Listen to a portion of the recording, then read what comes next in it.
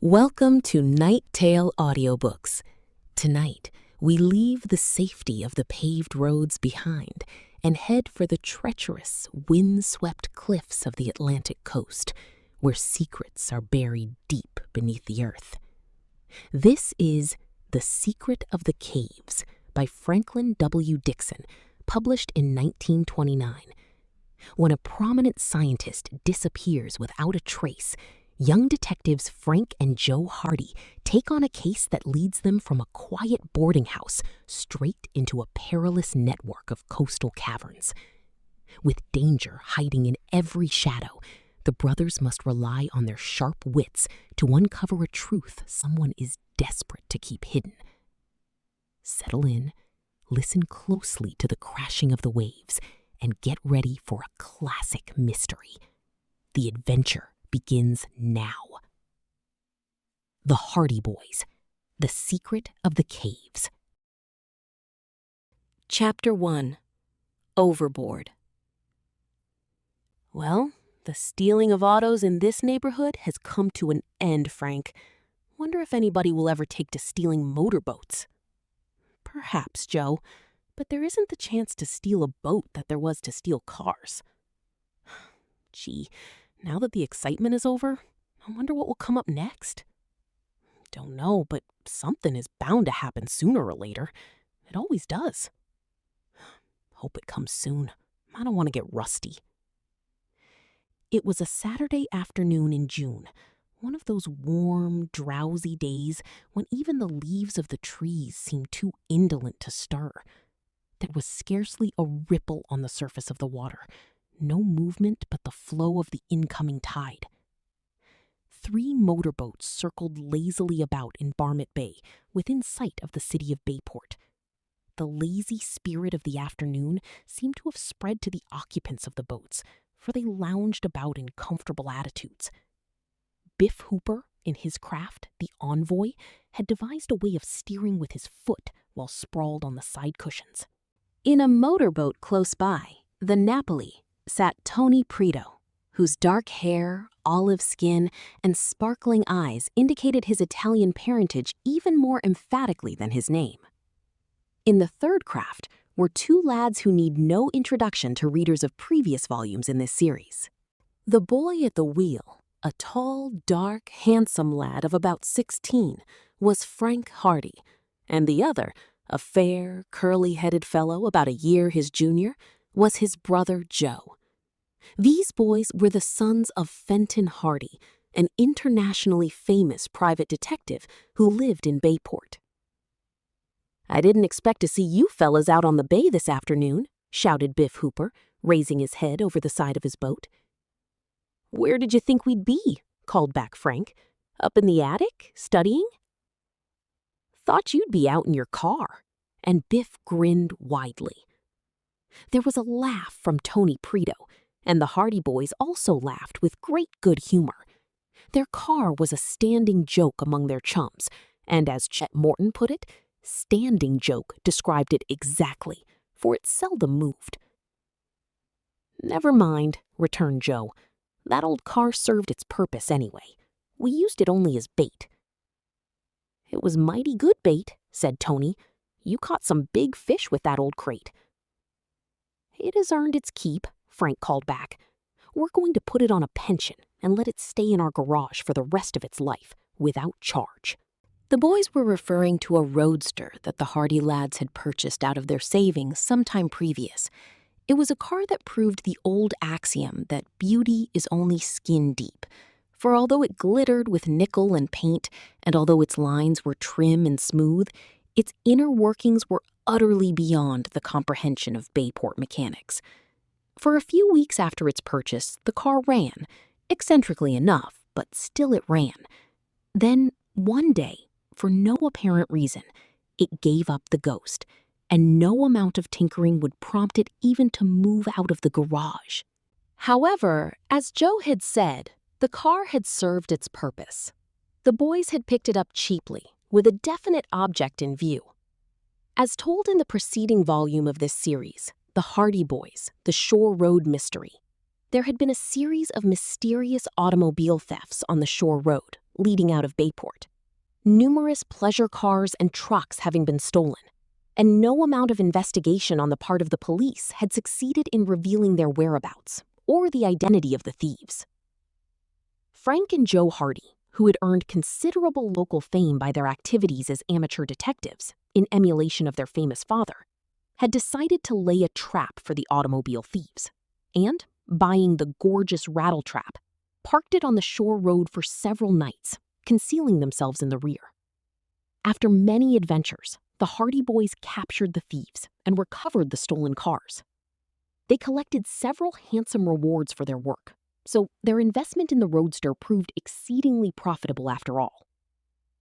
"The car owners around Bayport have sure been breathing easier since that affair was cleared up," said Biff. "I don't think there'll be any more car thieving for a long time," Tony declared. "The two sleuths here put a stop to that." "We had a good time doing it," Frank admitted. "I'm rather sorry it's all over." "Never satisfied," commented Biff. He prodded the wheel with his foot, and the envoy swung about with its nose pointing down the bay. Barmet Bay, 3 miles long, opened on the Atlantic, and in the distance the boys could see a motor yacht that ran daily between Bayport and one of the towns on the coast, a trim little passenger craft that was proceeding toward them at a fast clip. "Where are you going?" shouted Tony. "Out to meet the passenger boat." "Race you!" "So will we," called Frank. Biff abandoned his indolent posture and settled down to take advantage of his head start. His boat leaped ahead with a roar. Tony Preto had to make a half-turn before he could get underway. The Hardy boys were similarly unprepared, but they had no doubt of the ability of the sleuth to overhaul Biff's boat quickly. Their craft was one of the speediest in the bay, with smooth lines and a powerful engine. They had trouble on the turn, for the swells of the other boats caught the sleuth and put it off its course, and by the time the craft was nosing in pursuit, Biff Hooper had a good lead, and Tony Preto was also ahead of them. "Step on it," said Joe. Frank stepped on it, and the sleuth began eating up the intervening distance. Rocking and swaying, prow well out of the water, the boat overhauled the Napoli, and Frank grinned at Tony as they crept by. The Italian lad was getting every ounce of speed of which his engine was capable, and although he jockeyed to try to put the Hardy boys off the course, they sped on and soon left him behind. Biff had been tinkering with the engine of his craft and had evidently made a few improvements, for the envoy was going along at a clip it had never before achieved. "Looks as if he intends to put one over on us," muttered Frank as he opened up the engine to the last notch. "He'll beat us to the boat at this rate." The motor yacht was about a mile away. On through the water plunged the sleuth, gaining slowly but surely on the craft ahead. Once in a while, Biff cast a hasty glance backward to wave mockingly at them. He misjudged an approaching wave on one of these occasions, and the envoy swerved. He lost valuable seconds righting the craft into its course again, and the sleuth gained. The yacht was about 1/4 of a mile distant when the sleuth at last pulled up beside the other boat. Inch by inch it forged ahead until the bow of each boat was on a line with the other. Then the sleuth's greater speed became manifest as it pulled away, leaving Biff shaking his head in exasperation. Suddenly, Joe, who had been looking at the passenger yacht in the distance, gave a shout of alarm. "Look!" he cried. Frank glanced up just in time to see an immense puff of black smoke bursting from above the deck of the yacht. Then, across the waves, was borne to their ears the roar of an explosion. They could see figures running about on the deck of the boat. One of them, a woman, ran directly to the rail and began to clamber up on it. "What on earth?" gasped Joe. "She's going overboard." Another figure ran out, making a frantic grab at the woman who was balanced perilously on top of the rail. Then, her arms outspread, the woman jumped. The boys saw her plunge down the side of the yacht, and there was a splash as she hurtled into the water. A moment later, she emerged, and they could see her swimming about and waving her arms. The sleuth had drawn closer to the yacht in the meantime, and now the boys could hear a faint cry for help. Tensely, Frank leaned over the wheel. Great clouds of smoke were pouring from the yacht. "We'll have to rescue her," he said. "It's our only chance." The yacht had passed the woman by now, and although a lifebuoy had been flung out, it was some distance away from her. Hampered by her wet clothes, the woman was making no progress toward it. Slowly, the yacht began to circle, but the lads saw that it would never reach her in time. The sleuth plowed on through the waves. The boys saw the woman throw up her hands with a despairing gesture and disappear beneath the surface. Chapter 2. The Rescue. As the Hardy boys sped toward the woman, who appeared above the surface again in a moment and began to struggle wildly, they saw that confusion prevailed on board the yacht. Great clouds of smoke were pouring from amidship. People were running frantically about the deck. Efforts were being made to lower a lifeboat, but apparently something went wrong, for it sagged perilously and then stuck, with 2 sailors working hastily to release it. But the boys' immediate concern was the woman. She disappeared beneath the water again, and they were fearful that she had gone under for the last time. Then, as the sleuth surged forward, they saw her emerge once more. They were close enough now to see her frightened face, and as the sleuth sped within a few yards of her, Joe poised himself and dived. He plunged into the water just as the woman was going down for the 3rd time. He kept cool and, remembering the first aid instruction he had received, took care not to come within reach of the wildly clutching hands. He grasped the woman by the hair and then, keeping behind her, managed to get a grip that did not endanger himself. Had she been able to throw her arms about him, he would have been dragged beneath the surface with her. Joe struggled toward the sleuth. It had sped past when he dived, but Frank had quickly brought the craft around, and Joe had to swim but a few strokes.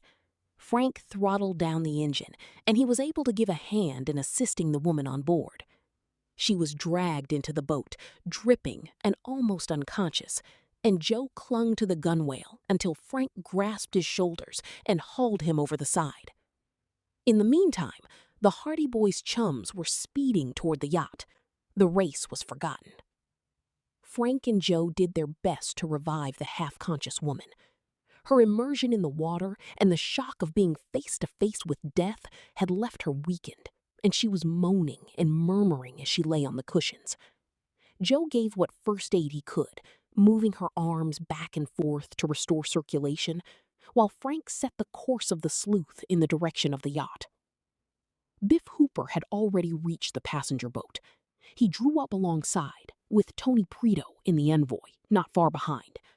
Passengers were crowding to the rail, some shouting and screaming with fright, some pleading to be taken off.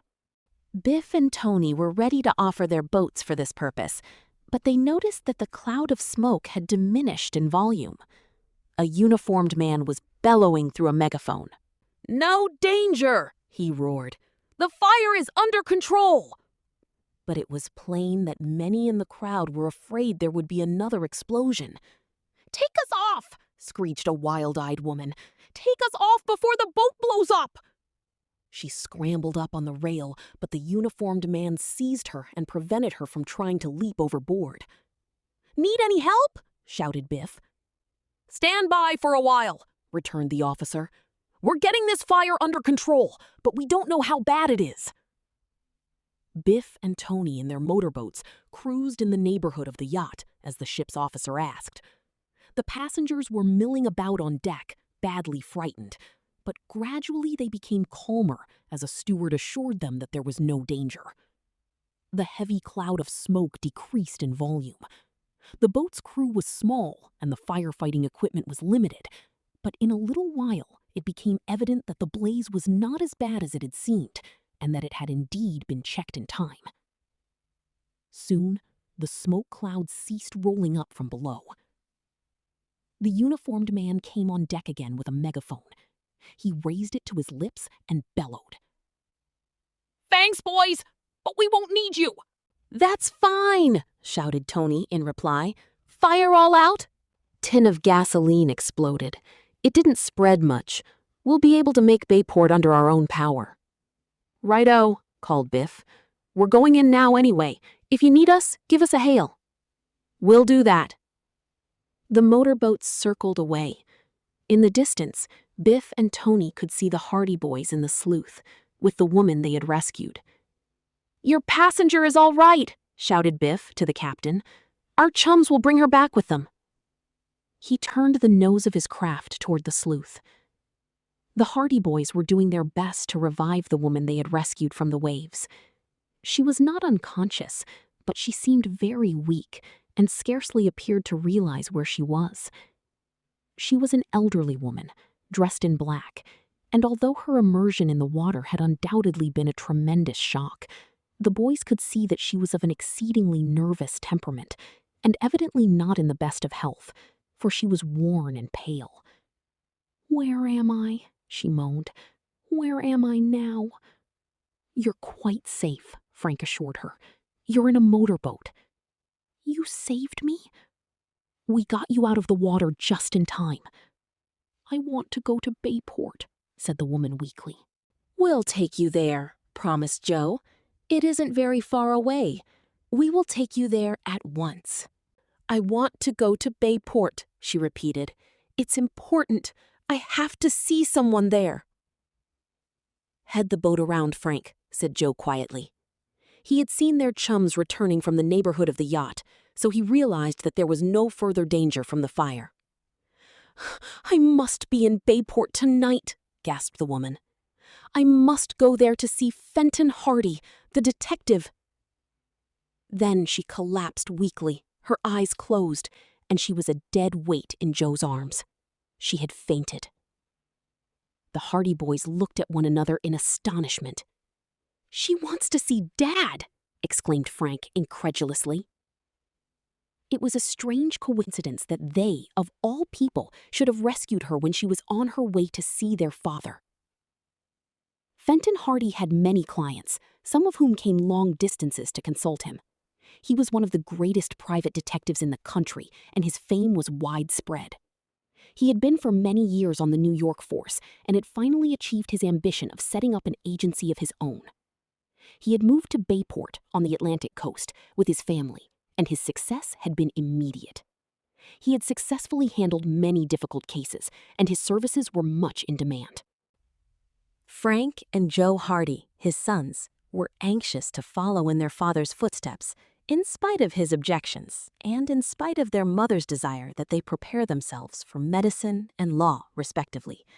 But the boys had a natural deductive bent, and they had taken several local cases on their own initiative, succeeding so well that Fenton Hardy had finally withdrawn his objections and agreed that if, when they were of age, they still desired to become private investigators, he would not stand in their way.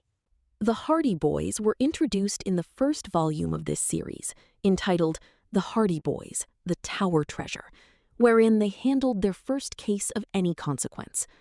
A large quantity of bonds and jewels had been stolen from an old mansion on the outskirts of Bayport, and after numerous adventures, the lads traced the loot and ran the criminal to earth. Other volumes of the series have recounted their adventures in handling other cases that came their way, all of which they successfully solved. In the volume immediately preceding the present book, entitled The Hardy Boys, The Shore Road Mystery, the lads, as already mentioned, rounded up a gang of automobile thieves who had stolen a number of cars and trucks from points along the shore road above Barmet Bay. After that, things had been quiet around Bayport, and the boys were beginning to think that mysteries were at a discount. "We'd better get her back to Bayport right away," said Joe, as he looked down at the unconscious woman. "She may be dying. Splash some water on her face. She's just fainted, I think." Joe rendered impromptu aid, but the woman was in a dead faint, and he could not revive her at all. In the meantime, the motorboat was heading back in the direction of the city. Frank had let her out to the utmost, and the speedy craft was eating up the distance. He crouched tensely at the wheel, and sheets of spray splashed over the bow. "I wonder what on earth she wants to see Dad about," he said to himself. Then he chuckled. Dad will have to thank us for saving one of his clients. Chapter 3. Miss Todd. Frank Hardy lost no time on the run back to Bayport. Instead of proceeding directly to the boathouse, he docked the sleuth at one of the city wharves. There, the lads were fortunate enough to find a taxi. The woman was still unconscious when they arrived, so with the assistance of the taxi driver, they lifted her out of the boat and into the car. Frank instructed the man to drive to the office of a doctor they knew well, and there the woman received attention. She has evidently been under a great strain, the doctor told them. The shock of the explosion and her struggle in the water were just the finishing touches.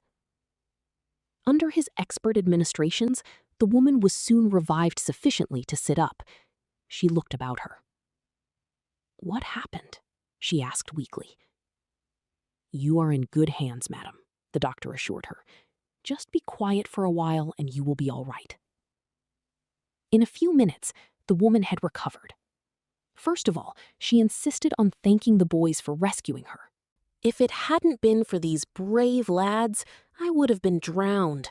It was foolish of me to jump off that yacht, but I've been very nervous lately, and when I heard the explosion and saw all that smoke, I lost my head completely." "Well," said the doctor genially, "there's been no harm done. You were on your way to Bayport, weren't you? And here you are." "Am I in Bayport now?" "Yes." "You must take me to Fenton Hardy at once, please," said the woman, sitting up. "I must see him." "There'll be no trouble about that. These boys are Fenton Hardy's sons." The woman gazed at the Hardy boys in surprise.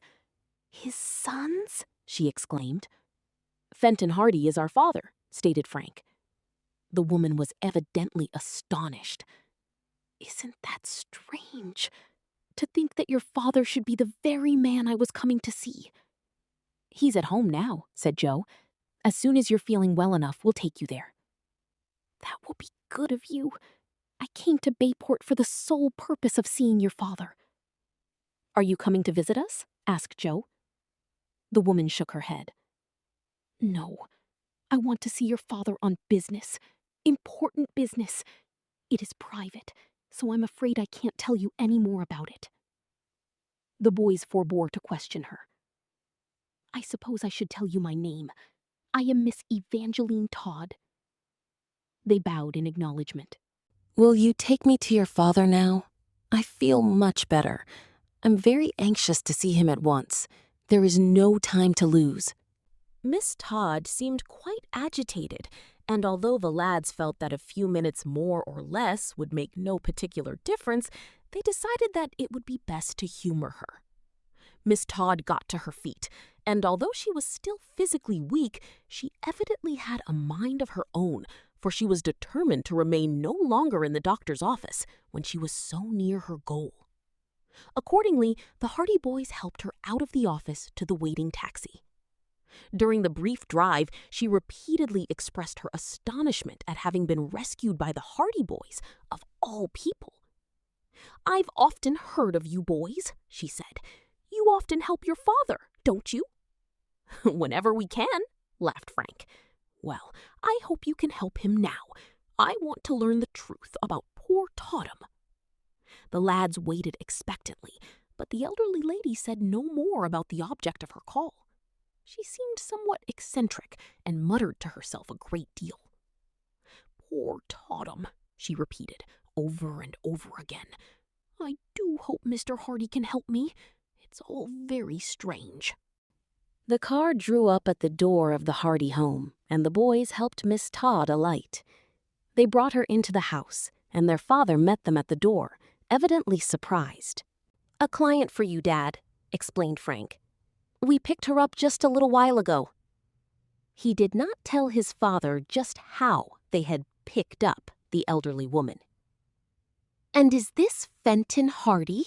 said Miss Todd. She grasped the noted detective by the hand. "I've come a long distance to see you. These fine boys of yours saved my life." "You've been in the water!" exclaimed Mr. Hardy. He called to his wife. "Laura, Will you look after this lady and make her comfortable?" Miss Todd's clothing was not entirely dry, owing to her immersion in the waters of Barmet Bay. And when Mrs. Hardy appeared, she insisted on taking the guest upstairs and providing her with a complete change of garments. Miss Todd insisted that her business could not wait, even for such an important detail as dry clothes, but the better counsel of Mrs. Hardy prevailed. When Miss Todd came downstairs sometime later, she was still very weak and nervous, but in a more settled frame of mind. "If you'll come into my office," suggested Fenton Hardy courteously, "I'll be glad to hear your story." Miss Todd looked around. "I had intended to keep it private," she said, "but you've all been so kind to me that I'm sure it will do no harm if you all know. That is, if you would care to listen," she added, turning to Mrs. Hardy and the boys. Both Frank and Joe were very curious to know the nature of the mysterious affair that had brought Miss Todd to Bayport, and it did not require any persuasion for them to remain. Miss Todd sat down in an armchair, and after she was duly settled, began a long, rambling narrative. "It's about my brother," she said. "My twin brother, TODHAM. He's a very clever man, a professor. Perhaps you've heard of him. Professor TODHAM Todd, Ph.D. It all started when TODHAM and I went on that railway journey to visit Cousin Albert. At the time, I said that I had a strange feeling that something was going to happen, and perhaps we had better not go. But TODHAM said I was foolish, so we went. And I was right. It turned out that I was right after all." "Yes?" said Mr. Hardy encouragingly, wondering to what all this was leading. "I was quite right," declared Miss Todd emphatically, "because something did happen. There was a wreck. The train jumped off the track. It was a terrible wreck. There were 5 people killed, and it was a blessing TODHAM and I weren't killed too. But we were hurt. We were badly hurt. I've never felt the same since. My nerves have never been right. As for TODHAM, he always had been a nervous sort of man, and after that wreck, he went all to pieces. The doctor said he would be all right after a while, that all he needed was rest and quiet, and I believed he was right. But we sued the railway for damages." "Did you win the suit?" asked Mr. Hardy. "It has not come to trial. The lawyers delayed everything. In the meantime, poor TODHAM was acting strangely. You wouldn't think he was the same man. He was very queer. I used to wonder if the railway wreck had affected his mind. Instead of getting better, he became worse.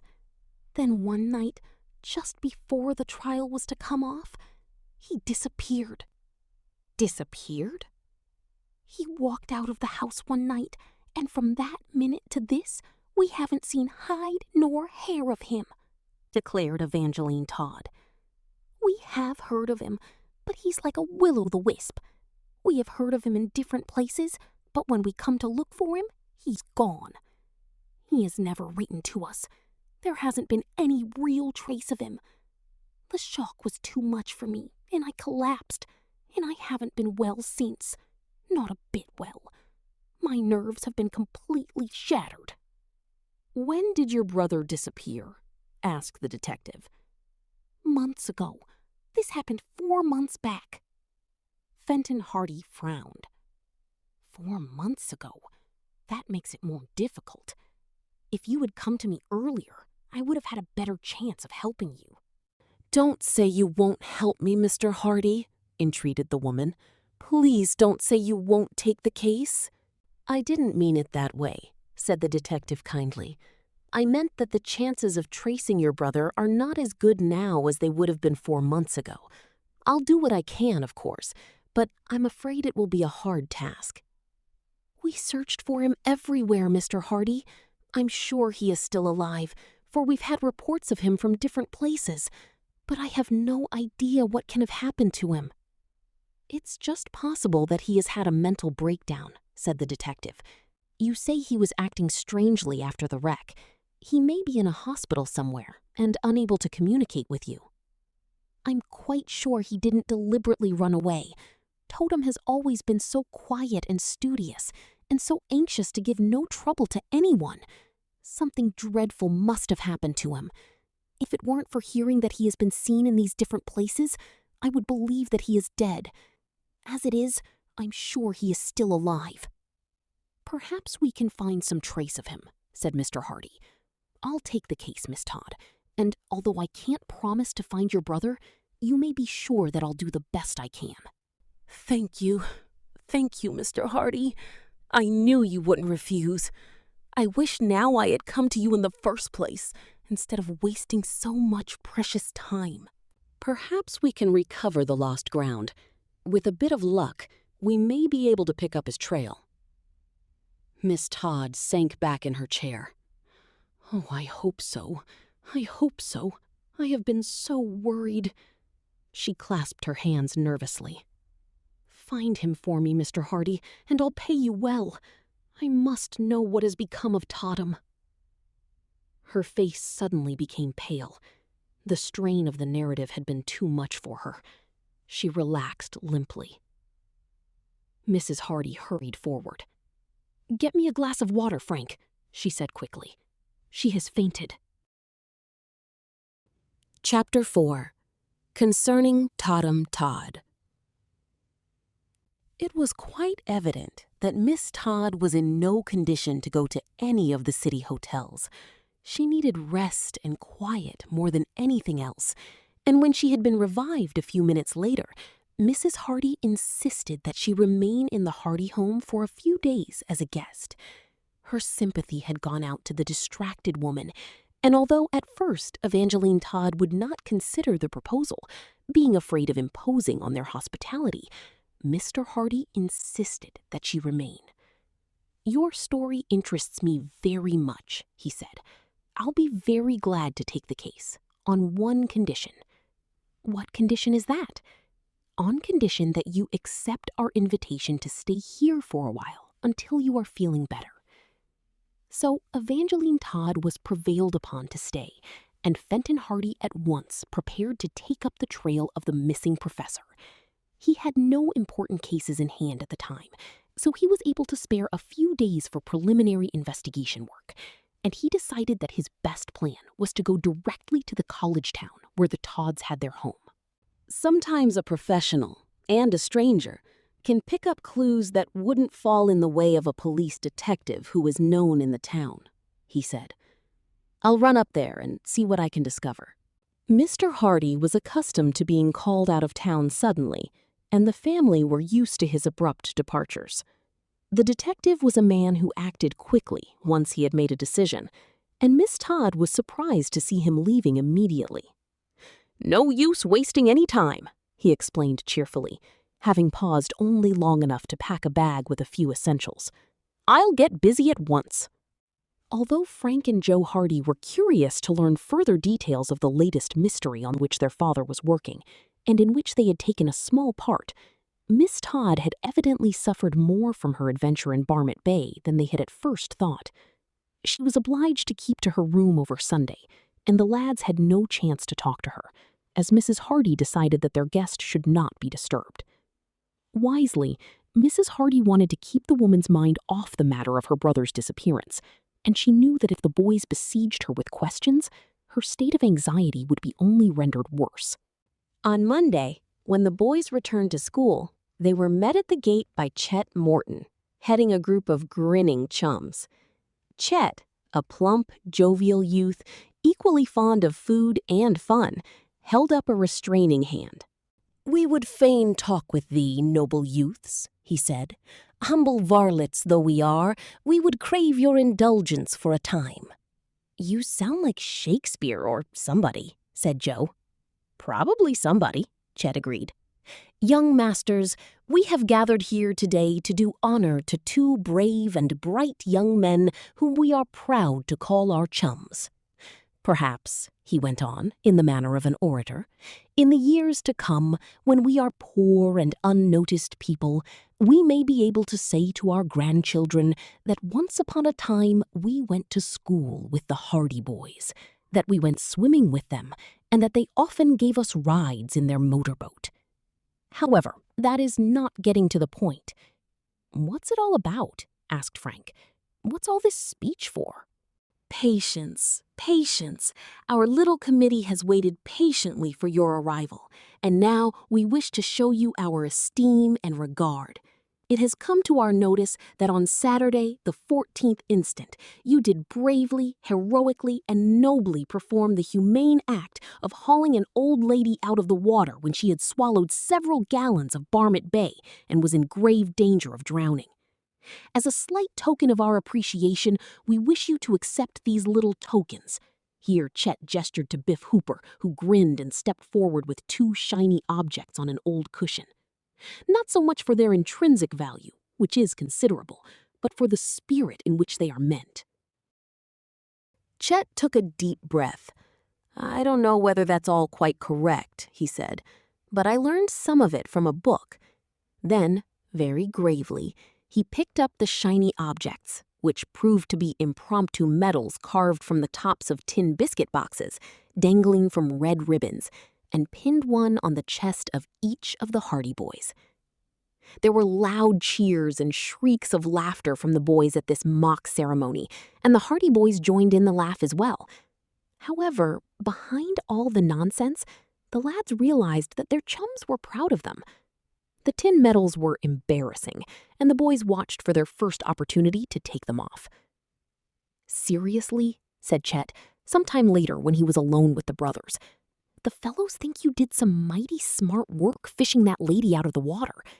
The captain of the boat told people about it when the yacht docked." "We couldn't very well stand by and watch her drown," said Frank. "If Biff and Tony could have got there first, they'd have done the same." "Sure, but the point is, you chaps got there first and saved her life. If you hadn't been there, Biff and Tony couldn't have done very much, for their boats aren't fast enough. Where is the lady now? Did she give you her name?"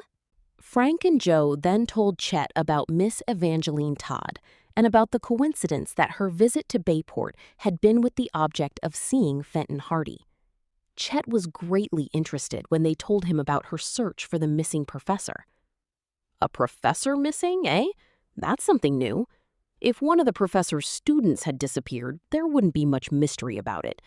I know one student of this high school who would like to drop out of sight for a while, until after these exams are over, at any rate." "You're hopeless," laughed Frank, and just then the opening bell rang, cutting off further conversation. When the boys returned home at noon, they found that Miss Todd had recovered sufficiently to come downstairs.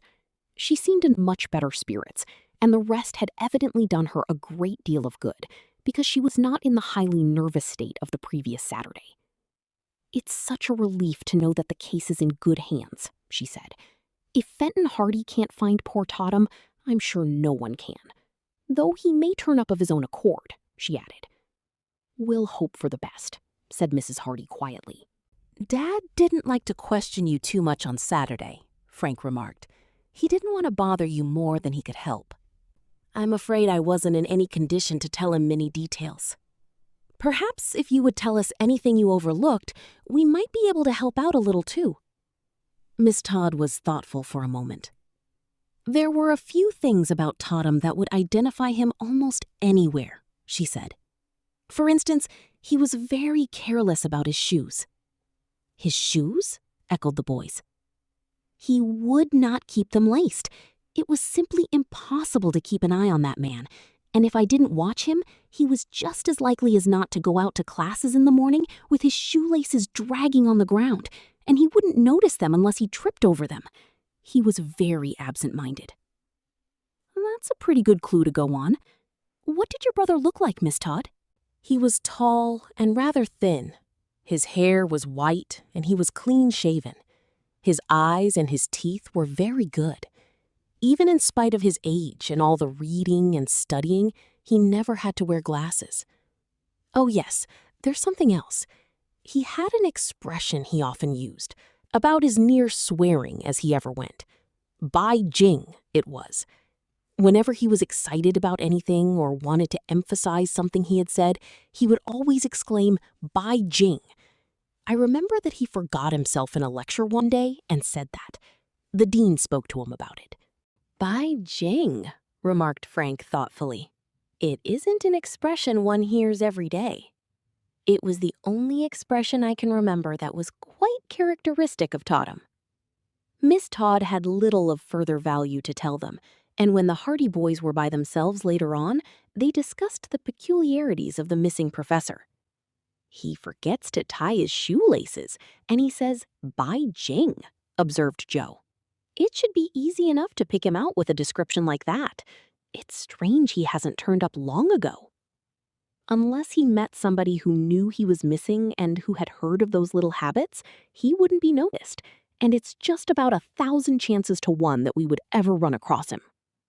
Well, we can at least make a note of it and tell Dad when he comes back. Chances are he will never hear about those things, and Miss Todd may forget to tell him. It might help him a lot. "I guess this is one mystery where we won't have much chance to help," said Frank ruefully. "Still, we'll do what we can."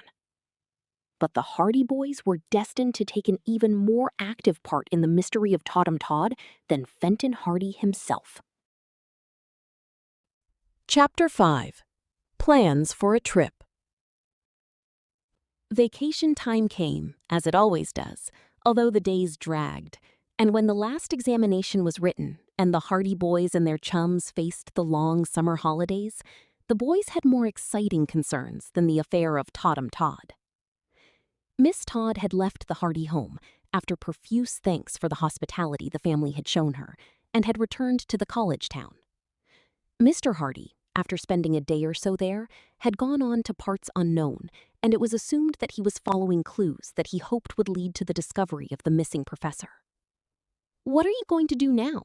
asked Chet on the first day of the holidays, when a number of the boys were sitting in the barn back of the Hardy home.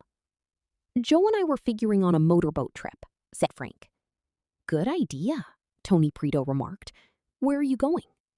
Frank shrugged. "No place in particular. We hadn't come to that." "As long as you go somewhere, it's all right with you, eh?" suggested Chet. "That's about the size of it." "I'd like to go on a motorboat trip myself," said Biff Hooper slowly. "As a matter of fact, I know of a place to go, but I don't know whether we can reach it in a boat." "Where's that?"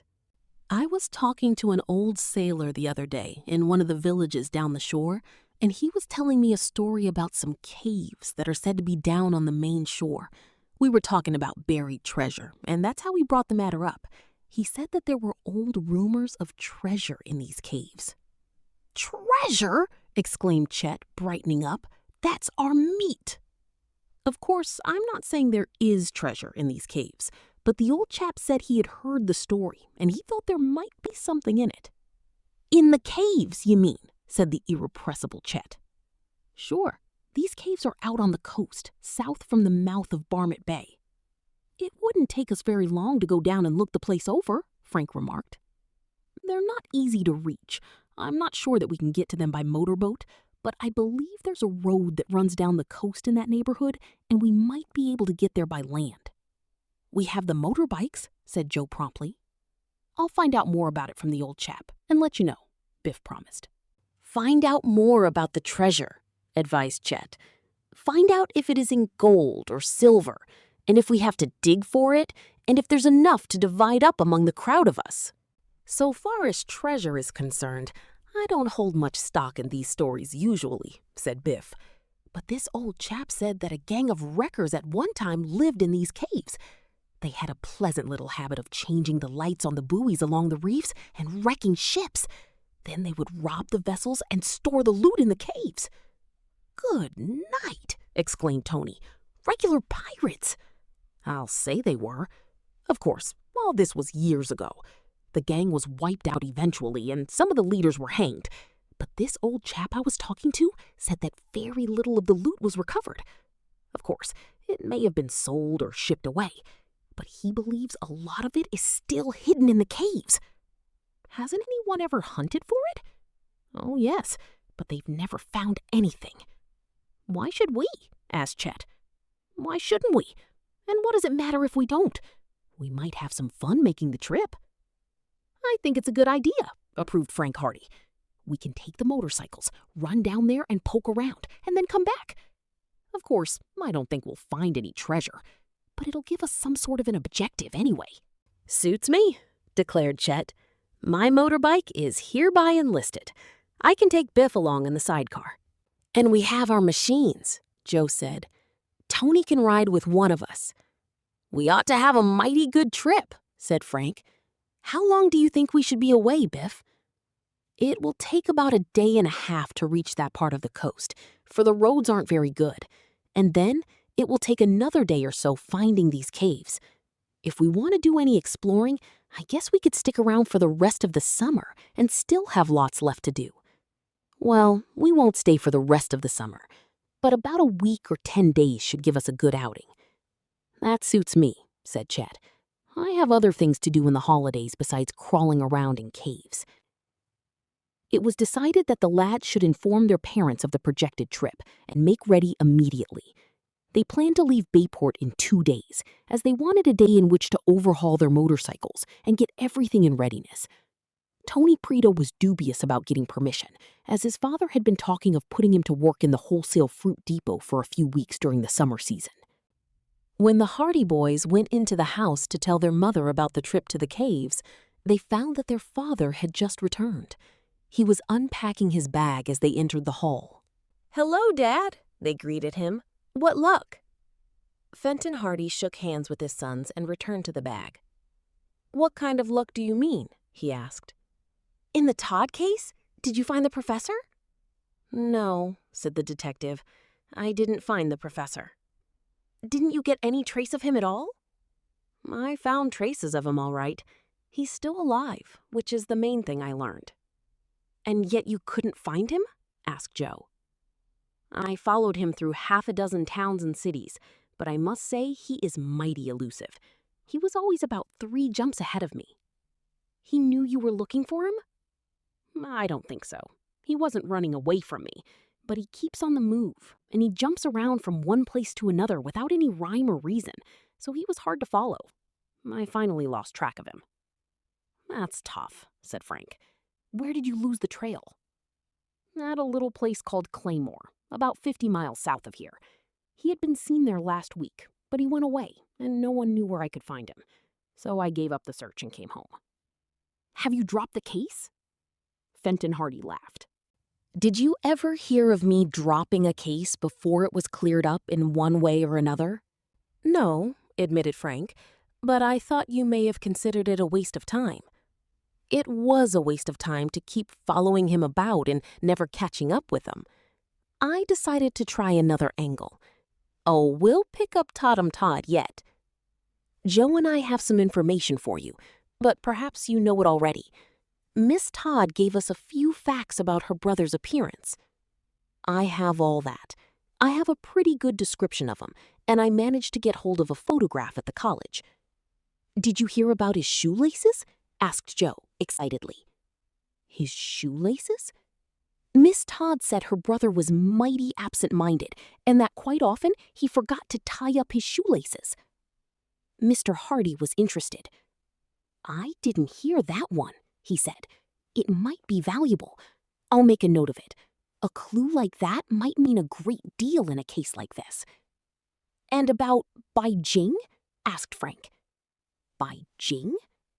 "It's an expression he used. He never swears, but once in a while he says Bai Jing if he is excited." "That's something new, too. In all the information I picked up about TODD, I didn't hear anything about that expression or about the shoelaces, and they are 2 of the most important clues I could ask." The boys were gratified that they had gained this much information for their father's benefit. They knew that although Fenton Hardy had given up the direct search for the missing professor, he would never abandon the case until there was a definite solution one way or the other. "Have you found why he disappeared from home?" asked Joe. "I imagine he simply lost his memory," said Mr. Hardy.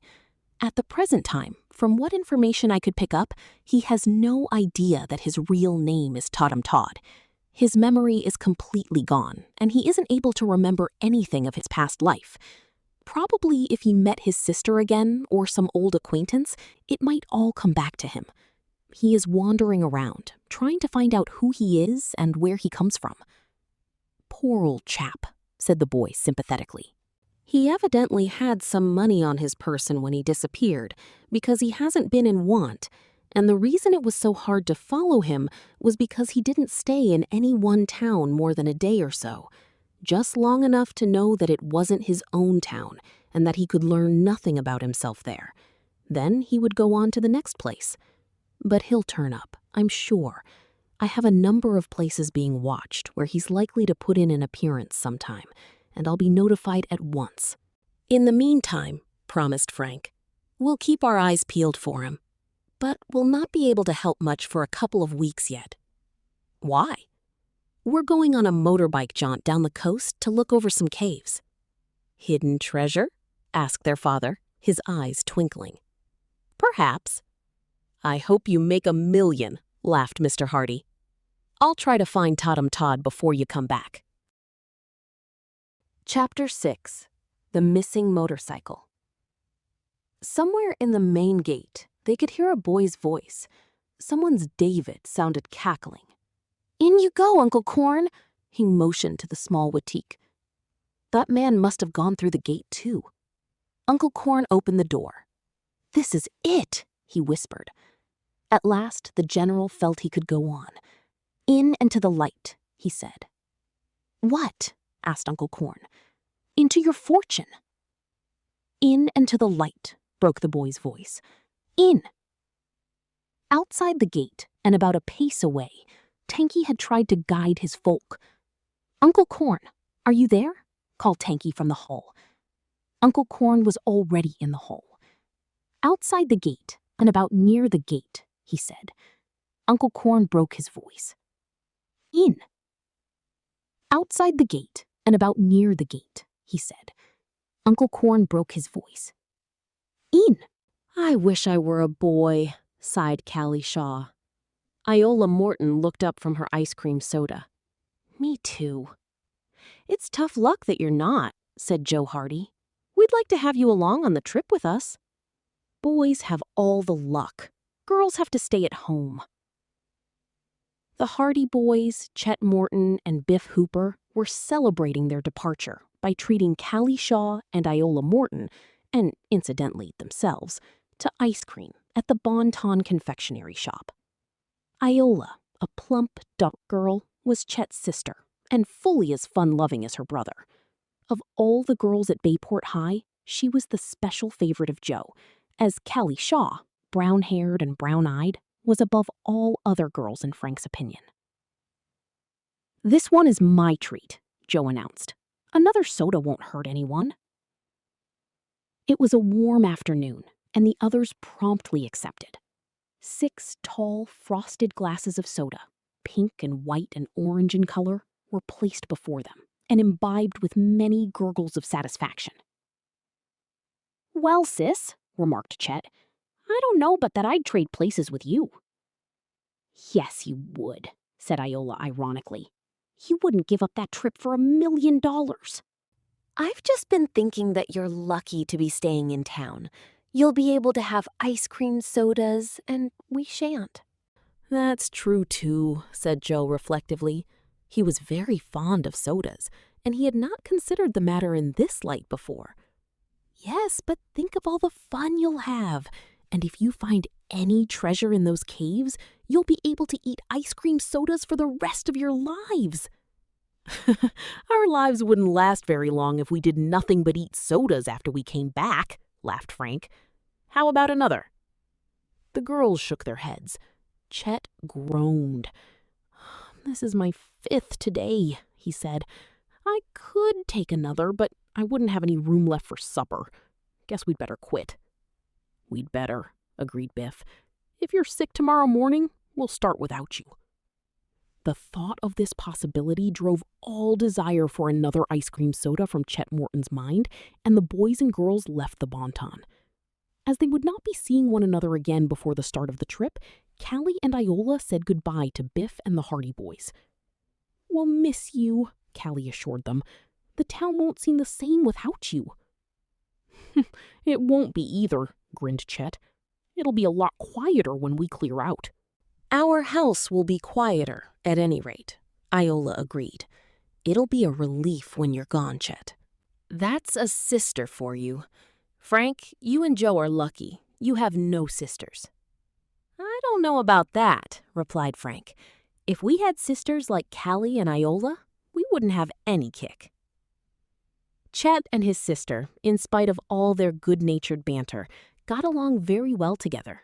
So, with much laughter and good wishes, the friends parted, and the Hardy boys went home to finish their packing.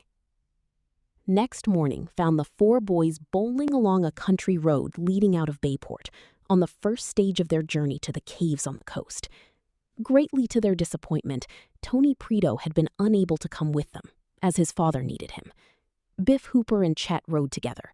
Frank and Joe, of course, had each his own motorcycle. It was an ideal summer morning, cool and bright. The boys carried their blankets and cooking utensils, but they had agreed it would be best not to carry too many provisions, as food could be purchased along the way as it was needed.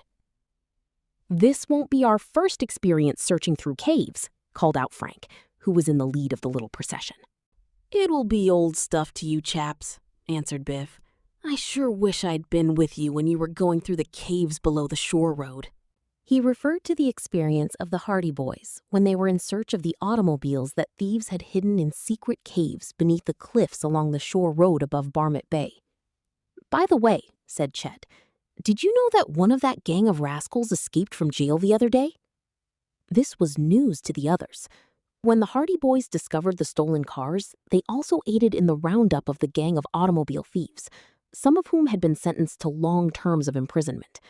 Others, who had been merely tools of the ringleaders of the outfit, were given lighter sentences in the local jail. "Who was that?" asked Joe. "Carl SCHAUM. He made a getaway the day before yesterday. The police were keeping quiet about it because they thought they might catch him again before the news leaked out, but he's clear away." "Carl SCHAUM!" exclaimed Frank. "He was one of the chaps who got off lightly." "And to my mind, he was one of the worst rascals of the lot," added Joe. "Well, he's at large now. They haven't been able to trace him. He's a tough bird, all right." "Carl SCHAUM used to live around here, didn't he?" asked Biff. "Sure. He used to live just outside the city. He's been in and out of plenty of scrapes. A real bad egg." "Oh, probably the police will pick him up again," Biff said. "He won't get very far. It's a cinch he won't hang around Bayport." "Not if he knows what's good for him," remarked Frank. The road the boys had taken went south and then east toward the coast, through a beautiful countryside. The boys had been on their way a little over 2 hours, but already they were hot and dusty. Just at that moment, Joe spied a flash of blue among the trees beyond an inviting shady lane. "Looks like a lake down there," he said. "What say we investigate?" "I'm game," said Chet. "Maybe we can have a swim." As time was not pressing, and the boys were traveling leisurely, in no hurry to reach the caves, they at once fell in with the suggestion. Frank headed down the lane, and in a few minutes the lads were riding beneath shady trees down toward the banks of a small lake that lay calm and clear among the woods. There was a wide sandy beach, and with whoops of delight, the boys at once brought their motorcycles to a stop, parked them beneath the trees by the road, and raced gaily down through the grass. It was one of the finest natural swimming places they had ever seen, and the boys lost no time flinging off their clothes and splashing out into the cool water. For about half an hour, they enjoyed themselves as only boys can, swimming and diving, until at last, refreshed, they came up onto the beach and donned their garments again. Their motorcycles had been parked just out of sight of the beach, because the road ran past the lake, about 100 yards distant. However, the boys had given little thought to the safety of the machines, because the lake was in a secluded spot, and there was no sign of human habitation nearby. "I'll race you back," shouted Frank as they began to dress. There was a mad scramble for clothes. Chet adroitly hurled one of Biff's shoes into a thicket, thinking thereby to get a head start on his chum. But Joe sat on Chet's trousers as he drew on his own socks, and Chet hunted in vain for the essential garments, losing more time than Biff did. All this byplay took time, and Frank, in the meanwhile, was dressing hastily but calmly, and was ready before any of the others. With a yell of triumph, he darted up the grassy slope. Joe was next. Shoelaces dragging, he set out in pursuit.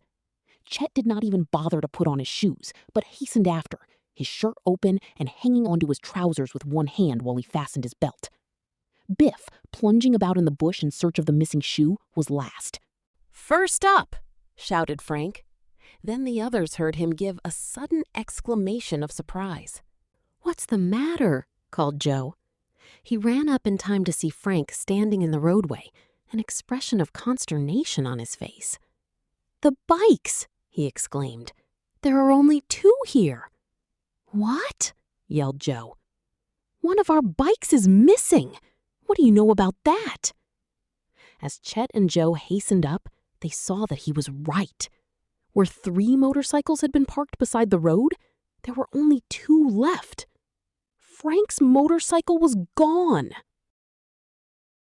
Chapter 7. Carl SCHAUM. Frank Hardy wasted no time. The motorcycle had been stolen, there was no doubt of that. That it had been stolen within that past 5 minutes, he knew. When the boys were coming out of the water, he thought he had heard the clatter of a machine, but at the time he had paid no attention to the sound, thinking it came from the main road. "Come on," he shouted. "We'll chase him." "Which way is he gone?" gasped Chet. Frank looked at the road. It was not a traveled thoroughfare, and weeds and grass were in the ruts. It was impossible to see any sign of the tire tread. "Joe and I will go ahead," he decided. "Chet, you and Biff go on back to the main road on your bike. If you don't get any trace of him, wait for us." He sprang onto Joe's motorcycle, and his brother leaped up behind. Biff Hooper was just emerging from the bushes, and Chet quickly told him what had happened. In a moment, the 2 machines were roaring off along the road in opposite directions. Chet and Biff returning to the highway, and the Hardy boys going on down the country lane. Once past the lake, Joe and Frank found the going was rough. Presumably, it was just a lane connecting with the highway, and there was little traffic over it. The motorcycle bumped along, Frank letting the machine out as much as he dared. They came to a dusty spot in the lane, and Frank gave a cry of exultation. "This is the way he went! There's the tire marks!" Clearly defined in the dust was the imprint of the tread. The boys knew they were on the right track, but they knew that the thief was undoubtedly proceeding as quickly as they were, if not faster. Could they overtake him? Coming to a more level stretch of road, Frank risked a greater speed, and the motorcycle leaped forward in a cloud of dust. There were many curves, and the high trees obscured a view of the road ahead, so they had no idea how close they were to the fugitive. Owing to the roar of their own machine, they could not have heard the clatter of the other motorcycle, even if it had been only a short distance ahead. They could only trust to their own speed and to the chance that the thief had not obtained too much of a start. Suddenly, as they swerved around a bend in the road, Joe gave a cry of delight. In the distance, on an open stretch, half hidden by a heavy cloud of dust, a motorcycle was hurtling toward an expanse of paved highway that lay like a white ribbon far beyond the trees. "That's him!" Joe shouted. But Frank had already seen the dark object ahead. He let the machine out to its fullest speed. He knew that if the fugitive once gained the highway, it would be impossible to overtake him. It was now or never. But the country road was deceptive. Just a few yards away, he spied a culvert. It had been poorly constructed, and a bad bump was inevitable. It was suicidal to take it at their present speed. He desperately tried to slacken pace, but the machine reached the rise in the road in a moment, lurched over it, seemed to leap through the air, and then hit the road again with a crash. There was a tremendous jolt. Frank's grip was almost torn from the handlebars, but he held on tightly. Joe had grasped him tightly around the waist and still retained his seat. The motorcycle swerved, skidded wildly, and headed toward the ditch. But Frank had set himself for the shock of going over the culvert, and he acted almost instinctively. Had he been unprepared, he would certainly have lost control of the motorcycle, and both he and Joe might have been killed. He swung the hurtling machine back into mid-road again, just when it seemed that it was about to crash into the deep ditch. He did not slacken speed, for that would have meant a dangerous skid. By skillful handling, he settled the machine on the smoothest part of the road again, and it roared on down the stretch. The fugitive, too, seemed to be having trouble. The motorcycle ahead was lurching and bouncing in an alarming manner, and its speed had slackened. Frank's experienced eye saw that the thief had encountered a rough and treacherous piece of road that ran for about half a mile before it met the main highway. Suddenly, they saw the machine swerve wildly and go completely over on its side. The driver was thrown into the middle of the road. "He's done for!" Frank shouted. But his joy was short-lived. The thief had not given up yet. He scrambled to his feet and returned to the motorcycle, righted it, and leaped into the saddle. The machine, evidently undamaged, bounded forward again. However, the accident had given the Hardy boys a chance to make up ground, and they had gained considerably. In a few moments, they reached the beginning of the rough section of the road, and the fugitive was no more than 200 yards ahead. The two motorcycles lurched and bounded over the bumpy surface. Frank saw that the thief was not a first-class driver. He seemed to be having a great deal of trouble keeping the stolen machine on the road and did not dare travel at high speed. As for himself, he saw that he would have to take chances. He shouted to Joe, "Hang on!" and let the motorcycle out as much as he dared.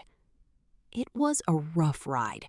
More than once, it seemed as though they would crash, but they steadily gained on the fugitive. The man looked behind. He saw that he had no hope of reaching the highway. The stolen motorcycle came to a stop. The rider leaped out into the road and ran toward the ditch. Beyond it, there was a fence and a high bank of trees. Through the ditch and over the fence scrambled the fugitive. He looked back again just as the Hardy boys drew up beside the abandoned machine and then disappeared among the trees. The boys were at first inclined to follow, and Joe dashed toward the ditch in pursuit. But Frank's better counsel prevailed. "Let him go," he said. "We'd never find him in that underbrush, and he might just double back to the road again and clear out on the motorcycle. We've got the machine back. That's the main thing." Reluctantly, Joe came back. "Yes, we've got the machine, but I'd like to lay my hands on that crook." "Didn't you recognize him?" Joe shook his head. "I only caught a glimpse of his face, but it seems to me I've seen him before." "We've both seen him before." "Where?" "The Shore Road Gang." "The auto thieves?" Frank nodded his head in assent. "Then," exclaimed Joe, "that must be Carl SCHAUM. All the others are in jail." "That's who it is, all right. I recognized him the moment he looked back." "I wish I had chased him," declared Joe. "He's likely putting a lot of distance between himself and us just now. I guess the reason he stole the motorcycle was to help him in his getaway, for the police are looking for him since he escaped from jail." "If we had caught him, we would have had to take him back to Bayport anyway," Joe remarked philosophically. "It would have interrupted our trip. Perhaps it's just as well. He'll be picked up somewhere else. I'm glad he didn't get my motorcycle. That would have upset the trip even worse." Frank examined the machine. It had been slightly damaged by the upset on the rough road, and there were a few dents and scrapes, but there was nothing seriously wrong with it. He mounted the motorcycle, and its staccato roar soon filled the air. "Running as good as ever," he said, with satisfaction. "Good. Shall we go back now?" "We may as well. There's no use chasing Carl SCHAUM, and the others will be wondering what has happened." The brothers rode back toward the swimming pool and then out to the highway, where they found Chet and Biff waiting for them. Not having found any trace of the machine on the highway, the chums had waited according to instructions. When they saw the brothers coming in view, each on his own machine, they raised a cheer. "Good work!" shouted Chet. "Did you have to battle for it?" "No battle at all," returned Frank, bringing the motorcycle to a stop. "An old friend of ours had just borrowed it for a little ride." Chet looked at him incredulously. Frank laughed at the expression on his chum's face. "An old friend?" exclaimed Biff. "I didn't know you had any friends around this part of the country." "He wasn't exactly a friend. An acquaintance, I should say. Carl SCHAUM swiped the machine." Chet and Biff whistled simultaneously. "SCHAUM was the thief!" Biff exclaimed. "Are you sure?" "Where is he?" demanded Chet. "Did you tie him up?" "We didn't catch him," confessed Joe. "He left the bike in the road when he saw we were gaining on him. Then he cleared out over the fence and into the woods." "That was too bad," exclaimed Chet. "Are you sure it was Carl SCHAUM?" asked Biff Hooper for the second time. "I got a good look at him," Frank said. "It was Carl SCHAUM, all right. When we get to the next town, we'll tell the police. If they know he's around here at all, they'll probably land him without much trouble." Chet went over to his motorcycle. "Well, the sooner we get to the next town, the better. We've lost quite a bit of time already. Let's say we start on again." The chums agreed that the discovery of the swimming hole had cost them considerably more time than they had expected. So accordingly, they mounted their machines again and set out on the highway once more. Chapter 8. Strange Doings. Chapter 8. Strange Doings. Alonzo climbed altar, clocked 15 people in the office the following morning, and preferred to watch the sunrise. He had gathered $750 in cash from foreigners. $750. That was an awful lot of money. Stephen did not know it, but he was the 15th. Stephen would not ever want to climb to Coulter. Ever. The Hardy boys and their chums spent the night at a hotel in a small village. They were up bright and early next morning, eager to reach the end of their journey. Had it not been for the delay consequent on the attempted theft of Frank's motorcycle, they might have reached the neighborhood of the caves that evening. But as it was, they had a 2 hours trip before them when they set out shortly after 6 o'clock. Their immediate destination was a fishing village by the name of Glen Cove. It was a sleepy little place, quite picturesque, but redolent of fishy odors, a typical hamlet of the kind. The boys were aware that Glen Cove was some distance north of the caves, but as they did not know the precise location of the Honeycomb Cliffs, as they were called, they preferred to stop off at the village and get what information they could. The general store, a ramshackle building where one could buy anything from safety pins to grindstones, where one could mail a letter, put through a telephone call, or obtain garage service, appeared to be the most likely spot. Parking their machines by the wooden sidewalk, the lads went into the store, where they found a venerable man with white whiskers, patiently scrutinizing his newspaper. "I guess we'd better stock up on a few supplies, eh, fellows?" Frank suggested. This had been their plan. Instead of burdening their machines with provisions all the way from Bayport, they had decided to get supplies at the village nearest to the caves. "Perhaps we won't have to stock up very heavily," said Joe. "If the caves aren't far away, we may be able to drive up here when we run short of grub." "That," said the hungry Chet, "would be terrible." Frank turned to the old gentleman, who had put aside his paper and was regarding them through his thick-lensed spectacles with grave curiosity, as though they were some new specimen of humanity entirely. "How far is it to the place they call Honeycomb Cliffs?" he asked. The old gentleman's eyes widened. "Honeycomb Cliffs," he said, in a high, cracked voice. "Be ye going to pass by there?" "We want to camp around there for a few days, and we were figuring on buying some supplies. If it's far away, we'll buy all we need right now and carry the stuff with us." The old man leaned farther over the counter.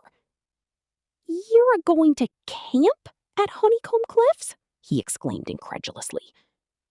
"Why, yes." "For 3 or 4 days?" "Perhaps longer." The old gentleman shook his head solemnly. "Ye're strange to these parts, ain't ye? This is the first time we've ever been down this way." "I thought so," returned the old man with a great air of satisfaction, as though his judgment had been verified. "Well," said Frank, becoming a trifle impatient, we'd still like to know how much farther we have to go. It's a matter of about 10 miles by the road. Then you'll have to walk a ways. 10 miles? Why, that isn't very far. We'll just buy enough food to last us a day or so. And then if we need more, one of us can come back here. There's no use packing along too much.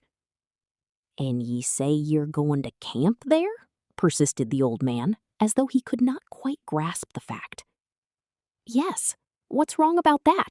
Aren't there any places we can pitch a tent? Oh, yes, there's places ye can pitch a tent, and I've no doubt but there's fishermen's cottages that you could find a room at. But if I was you, I wouldn't do no camping near Honeycomb Cliffs. That is, said the old man, unless ye stay away from the caves. Why, that's what we came for, put in Biff. We intend to explore the caves. The old man gave a perceptible gasp at this. Explore 'em? Lads, you're crazy. The old gentleman's attitude puzzled the boys extremely. Is it against the law? Chet inquired. No, it ain't agin the law, but it's agin common sense. Why? It just is, that's all, retorted the storekeeper, as though that explained everything. You don't mean to say it's dangerous? Maybe, returned their informant mysteriously. It may not be dangerous, but it would be foolish. If you'll take my advice, you'll stay away from them caves. Why? There's some queer things been going on down there lately. Folks tell me the fishermen down that way are scared nigh to death. What are they afraid of?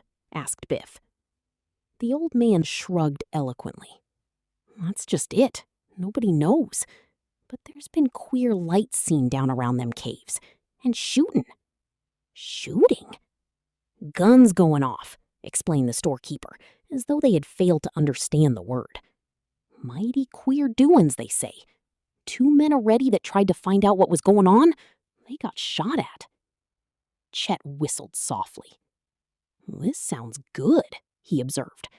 We may stay longer than we had intended. He may stay forever, growled the old man gloomily. Frank smiled at this thrust. Has anybody any idea what's wrong? He asked. The storekeeper leaned across the counter and lowered his voice in the manner of one imparting a deep secret. They do say, he declared, that there's smuggling liquor in them parts. I suppose that's only natural. There's a lot of it along the coast, and the caves would make that an ideal spot. Well, whether there is or there ain't, the caves ain't healthy for strangers. If I was you lads, I'd stay away from there. Well, we've planned this trip, and I think we'll go through with it, Frank said. If you'll fix us up with some supplies, we'll be on our way. We're not afraid of bootleggers. Do as you like, the old man returned, as though washing his hands of any further responsibility. But I'm warning you, it ain't no place if you're looking for a quiet outing. The one thing we're afraid of is a quiet outing, Joe assured him. Excitement, he added slangily, is our meat. You'll get lots of it if you go poking around them caves, the old gentleman predicted. Maybe a lot more than you bargained for. However, he was prevailed upon to sell the lads a quantity of provisions for their trip, although he accompanied the transaction by a running fire of dismal comments on the unlikelihood that they would ever be seen alive again. When he saw that they were determined to go to the caves, in spite of his admonitions, he wagged his head sadly and mumbled a few caustic remarks on the stubbornness of boys in general who would never listen to their elders. The Hardy boys and their chums, far from being frightened at the prospect of danger at Honeycomb Cliffs, were elated. They were disposed to disregard much of what the old man had said. The perils were most probably exaggerated in the retelling, but there was no mistaking the old man's sincerity, and they knew that undoubtedly there was a mystery of some kind concerning the neighborhood of the caves. What that mystery is, we're going to find out, said Joe, as they mounted their motorcycles again, duly laden with supplies. He expressed the determination of all. It looks a lot brighter, Chet agreed. There's a chance of a bit of excitement now. "Oh, probably there's nothing to it," scoffed Biff. "Somebody has seen a tramp's campfire on the cliffs and heard someone shooting at a rabbit and started a big yarn out of it." "Well, we are going to have our own fun exploring those caves, and if there's a mystery on foot, so much the better," said Joe. The boys followed the directions given them by the old storekeeper, and in due time left the coast road and turned down a ruddy, tortuous lane that ended on the open seashore, near a fisherman's cottage. The little house was built at the base of a hill, and the beach ended at this point in towering cliffs. The lads could see a faint, winding path leading up the side of the hill back of the cottage. "I know what they call this place," said Chet gravely. "I don't think it has a name," said Biff. "Oh, yes, they call this place Fish Hook." "Fish Hook? Why?" asked Biff, neatly falling into the trap. "Because it's at the end of the line." With that, Chet brought his motorcycle to a stop. The Hardy boys also stopped, joining Chet in his laughter at the foolish look on Biff's face when he saw how he had been duped. The storekeeper had told them that the fisherman's cottage was the last human habitation on the way to the caves, and that they could very likely get permission to leave their machines there for safekeeping. To reach the caves, they had to climb the path up the hillside until they reached the top of the cliffs, then proceed for a considerable distance until they came to a deep ravine where they could descend to the shore. They would then find themselves on a beach whereby they could reach the caves to right and to left. The cliffs themselves cut off access to the caves by any other route than the ravines, several of which were to be encountered in the 3 miles of steep coast, as at the northern and southern extremities, the cliffs were sheer to the deep water and could not be skirted even at low tide. The boys had scarcely dismounted from their motorcycles when the door of the cottage opened and a stocky, leathern-faced man of middle age emerged.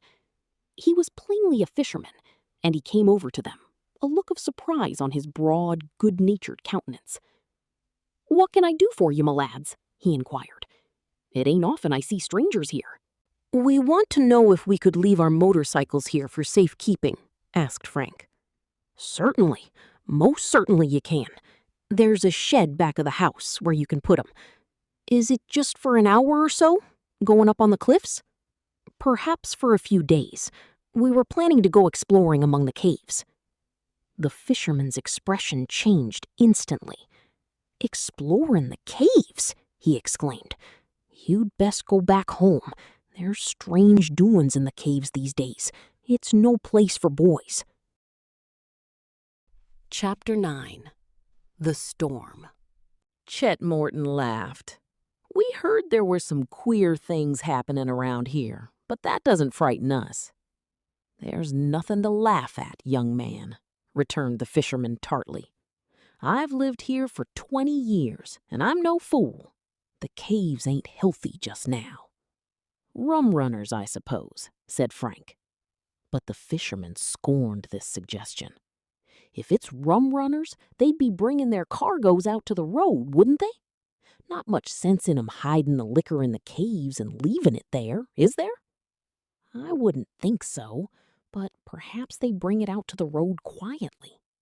"Nothing of the sort. It's been investigated. There's been no queer doings on the road at all. All the queer doings are right in the caves. If it was rum runners, they'd be bringing the stuff in by boat, and there ain't been any boats seen around here that can't be accounted for. Just what are the queer doings? Lights, mostly, and shooting. But has no person been seen? Not a living soul. That's strange." "Strange ain't the word for it," declared the fisherman. "It's downright spooky, like ghosts or something." "Do you believe in ghosts?" asked Joe. I don't. If I did believe in ghosts, though, I'd say there was ghosts down in them caves lately, and that's all I'd think about it. But not believing in ghosts, I don't know what to think." "Have you gone down to the caves yourself?" "I went down there a couple of weeks ago, but I didn't see anything until just when I was coming back that night." Then I saw a light way down in one of the caves I'd been in just a couple of hours before. Next, I heard 2 or 3 shots, and then a yell. A yell? The most awful screech I ever heard. Well, that proves that there's somebody down there, remarked Biff. Maybe it does and maybe it don't. I wouldn't say it was a human voice I heard. More like an animal. But an animal couldn't make a light. And there ain't many human beings could make that yell. So there you are. Yells or no yells, we're going to explore the caves, declared Frank with finality. What say, fellows? I'll tell the world we are, exclaimed Chet. You couldn't drive me away now with a squad of Marines. The fisherman shrugged. It's your funeral, he said. I'm thinking you'll come away from there a lot faster than you go in. Perhaps, agreed Joe with a grin, and perhaps we'll find out just who or what is causing all the disturbance. We'll go prepared for anything that may happen to turn up at any rate. You'll need to, said the fisherman gloomily. Don't say that I didn't warn you. You're welcome to put your machines in the shed, and if you'd like a bite to eat, I guess my wife can fix up a bit of a snack for you. This hospitality was appreciated by the boys, and they saw that the fisherman's bark was worse than his bite, as the saying is, but they politely declined, as they had eaten just a short time before. Chet, who could and would eat at any time, was not very emphatic in his refusal. He would willingly have accepted the invitation. But the other lads were anxious to be going on.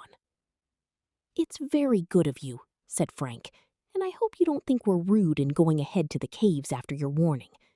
But there are 4 of us, you see, and we think we can look after ourselves pretty well. So if you'll just let us leave the motorcycles in the shed while we're around here, we won't bother you any further. You're welcome to do that, and I suppose if you're bound to go on to the caves, nothing I can say will stop you. The fisherman led the way to the shed where the motorcycles were safely stored. The machines would be under cover in the event of rain, and there was a stout padlock on the door that ensured their safety against being stolen. The lads unloaded their supplies, and each filled his pack with provisions. Have we got everything? Asked Frank finally. Matches, flashlights, revolver, bullets, bread, salt, coffee. Everything needed for an expedition to the South Pole, said Chet, shifting his pack to a more comfortable position on his shoulders. A complete checkup showed that they had everything they needed, so after bidding goodbye to the fisherman, who drew them a rough map showing the route they should follow in order to reach the caves, they set out up the path just back of the cottage. Nobody seems very encouraging about this trip, said Biff as they ascended the hillside. What do you think can be the trouble down in the caves? Asked Joe. Rum runners, I'll bet. In spite of what the fisherman says, I can't think of any other explanation, Frank replied. They probably have some way of getting the stuff out to the road without being seen. Underground passages or something of the sort. It seems likely. The shots and the yells were just to frighten people away. Well, we should soon find out. Although the hillside path had not seemed very formidable from the shore, the boys found that it was steeper than it looked, and it was more than an hour before they finally reached the top of the cliffs. Here, a magnificent view awaited them. Far below, the fisherman's cottage seemed to lie at their very feet, like a toy house. The ocean lay like a flat blue floor, far to the east, north, and south, and back of them was a great barren expanse of tumbled rock, without sign of path or road. Venturing close to the edge of the cliff, the lads saw a sheer wall of rock, many feet in height, at the bottom of which the waves were lapping. No wonder we couldn't reach the caves by skirting the shore, said Frank. The only way along the base of that cliff is by boat. We'll have to go ahead and search for the ravine the fisherman told us about, suggested Joe. Chet looked up at the sky. Yes, and we can't afford to lose any time about it either. We're in for a storm. Although the lads had noticed that the sun had gone behind a cloud, They had not seen the heavy black cloud banks massing above them, so intent had they been on their climb up the steep, winding path. Now when they looked up, they saw that a storm was indeed imminent. The breeze bore to their ears a rumble of distant thunder. "It looks like a bad one," said Biff. "We'd better hurry." Without further ado, the boys hastened off along the faint trail that led among the rocks. They could see no sign of the ravine, but judged that it would be almost invisible until they came almost on it. Their progress was slow, as it was difficult to make haste over the rocks and boulders. The storm came up swiftly. Within 10 minutes, the clouds were banked blackly in the sky above. A streak of livid lightning rent the gloom, and there was a peal of thunder. "We're out of luck if we can't find shelter before this storm breaks," panted Chet. The air was insufferably close. A few scattered raindrops warned the lads that they had no time to lose. They plodded on, mentally wishing that they had remained at the fisherman's cottage, but realizing that it was too late to turn back now. Another flash of lightning, a terrific thunderclap, and the storm broke. Rain began falling heavily. It streamed down from the black skies as though the clouds had opened. The wind rose. Far below them, the surf boomed, and the waves crashed against the base of the cliff. Rain poured in a veritable deluge. The lads had neglected to provide themselves with slickers, as they were already burdened by the weight of their supplies, and they were soon drenched to the skin. They stumbled on, scarcely able to follow the faint path in the gloom. Lightning flickered, thunder crashed constantly, the wind rose to a howl. There was not the slightest vestige of shelter, not even a tree, out on this rocky waste. Frank looked in vain for a boulder large enough to offer some protection. They plunged forward into a streaming wall of rain. Frank was in the lead. Chet and Biff were next, and Joe brought up the rear. They could scarcely see one another in the gathering gloom. On and on they went, heads bent to the storm, and to Chet especially, time seemed to stand still in the gray world. Suddenly, Frank looked behind, then came to a stop. "Where is Joe?" he shouted, above the clamor of the gale. The others looked back. Joe had vanished. Chapter 10. The Cave. The boys gazed at one another in surprise. "Where on earth did Joe disappear to?" exclaimed Biff Hooper. They peered into the gray oblivion of the storm, but the rain was teeming down in such heavy torrents, and the gloom was so intense that it was impossible to see more than 20 yards away. "We'll have to go back," decided Frank quickly. "He probably sat down to rest and got lost when he tried to catch up with us again." They retraced their steps over the rocks, keeping close together. They shouted again and again, but in the roar of wind, rain, and thunder, they knew there was little chance that Joe would hear them. "I never thought to look back," said Chet. "I thought he was right behind us." "Same here," declared Biff. "He might have dropped back 5 or 10 minutes ago, and we didn't know it." The search seemed hopeless.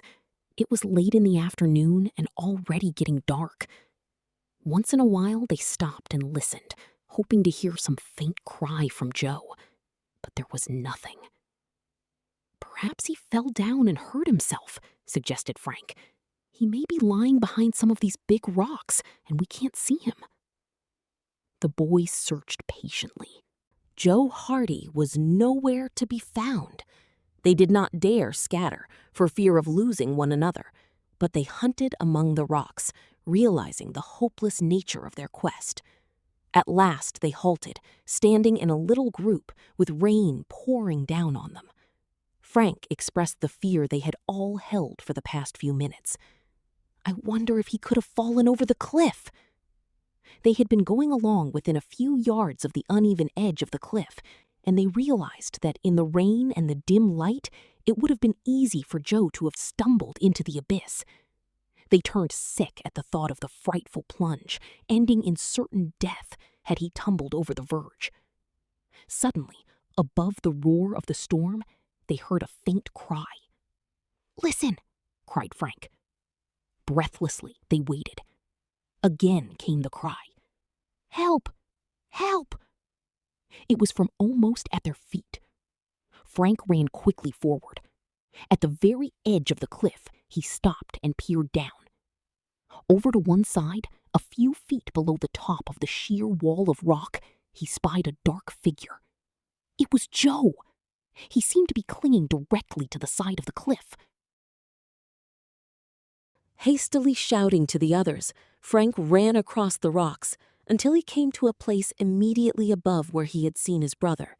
He flung himself flat and peered over into the dizzy depths. Just beneath, he could see Joe's white face. His brother was clinging to a small bush growing out of the side of the cliff. Had the bush been his only support, he would not have been able to maintain his hold. But fortunately, there was a ledge of rock, a few inches wide, in which he had managed to implant his feet. Thus, he had clung to the face of the cliff. "Quick!" shouted Frank to the others. He realized the need for haste. "He's here!" "I can't hold on much longer," called Joe in a strained voice. "We'll get you out of this," Frank assured him. But his heart sank when he saw that Joe was beyond his reach. Biff and Chet came running up, and Frank tersely explained the situation to them. "There's only one thing to do," he said.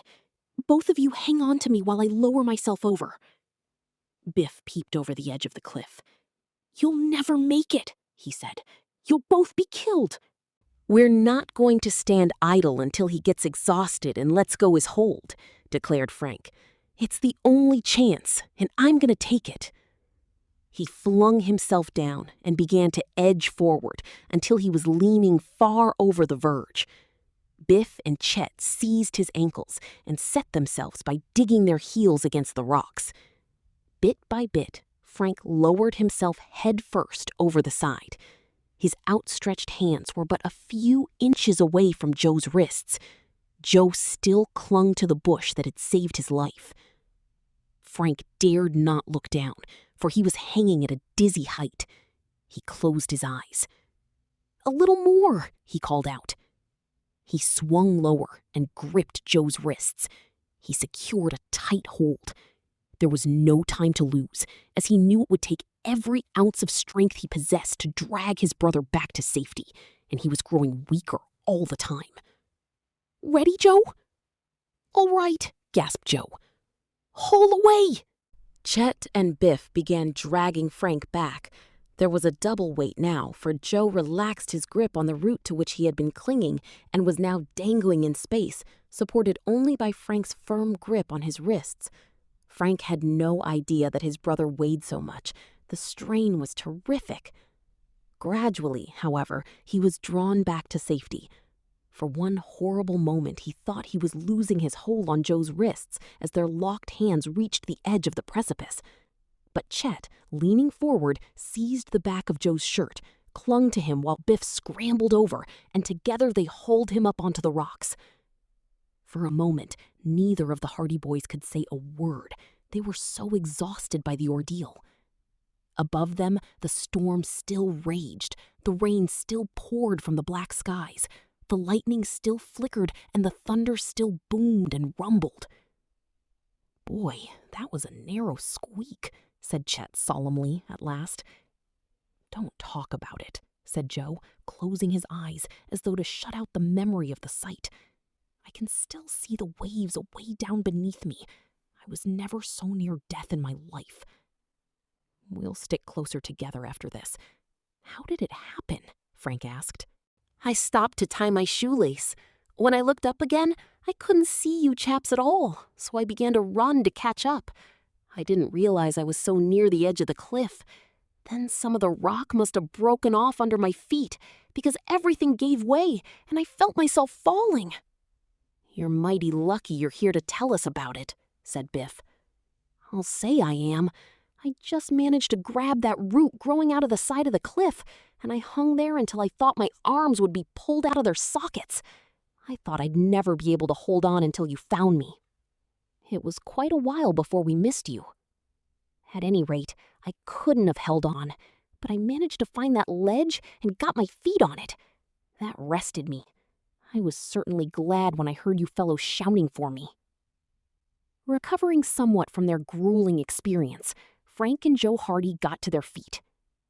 "Let's run for it," suggested Chet. "We're drenched to the skin as it is, but I don't want to stay out in this storm any longer than I have to." With one accord, the boys resumed their journey over the rocks. This time, no one lagged behind. For safety's sake, they stayed close together and well away from the verge of the cliff. In a short time, Frank gave a cry of delight. "The ravine!" he yelled. Through the pouring rain, just a few yards ahead, they discerned a deep cut in the rocks. They scrambled toward it. The ravine was deep and the slope was steep, but they had been fortunate in reaching it just at a point where a path led down among the rocks. Far below, they could see the beach and the breaking rollers. Slipping and stumbling, the boys made their way down the steep, winding path in the downpour. The storm was unabated. Its violence, on the contrary, seemed to have increased. The rain came down in sheets. Halfway down the path, Joe gave a cry of excitement. "A cave!" He pointed down toward the base of the cliff, just visible from the path. There, but a short distance from the breaking waves, was a dark hole in the steep wall of rock. Chapter 11. Footsteps in the Night. With the goal in sight, the Hardy boys and their chums hastened down the treacherous path along the steep side of the ravine. The path was slippery, and little rivulets of water ran at their feet. Chet Morton slipped and went sprawling in the mud, getting to his feet with exclamations of disgust. "Oh, well," he said philosophically, "I can't be any wetter than I am already." Frank consoled him. "When we get to that cave, we'll light a fire and dry ourselves out a bit." They at length reached the floor of the ravine, where little streams of water were coursing from the upper levels to the sea and splashing across to the beach. It was only a few yards from there to the black entrance of the cave, which was well above the reach of high tide. Frank led the way. He took a flashlight from his pack as the boys hastened into the dark mouth of the cavern. They were in shelter, at any rate, and they could look out at the streaming rain and feel thankful that they had a roof over their heads, although that roof was a rocky one. Frank directed the beam of the flashlight into the gloomy interior, and in its gleam he saw that their shelter was no mere niche in the face of the cliff, but a cave that led to dark and unknown depths. "Looks as if we can start our exploring right here and now," he said. "Explore my neck," grumbled Chet. "Let's have a fire." "How about firewood?" inquired the practical Biff. This had not occurred to the others. They glanced at one another in dismay. "That's right, too," said Joe. "There's not much wood around these rocks, and it's all wet by now anyway." "Nothing but driftwood," Frank observed disconsolately. "The rain has drenched it." He glanced out, and along the shore he spied a few bits of wood tossed up by the waves, but they were sodden and useless. "This is going to be fine," said Chet. "We'll have to shiver here all night without a fire. A great beginning to our visit." To tell the truth, the boys were feeling none too cheerful over the prospect, for they were cold, wet, and hungry, and they had been looking forward to dry clothes and a hot meal.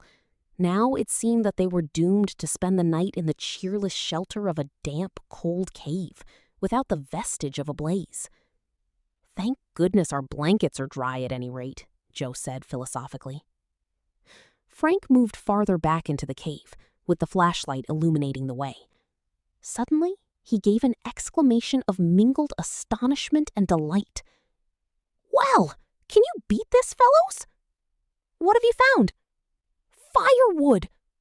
"Where?" The others came hastening over to Frank Hardy. "Look!" Frank cast the beam of the flashlight against the black wall nearby. Full in the center of the circle of radiance, they saw a neat pile of wood. It had not been placed there by accident, that much was certain. It had been stacked carefully by human hands. Frank stepped over and picked up one of the sticks. Good dry driftwood. We don't have to worry about a fire now. I wonder who on earth piled it in here, remarked Biff.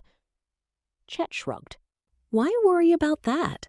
The main thing is that some thoughtful soul has been kind enough to put it here, and we're the boys who are going to use it. Where shall we light the fire, Frank? Right here, I guess. This is far enough back from the entrance so that we won't have to worry about the rain beating in. It's certainly queer how that wood comes to be here, though. Probably the mysterious chaps who are doing all the yelling and shooting, said Biff. We'll be out of luck if this is their cave we've stumbled on. It's ours now. I don't see any no trespassing signs. Frank began carrying wood over to the center of the cave. Then he set down the flashlight, took out his pocket knife, and whittled at a particularly dry stick until he had a small heap of shavings. Carefully stacking a few of the smaller sticks over the shavings and the larger sticks above, crosswise so that there were plenty of air spaces, he took a match from his waterproof case and ignited it, putting it to the shavings. They flared up brightly. Anxiously, the boys watched the little blaze. The flames caught the small sticks, which snapped and crackled. Then, as the fire rose higher, the heavier wood was ignited, and in a short time, the boys had a roaring fire. Never had a campfire been so welcome. Frank had been afraid that lack of a draught in the cave might cause so much smoke that they would be almost smothered. But evidently there was some opening in the roof, some overhead passage that acted in the nature of a chimney, for the smoke was carried off above. As the warmth of the fire penetrated the cave, the boys took off their drenched clothes and spread them around the blaze, in the meantime wrapping themselves in the heavy blankets they had brought with them. Chet produced the frying pan, and the fragrant odor of sizzling bacon soon permeated their refuge. He improvised a tripod from which was suspended a tin pail, duly filled with rainwater that coursed in a gushing stream just beside the mouth of the cave, and in a short time the coffee was boiling. The boys never enjoyed a meal more than they enjoyed their supper in the cave. The driftwood blazed and crackled, casting a cheerful glow, illuminating the rocky ceiling and walls of the underground chamber. With crisp bacon, bread toasted brown before the fire, hot coffee and jam, they ate ravenously, and at last sat back with deep sighs of sheer content.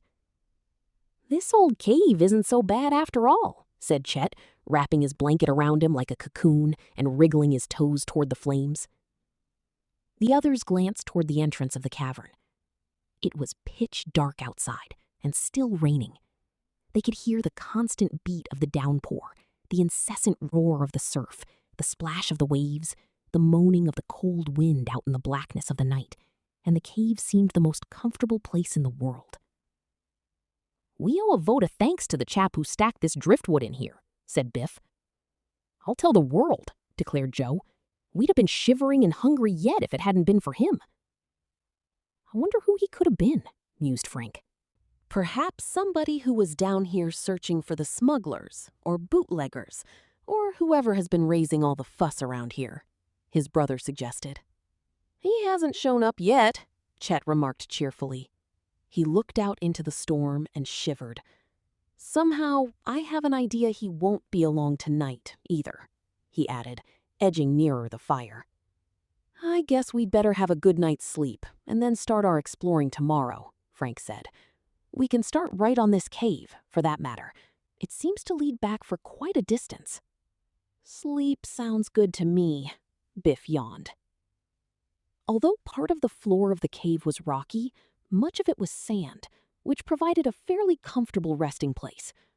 The boys were tired after their long journey, so they wrapped themselves up in their blankets and were soon drowsily chatting, while the fire died lower and lower. At last, only the embers glowed crimson in the darkness. Chet Morton was already snoring. Soon, all were asleep. The fire was a scarlet eye in the blackness of the cave. Beyond the entrance, rain still poured in a seemingly endless torrent, and the surf roared dully. An hour passed. 2 hours. Joe, who had been sleeping soundly, was awakened. At first, he did not realize where he was, could not imagine why he was sleeping on the ground, wrapped in a heavy blanket. And then it gradually came back to him, and he remembered about the cave. He was just about to turn over and go to sleep again, wondering vaguely what had aroused him, when he heard a footstep. It came from close by. He listened, and then he heard it again. Someone was moving cautiously about in the darkness. Joe raised himself on one elbow and peered into the gloom, but he could see nothing.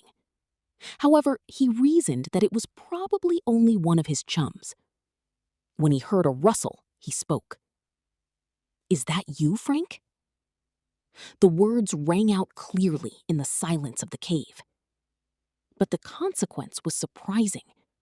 Instead of the reassuring voice of his brother, Joe heard a muffled exclamation, quick footsteps as someone ran across the floor of the cave, and then the crash of a fallen rock. Chapter 12. A Disappearance. "Who is that?" demanded Joe Hardy, scrambling to his feet. There was no answer. He heard the sound of running footsteps, gradually growing fainter. "Hey there!" he shouted, now thoroughly aroused. "Fellows, wake up!" He stumbled about in the darkness, trying to find his flashlight and his chums. Then he heard Chet's sleepy voice. "What's the matter? It isn't morning yet. Let me sleep." "Wake up! There's someone prowling around here." "What's that?" called out Frank from the darkness. "There was someone else in the cave just now. He woke me up." Perhaps it was only Biff. "Hey, Biff!" A deep sigh. Then Biff mumbled, "What do you want?" "Wake up!" Frank switched on his flashlight, and he turned it on each member of the startled group. "Everybody here?" "Sure," replied Biff, sitting up in his blanket. "What's wrong?" "Joe says somebody was prowling around the cave." "It wasn't me. I've been sleeping like a log."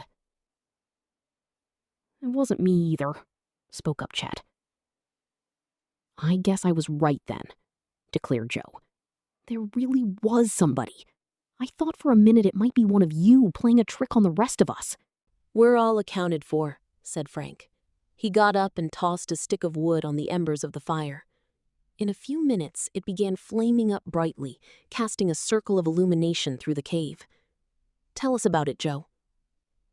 Joe thereupon told of hearing the mysterious footsteps in the cave, of calling out and of hearing the exclamation, the crash of the rock, and the running footsteps as the intruder fled. "Did he go out the front way?" Joe shook his head. "No, he seemed to go farther into the cave, toward the back." "Well then," said Frank decisively, "we'll just go and look for him. If he went that way, he's in the cave yet." Let's look for him in the morning," protested Chet as he rubbed his eyes. "I think Joe was dreaming." "It was no dream. I heard him walking around. It wasn't any of us, so it must have been a burglar or somebody." "What would a burglar come around here for?" "Perhaps it's the chap who piled up all that wood," said Frank. "Maybe this is his cave, and when he came in and heard Joe call out, he got frightened and ran." "That sounds more reasonable. Anyway, we'll take a look around for him. He can't be far away." The boys hurriedly dressed. They were soon wide awake, excitement having banished all desire for further sleep. "We were going to explore in here anyway," said Frank, as he took his flashlight and led the way toward the back of the cave. The boys confronted an arch in the rock, an opening that seemed to lead into a tunnel. They approached it cautiously, and Frank often turned the light on the floor to make sure that no pitfalls lay before them. Frank went into the tunnel first. In single file, the others followed. It was about 15 feet in length and about 6 feet high. As the floor was of solid rock, they were unable to find any footprints that would serve to prove that the intruder had passed that way. The tunnel led to another cave. "Why, there's a regular chain of caves in here," exclaimed Joe, as the boys stepped out into a massive underground chamber. "Our cave was only the beginning," said Chet. In the glow of their flashlights, they saw that the cave in which they now stood had a number of dark openings in the walls. These were presumably tunnels leading into further caves beyond. "There are a dozen different passages out of here. Our friend might have taken any of them," said Frank. "We'll tackle the biggest," suggested Biff. "Good idea. If we don't get anywhere, we'll try the others." The largest tunnel was immediately ahead. Frank, accordingly, stepped into the gloomy passage. The others followed. "When I was going to sleep tonight, I never thought I'd wake up and take part in an exploring trip underground before morning," observed Chet. Frank gave an exclamation. "Here's what we were looking for," he cried.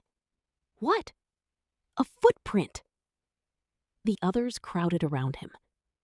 Clearly discernible in the radiance of Frank's flashlight, the lads could see the imprint of a boot in a patch of wet sand on the floor of the tunnel. "Looks like a fresh track, too," said Joe. "We're on the right trail. Let's keep moving." With increasing excitement, the chums pressed forward, and in a few moments, Frank stepped out of the passage into another cave. This was the largest cave of all, an enormous underground vault, and even the flashlight beams failed to reveal the rocky walls and ceiling. The floor was rough, and broken fragments of rock were strewn about. "Watch your step," warned Frank, as he made his way across the cave. The others had flashlights, and the floor was well illuminated as the boys slowly picked their way among the rocks. The far wall of the huge cavern was still invisible. "This is a whopper," said Joe in an awed whisper. Frank stopped with a murmur of annoyance. "What's the matter?" asked Chet. "My flashlight. It's on the blink." Vainly, Frank tried to coax a gleam from the refractory instrument. It was no use. He put the light in his pocket.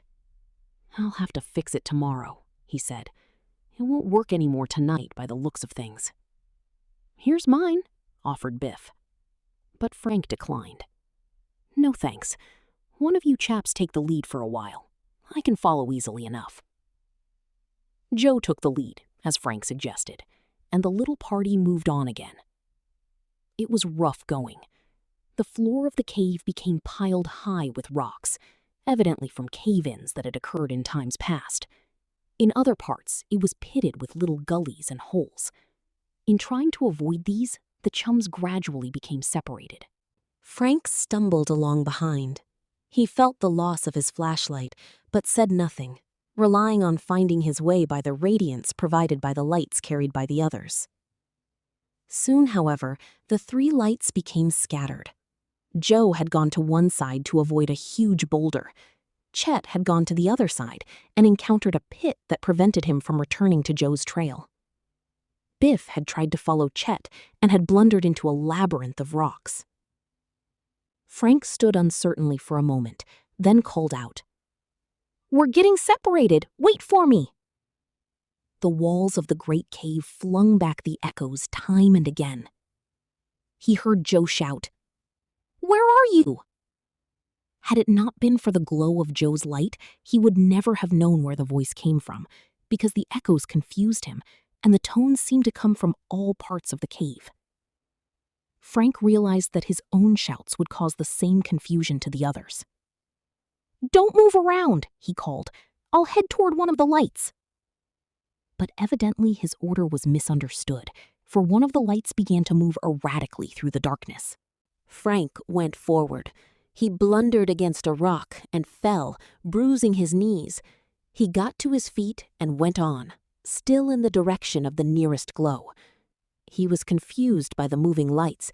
Had his own flashlight not failed him, this would not have happened. Suddenly, he stumbled. He lurched forward. His foot groped wildly for the firm rock, but there was nothing to stop his plunge. He had fallen into a pit. Straight down through the blackness he hurtled with a wild cry of terror. The others heard that cry. They heard a far-off crash, and then the clatter of falling rock. Joe was the first to shout. "Frank!" he called. There was no answer. The echoes rang back. Although the other boys shouted time and again, there was no answer from Frank Hardy. They searched frantically, casting the beams of their lights here and there, but they found no trace of him. Chapter 13. Stolen Supplies. The other boys searched for nearly an hour, but Frank Hardy seemed to have disappeared literally into the bowels of the earth. With only their flashlights to illuminate the huge cave, they found it difficult to conduct the search with any degree of satisfaction. They blundered here and there, not at all certain that they were anywhere near the place where their companion had disappeared. They found several deep pits in the floor of the cave, natural crevices and holes in the rock, but although they shouted at the top of their lungs, they heard no answering cry from below. "He must have fallen down one of these holes, that's certain," Joe declared. "I'm sure we haven't missed any." "Why doesn't he call back then?" said Biff. In the glow of the flashlights, the boys glanced at one another anxiously. Joe expressed the thought that the others were afraid to put into words. "Perhaps he can't." "Do you think he may be dead?" asked Chet quietly. "We'll hope not," sighed Joe. "But when he doesn't answer, things don't look any too bright. Any of these crevices may be hundreds of feet deep, for all we know. It will be a terrible end to our trip if anything like that has happened." "Not much use waiting for morning," declared Biff. "This cave is just as dark in the daytime as it is right now. I sure wish we had a few more flashlights. Or more powerful ones. We can't see very far down the crevices in the rocks with these lights." The boys talked in low tones. They were awed by the thought of what might have happened to Frank Hardy. In their ears still rang that last dreadful cry, and they could still hear the crashing of rocks as their companion hurtled into the depths. Even now, his mangled body might be lying in some subterranean pit from which it would be impossible to recover it. Joe shuddered. They listened in vain for some faint cry, but there was nothing but the echoes of their own voices. "We won't give up for a while yet," said Joe, with as much steadiness of voice as he could muster. "We'll search around every pit and hole we can find. I can't believe he was killed." Keeping close together, the lads slowly crossed the floor of the cave. When they reached an opening in the rocks, they directed the beams of their 3 flashlights into the shadowy depths, thus gaining more radiance than had they been searching singly. Then they yelled and shouted. There was no reply. The flashlights revealed only jagged walls of rock. There was no sign of Frank. On to the next crevice. This, fortunately, was not deep, but although the lights revealed the bottom, and although they played the triple beams along every inch of the floor of the subterranean ravine, there was no sight of a crumpled figure. Patiently, they searched the cave, but at last they were forced to admit that they were at a standstill. "Not much use going any farther just now," sighed Joe. "We need more light." He sat down moodily on a rock and buried his face in his hands. "I wish we had never followed that fellow who was in the cave," said Chet. "Chances are it has cost Frank his life." "I'm not giving up hope yet," Joe declared. "There's a chance that he might have been knocked unconscious by his fall, and if we can only reach him in time, we may be able to save him. But these flashlights aren't much help. We're just groping around in the dark." "I have an idea," offered Biff. "What is it?" "Let's build a fire. It might light up the cave enough to show us what we are doing." "How can we light a fire?" asked Chet. Then he looked up sharply. "You're right, Biff. I forgot that we have lots of wood in the outside cave." "That's not a bad stunt," declared Joe hopefully. "With a roaring bonfire in here, we'll be able to light up the whole place and see what we're about. Let's get at it." Biff's plan seemed valuable, but before leaving the cave in search of wood, the boys made a last attempt to locate their missing comrade by shouting loudly. However, as before, there was not the faintest reply.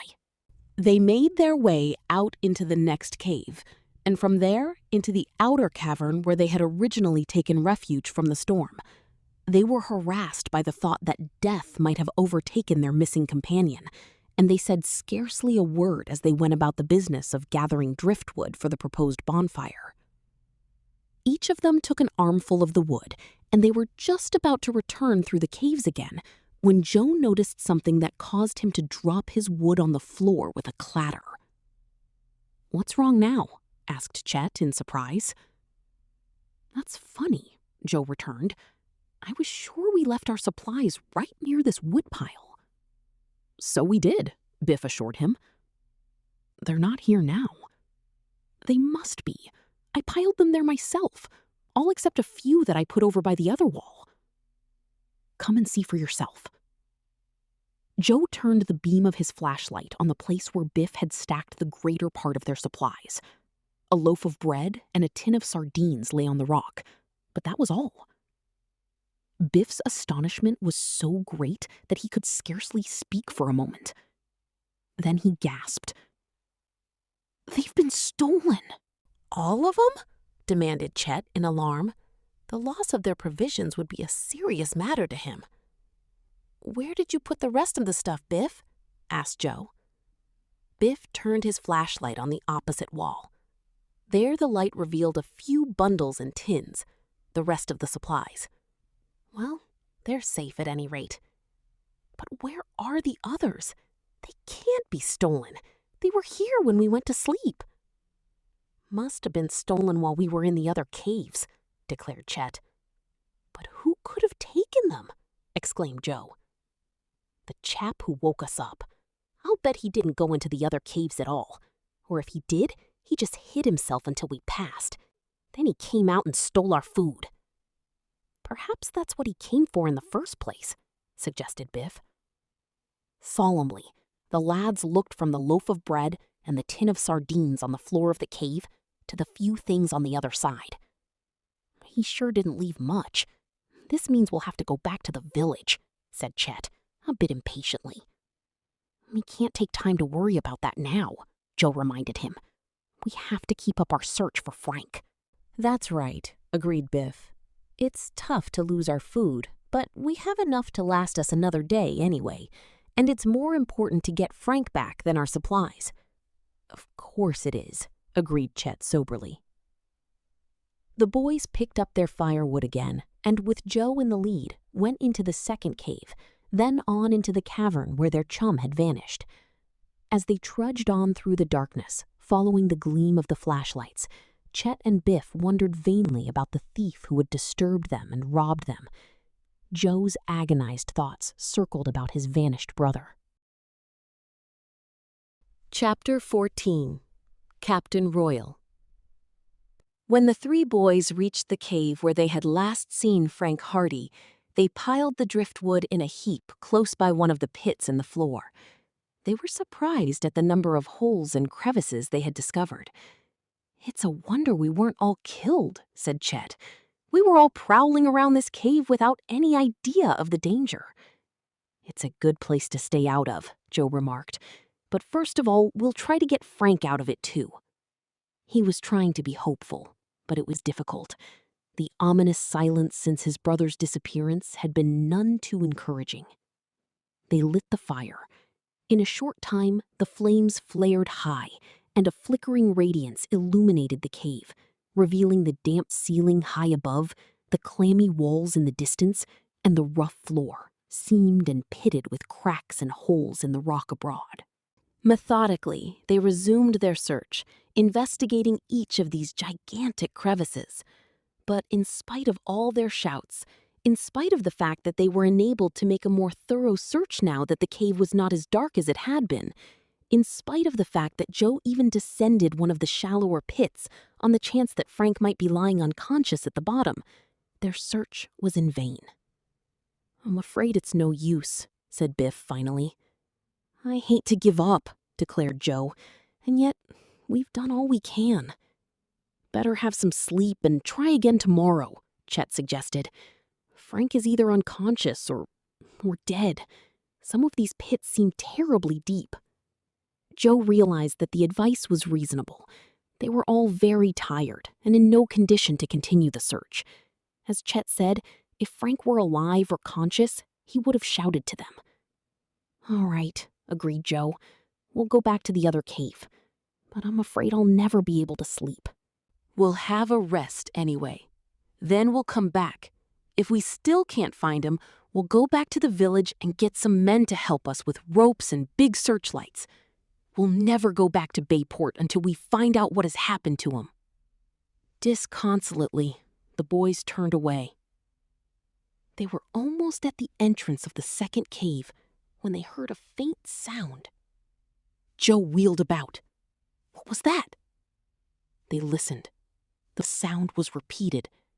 It was like a distant cry. "Somebody's calling," declared Biff excitedly. "It must be Frank." The boys stood quite still and listened for a repetition of the call. It came again, muffled and far away, but unmistakably a human voice. With one accord, they turned and ran back into the cave. "It's Frank!"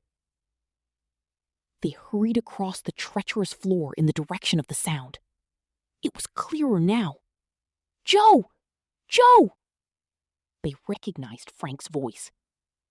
The call came from a part of the cave that they had not searched carefully. Joe shouted back excitedly, "We hear you, Frank! Call again so we'll know where to find you!" Again came the faint shout. It guided them toward a pit that was almost hidden from view by a huge boulder. It was one of the few pits that they had overlooked. Evidently, Frank had seen the reflection of their searchlights, for he shouted weakly, "Right over here." At the edge of the pit, they looked down. There, just a blur in the gloom, they distinguished a figure. Frank was standing up, leaning against the side of the rocky shaft, just a few yards below. Chet had brought with him a length of stout rope, and he quickly flung one end of this down into the pit. "We'll have you out of there in no time. Boy, but it's good to hear your voice again." There was heartfelt relief in his tones. Frank explained that the sides of the pit were too steep to enable him to make his way to the surface without assistance. However, with the aid of the rope, and with Joe and his chums pulling lustily, he was soon hauled to the top. As he scrambled up out of the pit, the others noticed, in the glow of the fire, that he had a nasty gash across his temple. "You're hurt," said Joe, when the first exclamations of enthusiasm and delight had died down. "I'm all right now," Frank assured them. "I'm a little dizzy yet, and weak, but it isn't serious." "What happened?" "I fell down the pit, and I struck my head against the rocks. It must have knocked me out for a few minutes, but when I came to, I began to shout." "A few minutes?" exclaimed Chet. "We've been hunting for you over an hour." Frank looked incredulous. "An hour? Why, I thought I had been unconscious only a little while." The others then told him of the search they had made and of their anxiety on his account. However, they were so relieved at seeing him safe and sound again that they soon forgot the serious side of the affair, and Chet remarked that Frank had been lucky in having an hour's sleep while the rest had been shouting their lungs out. They trooped out of the cavern back toward their own cave, and Joe told his brother about the missing supplies. "That's queer," said Frank. "Were they stolen while we were in the big cave?" "It looks like that. But the man who woke us up went into the big cave ahead of us. He may have hidden, and we might have passed him." "That's possible. Perhaps it wasn't a man at all. The thief might have been an animal." The others had not considered this explanation. "No use crying over spilled milk now," declared Frank. "We'd just better go back to sleep and hunt for our supplies in the morning." When morning came, a diligent search of the cave failed to reveal any clues that would help the boys trace the thief, whether man or animal. "We're out of luck, that's all," concluded Frank finally. Our friend must have fooled us nicely. Perhaps he came into the cave to steal supplies in the first place, then slipped past us in the darkness when we went to look for him. And helped himself, said Chet gloomily. He left something, at any rate. We won't starve today, and if our grub runs out, we can go back to the village for more. We'll make the best of it. Let's start exploring the shoreline. That's what we came for. The matter of the stolen supplies was thus dismissed, although Chet was very gloomy for some time as he thought of the food that had been taken, notably a tin of strawberry jam, of which he was inordinately fond. The storm was over, and from the cave they could see the sun shining on the blue waters of the sea. They lost no time in eating breakfast and then hastening down to the beach. Although they were dubious as to the advisability of leaving their remaining supplies in the cave, they reasoned that as it was impossible to take the provisions everywhere with them, they would have to run the risk of further theft. Out on the beach, beneath the lowering black cliffs, they forgot the unfortunate beginning of their quest in the delight of the keen, salty air and the cool breeze from the sea. The sandy shore wound about the face of a great bluff of black rock, and when the lads had skirted this precipice, they were confronted by a dark opening at the base of the cliff, just a few yards away. "Another cave!" exclaimed Frank. Chet gave a cheer. "Let's investigate." They advanced on the cave, but when they were just in front of the entrance, they halted with exclamations of surprise. Tacked on a board stuck in the sand beside the cave mouth was a tattered fragment of paper.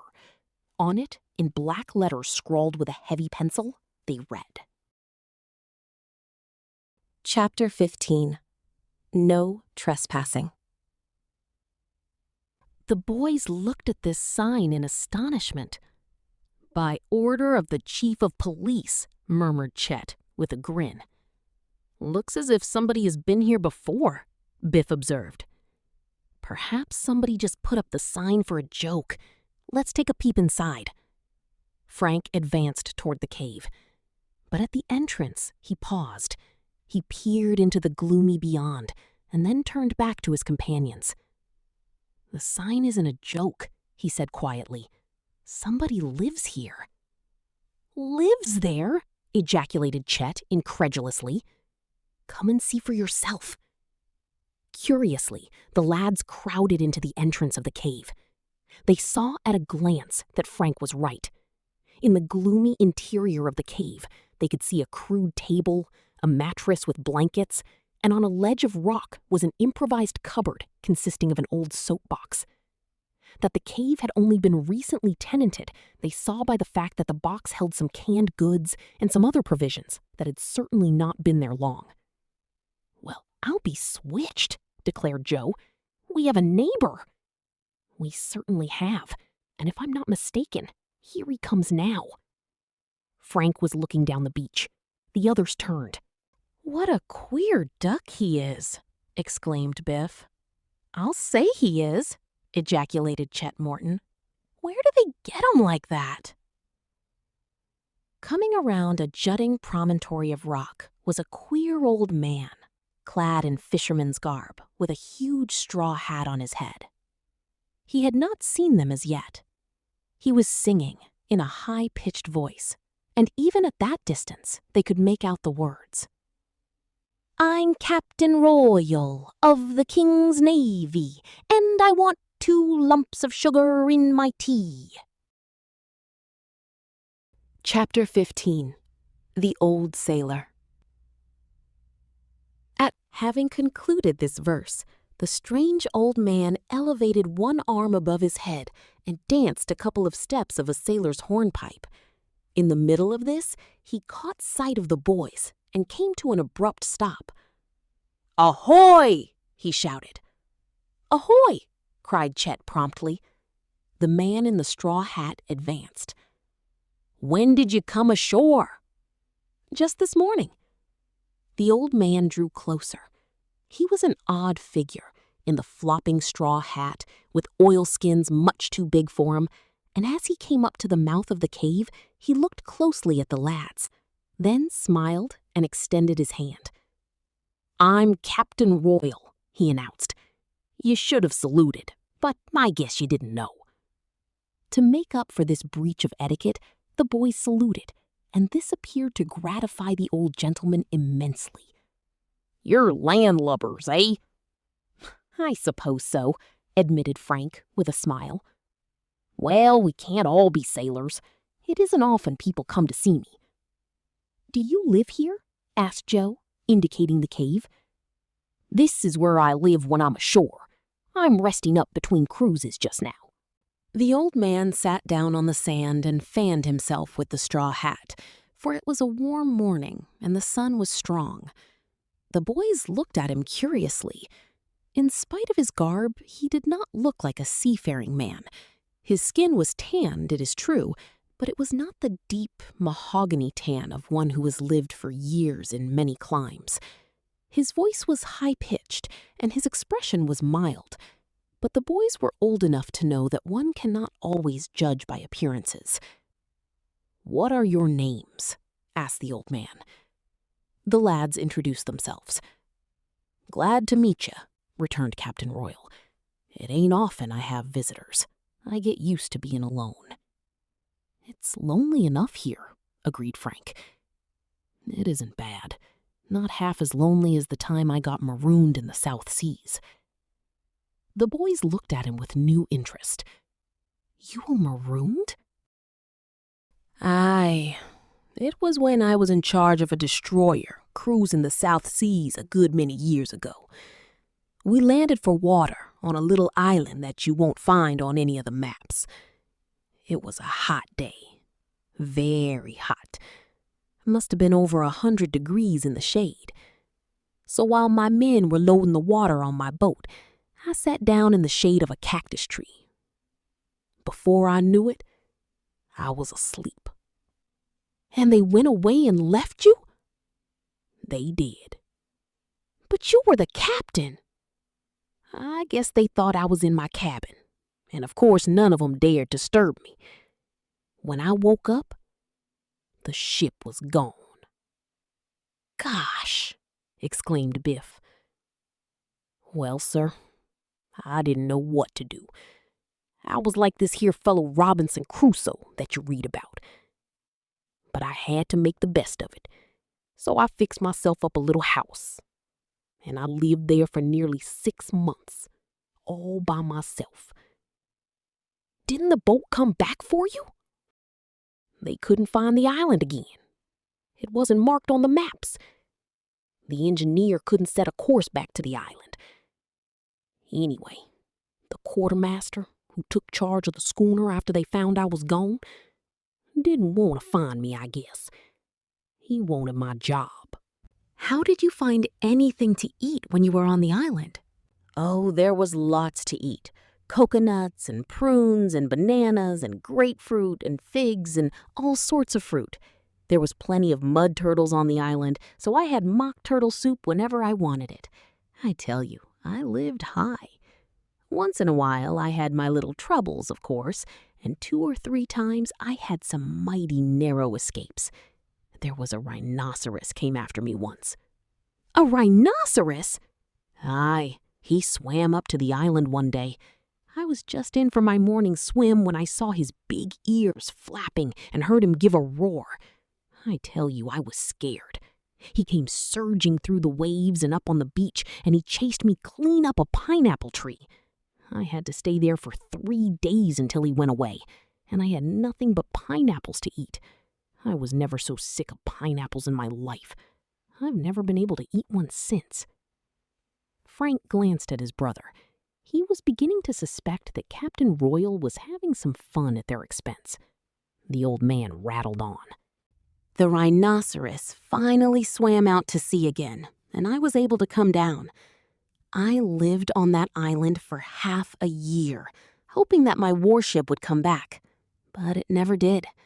So I made myself a raft and loaded it up with water and fruit and finally sailed away. It took me more than a month of steady sailing before I finally reached land off the coast of South America. By jing, I was glad when I saw the Andes Mountains again. I landed at a port where there was a ship, and I'm swizzled if it wasn't my own boat." "Your own boat?" "Yes, sir. I could hardly believe my eyes. So I come on board, and they were going to throw me off." "Why?" asked Chet in surprise. "They didn't know me. You see, I hadn't been able to shave when I was on the island, and I'd grown a beard. So nobody knew me, and they wouldn't believe me when I said I was their captain. But I told them to lend me a pair of scissors and a razor, and I took off that beard and stepped out on deck. And by jing, they all saluted me then, I can tell you. I made the quartermaster walk the plank, and we all sailed back to San Francisco." "That was quite an adventure," said Frank politely. "Oh, I've had many things happen to me. I've been in a lot of battles, too. Of course, I've retired from the Navy now, for there isn't the excitement nowadays."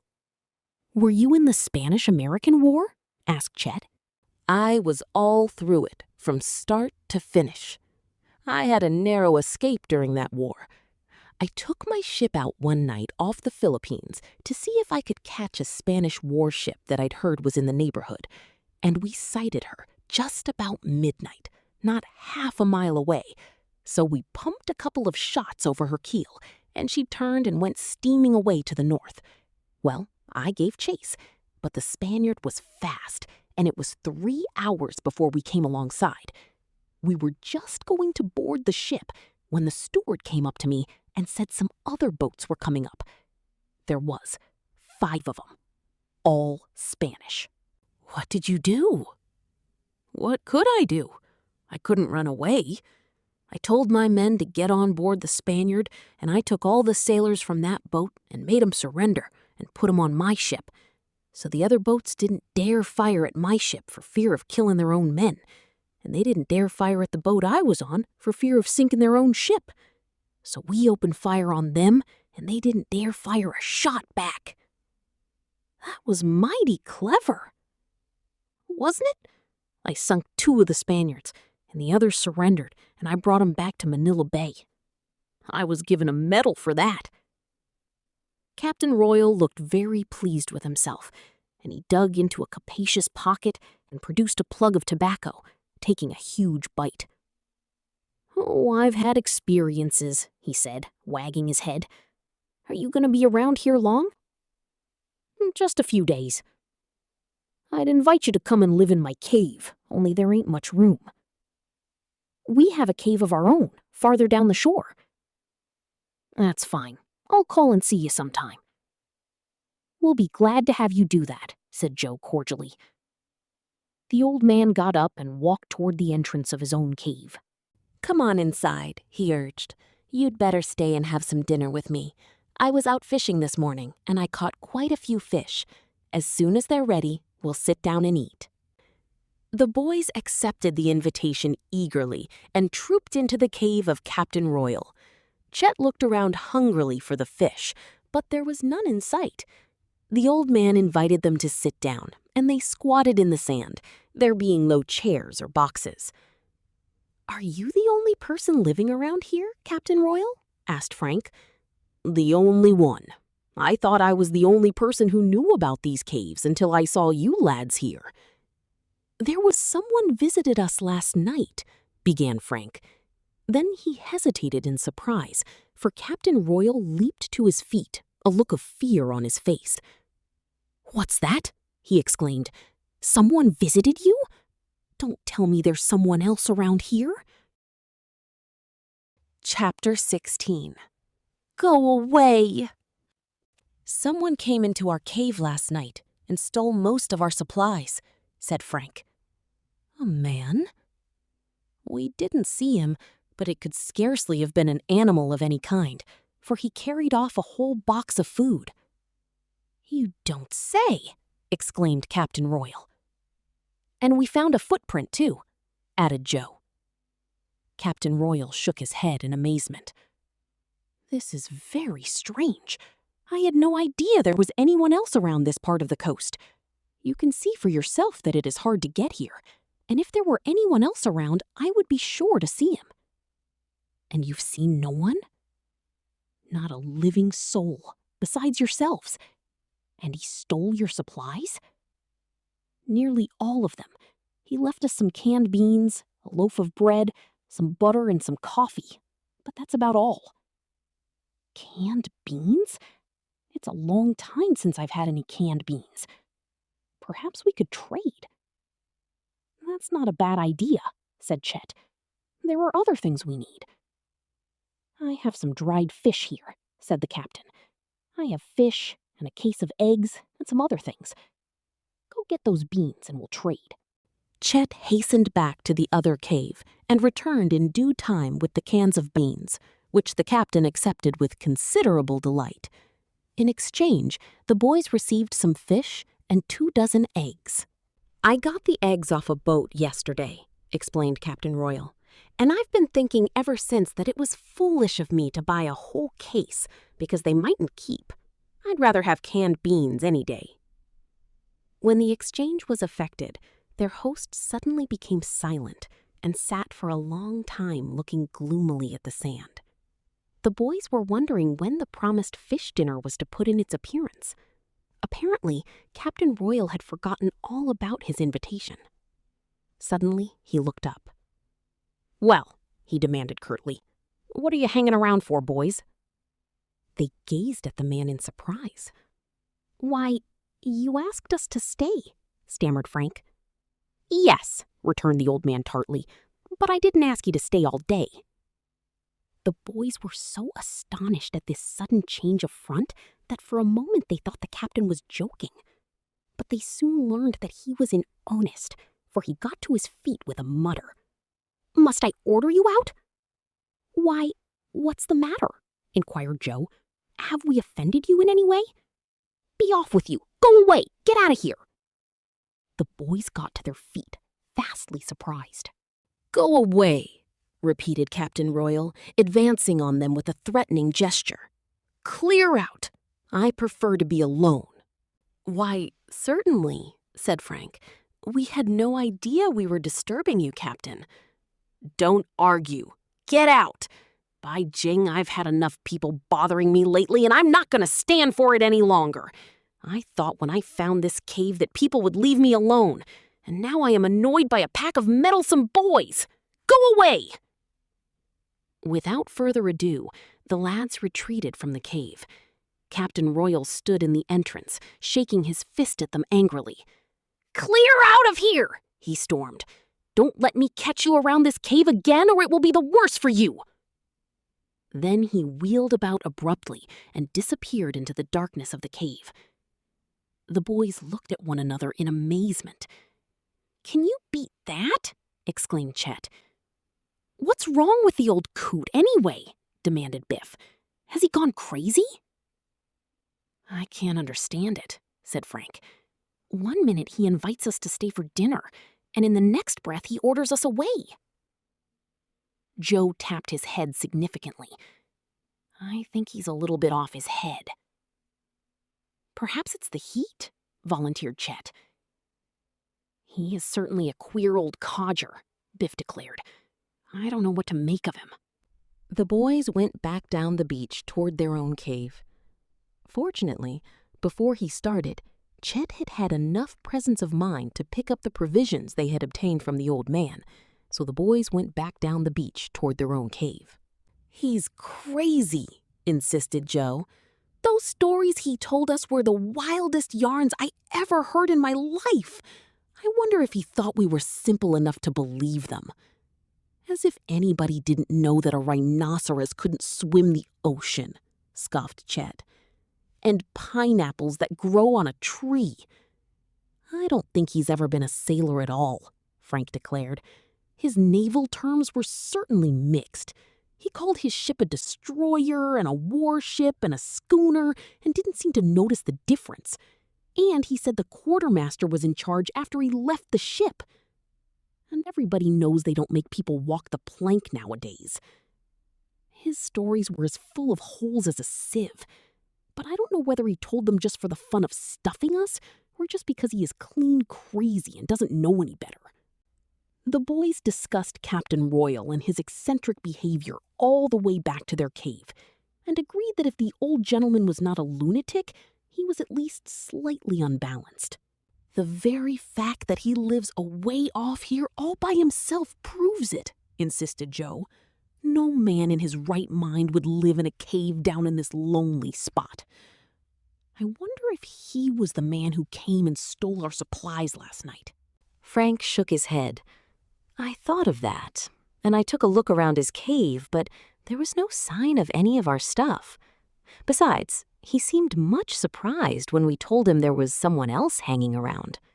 He might have been smart enough to act as though we were surprised. Perhaps he had our provisions hidden away. But why would he want to trade with us? Because he's crazy. The lads went back to their own cave, and then went for a swim in the surf, forgetting Captain Royal in their enjoyment of the stimulating salt water. In spite of the generally rocky nature of the coast, the beach in front of their cave was sandy and sloped gently into the water, providing an ideal bathing place. When the swim was over, they prepared lunch from what limited food they had on hand, and in the afternoon they went back down the shore again to resume their tour of exploration. They did not see the captain again, although they passed his cave, keeping at a respectful distance so as not to incur his wrath. Farther down the shore, they found a series of large caves, and some of these they explored. However, they found nothing of interest, although they spent the entire afternoon prowling about the caverns. At sundown, they returned, footsore and weary, to their own headquarters. After supper, they sat about their campfire chatting, but Chet and Biff were so tired that their heads soon began to nod, and they decided to retire for the night. Joe would have done likewise, but Frank asked him to sit up a while longer. Biff and Chet were soon snoring, and not until then did Frank broach the subject on his mind. "Did you notice an expression Captain Royal used several times when he was talking to us?" he asked his brother. Joe reflected. "I can't say that I noticed anything in particular," he confessed. "Don't you remember that he said, 'by Jing,' now and then?" Joe looked up, startled. "Now I remember. Yes, he did say that. And 'by Jing' is the very expression Evangeline Todd said her missing brother used so often." "That's a fact," exclaimed Joe. "And now that I come to think of it, I remember his shoelaces. They were untied. And TODHAM Todd had a habit of going about with his shoelaces untied too." Chapter 17. The Man on the Shore. The Hardy boys looked at one another solemnly in the glow of the campfire. "Do you think Captain Royal and TODHAM Todd are one and the same man?" asked Joe. "What do you think of it yourself?" "It certainly looks strange, but how could this queer old chap be TODHAM Todd? How would the college professor get away down among these caves? And what would be his idea in passing himself off as a sea captain?" Frank was thoughtful. "Stranger things have happened. You remember that Evangeline Todd suggested that her brother might have lost his memory? He was always more or less eccentric, no doubt, and if he was suffering from amnesia, there is no telling where he might go or what he might do. It's mighty strange if we have run across him in this place. Perhaps it's just a coincidence that Captain Royal says 'by Jing' once in a while. As for having his shoelaces untied, he seems pretty sloppy anyway, and that would be only natural. Oh yes, there's every chance in the world that Captain Royal is simply an eccentric old tar. I agree with you there. Just the same, we can't afford to overlook the chance that he might be TODHAM Todd. How are we going to find out? If we asked him, he would deny it, certainly. But perhaps if we could talk to him and ask a few questions, he might give himself away. If he has lost his memory, he would not remember anything to give away." "I hadn't thought of that," admitted Frank. "Still, my plan is worth trying, don't you think?" "It certainly is. But do you think he'll talk to us at all after what happened today? Perhaps he's forgotten all about it by now. He might be as nice as pie if we went back." "Yes, he seems a rather changeable old boy. laughed Joe. "And perhaps if he isn't around, we might find some clue in that cave of his." "Good idea. We'll make a try at it tomorrow." "Do you think we should tell Chet and Biff?" asked Joe. "I don't think so. Not just yet. After all, they don't know about the Todd affair, and if we find out that our suspicions are all wrong, there'll be no harm done and they'll be none the wiser." "But how can we question him if they're with us?" "We'll make some excuse to get away by ourselves. Of course, we may be disappointed. The more I think of it, the more impossible it seems that Todd'em Todd should actually be living here. But it is strange that he hasn't been found before this, if he is living in any town or city where people would meet him and talk about him."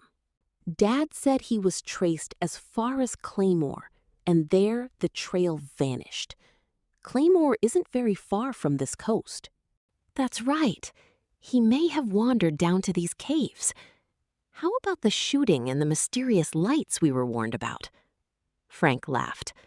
"Oh, as to that," he said, "I think Captain Royal has just been having a little fun at the expense of the people around here.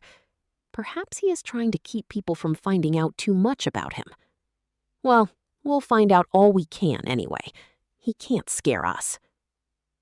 Having decided to investigate the eccentric old gentleman further, the Hardy boys rolled themselves up in their blankets and went to sleep. Frank hardly dared hope that his surmise was correct, and that in Captain Royal they had discovered the missing college professor. But he was convinced that the old man was not a sailor, in spite of his claims, and the circumstances of the exclamation, "By Jing," and the untied shoelaces, slender as the clues were, led him to believe that they were at least on a trail worth following.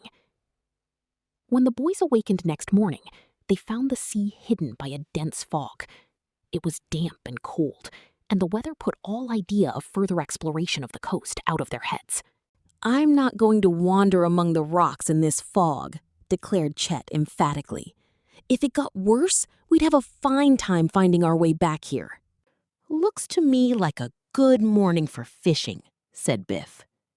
Chet greeted this suggestion with enthusiasm. "That's the brightest idea you've had in years. We brought lots of tackle with us, thank goodness, and there's a high rock over there that hangs over deep water. Perhaps we could catch a whale or so for lunch." Frank and Joe saw their opportunity. They encouraged their two chums to go fishing. As for themselves, they said they would go down to Captain Royal's cave and see if the old gentleman was in a better humor than he had been the previous day. "You're welcome," said Chet.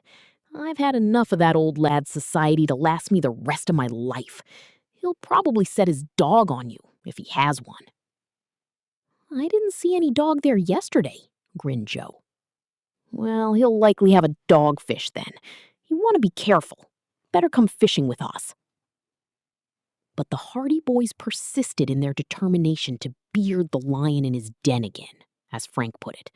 So Biff and Chet unpacked the fishing tackle and made their plans for a morning sport. After breakfast, they set out for the high rock, Chet ironically asking the Hardy boys to give his love to Captain Royal, and Frank and Joe started off down the beach, delighted that they had escaped so easily. They proceeded along the beach. The fog hung low over the sea, and it was so dense that they could scarcely distinguish the outline of the dark cliffs above. "Not much chance of catching Captain Royal away from home today, I'm thinking," said Frank. "No, he's likely sitting in his cozy little cave beside a good fire. Well, he may feel more like talking." There was no breeze blowing, and the sea lay calm and slaty beneath the fog. It was a damp, clammy morning, and the chill penetrated to the bone. The boys felt rather guilty at having left Chet and Biff to set out on this expedition of their own, but as Frank had pointed out, it was, after all, private business. They well knew that if their suspicions were incorrect, Chet would joke about the affair unmercifully. It was better to keep it to themselves until they were certain of their ground. They were just approaching the cliff that hid Captain Royal's cave from view when Frank halted and peered through the fog at the base of the rocks some distance ahead. "Do you see somebody lying there, Joe?" Joe looked in the direction he indicated. looks like an old log. No, it moved. Seems like a man sprawled on the sand. Perhaps it's Captain Royal. Maybe he fell and hurt himself. The boys hastened across the rocks in the direction of the figure on the shore. As they drew nearer, they saw that it was indeed a man who lay sprawled at the base of the rocks, apparently asleep. However, they soon saw that it was not Captain Royal. Perhaps somebody fell off the cliffs from above, ventured Joe as they hastened up to the recumbent figure. Frank looked up. The cliff loomed high above. If he did, we can't help him now. He would be dead. They came up to the man sprawled on the sand. He was not dead. An empty bottle lying by his side told the reason for his slumber. He's drunk! The man's face was turned away from them, and the boys could not distinguish his features. He was roughly dressed, and his clothes were wet with fog. Just then, the fellow stirred restlessly in his drunken sleep. He slowly turned his head. When the boys saw his face, they gasped with surprise. "It's Carl SCHAUM!" exclaimed Frank. It was indeed the escaped automobile thief, the man who had stolen Frank's motorcycle the day the boys left Bayport. Chapter 18. The Prisoner. Carl SCHAUM did not awaken. His slumber was too deep. He was quite senseless from the effects of the liquor he had drunk. "This is luck!" exclaimed Frank. "I wonder how he got here. I suppose he's hiding down in these caves away from the police." Something beside the bottle near the slumbering man caught Frank's eye. He bent forward and examined it. It was a small package containing several tins of meat, of the same variety the Hardy boys and their chums had brought with them on their expedition to the caves. "There's our thief," Frank declared with conviction. "It was Carl SCHAUM who stole the provisions from our cave." There seemed little doubt that this was the case. The evidence of the package of food was conclusive. "What shall we do with him?" asked Joe. Frank groped in his pocket and produced a length of stout cord. "We'll tie him up first. He's an escaped criminal, and it's our duty to turn him over to the police." "What if he puts up a fight?" "He's too drunk. Anyway, we should be more than a match for him." They looked at the man sprawled on the ground. He was snoring loudly, quite oblivious of his danger. Quietly, the Hardy boys took up their positions, one on each side of the fellow, and then, with a quick movement, they turned him over on his back and pinned his arms behind him. To their surprise, Carl SCHAUM did not struggle. He merely groaned in his sleep. "He's dead drunk," said Frank. "We won't have any trouble with him." Quickly, he flipped the cord about Carl SCHAUM's wrists, and they bound the unconscious man. Still, he did not awaken. When the boys were satisfied that their captive was firmly trussed up, they stood back to await further developments. Carl SCHAUM snored on. "I guess we'd better wake him up," said Frank, with a mischievous grin. "It would take a cannon to waken him by the looks of things. Good cold water should do the trick." Frank went down to the shore, took off his hat, and dipped it in the sea. He hastened back, the hat half full of water, and dashed it in Carl SCHAUM's face. There was a splutter. Then Joe, anxious to be in on the fun, filled his hat and flung a copious supply of cold water at their captive. Carl SCHAUM blinked, groaned, spluttered again, and tried to sit up. "This will make us even for stealing my motorcycle," said Frank, as he dashed more water into the fellow's face. "And this," said Joe, hastening up with another hatful. Carl SCHAUM was literally drenched. He opened his eyes, then gave vent to a strangled yell. Frank managed to fling another hatful of water into his face before the boys decided that their captive was sufficiently awake. "Hey, what's this?" roared SCHAUM indignantly. He had just discovered that his wrists were bound. "Just a little joke," said Frank. Water was streaming down the man's face. He was thoroughly aroused by now. He was still too dazed to recognize the Hardy Boys. As he sat on the beach, with his wet hair down over his eyes, his clothes completely soaked, he was a ridiculous object, and his expression of mingled wrath and surprise made it difficult for the lads to restrain their laughter. "Let me go," demanded SCHAUM, struggling to release his wrists, without success. Frank shook his head. "Nothing doing. You're wanted back in Bayport, SCHAUM, and that is where you're going." SCHAUM gasped.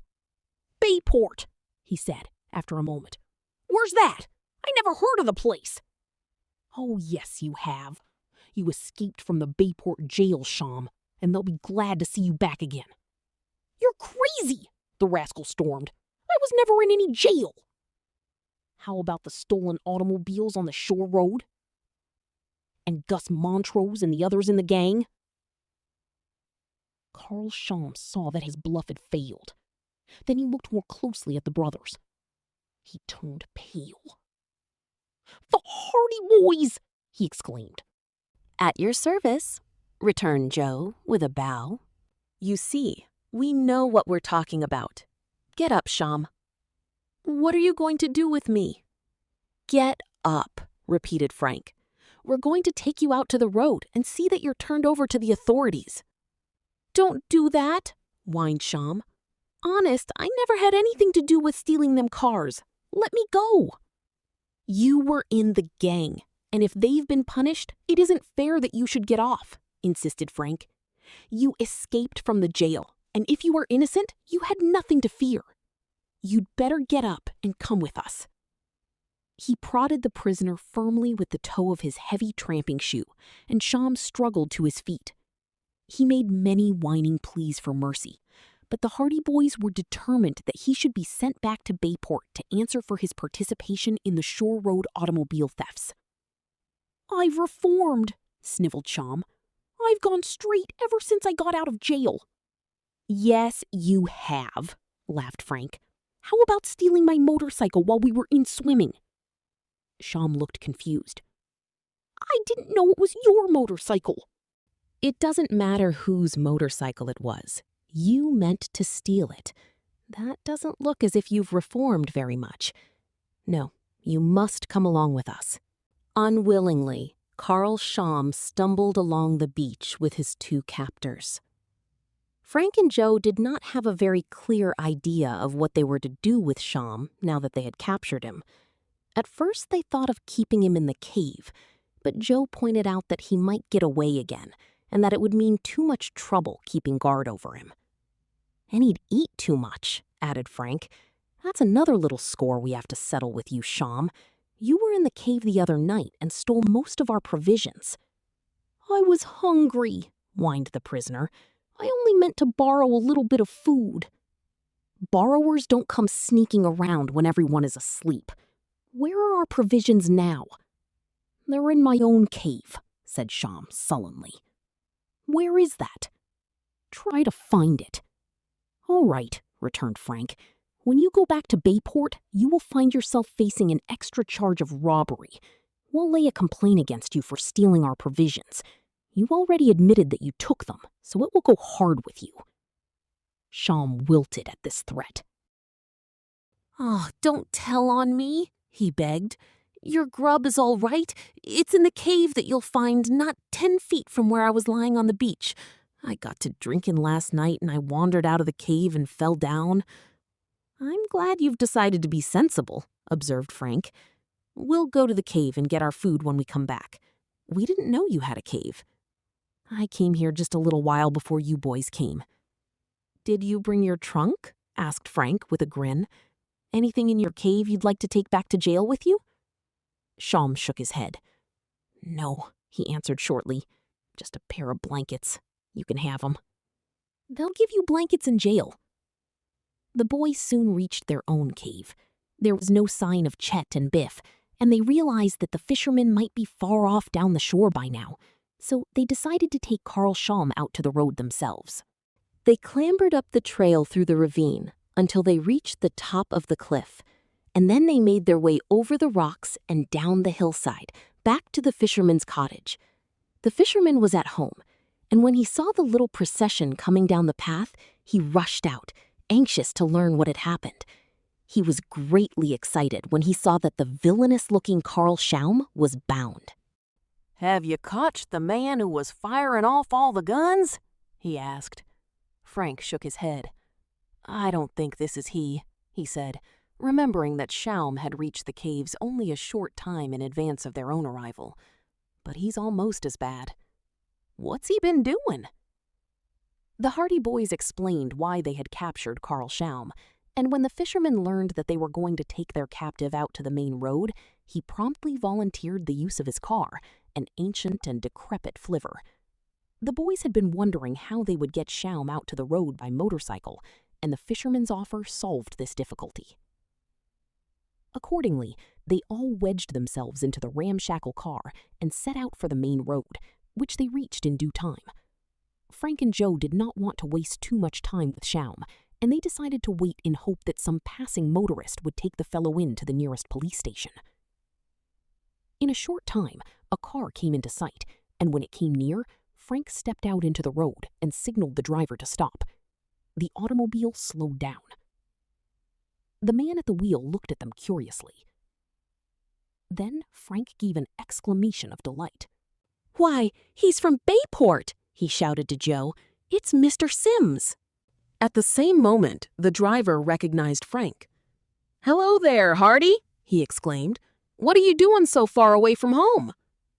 Frank and Joe knew Mr. Sims, having met him at the time of the solving of the Shore Road mystery, because he was one of the automobile owners who had suffered at the hands of the car thieves. The very car Mr. Sims was driving just then had been recovered by the Hardy Boys when they had found the automobile stolen by Gus Montrose, Carl SCHAUM, and the other members of the gang. "This is luck!" exclaimed Frank. "How would you like to take a passenger back to Bayport with you?" "Do you want a ride?" asked Mr. Sims. "Hop in." "I'm not asking for myself, but our friend here is wanted back in Bayport. Perhaps you could take him in?" Mr. Sims looked doubtfully at Carl SCHAUM.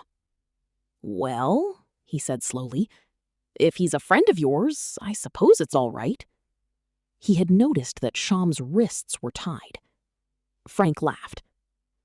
"I was just joking. This is one of the fellows who stole your car last month, Carl SCHAUM." "Oh, the thief that escaped, eh?" "Yes. We ran across him down along the shore, and we were anxious to turn him over to the police again." "Put him in the car," said Sims grimly. "I'll put the rascal where he belongs." Rejoiced at having the prisoner taken off their hands so readily, the Hardy Boys bundled SCHAUM into the rear seat of the automobile. They apologized to Mr. Sims for troubling him, but the man assured them that it was no trouble at all. "It's a pleasure," he said. "I'll see that he doesn't get away." He glared at Carl SCHAUM. "So you're one of the scoundrels who stole my car, are you? And you thought you were going to escape a term in jail? You'll have to be mighty smart to do it then, for I'm going to break a few speed records getting you back to Bayport. I'm going to enjoy this trip." He waved goodbye to the Hardy Boys. "I don't know how you caught him," he said, "but I'll tell the Bayport police to give you the credit. I'm certainly glad I came along in time to drive this guy back to jail, where he belongs."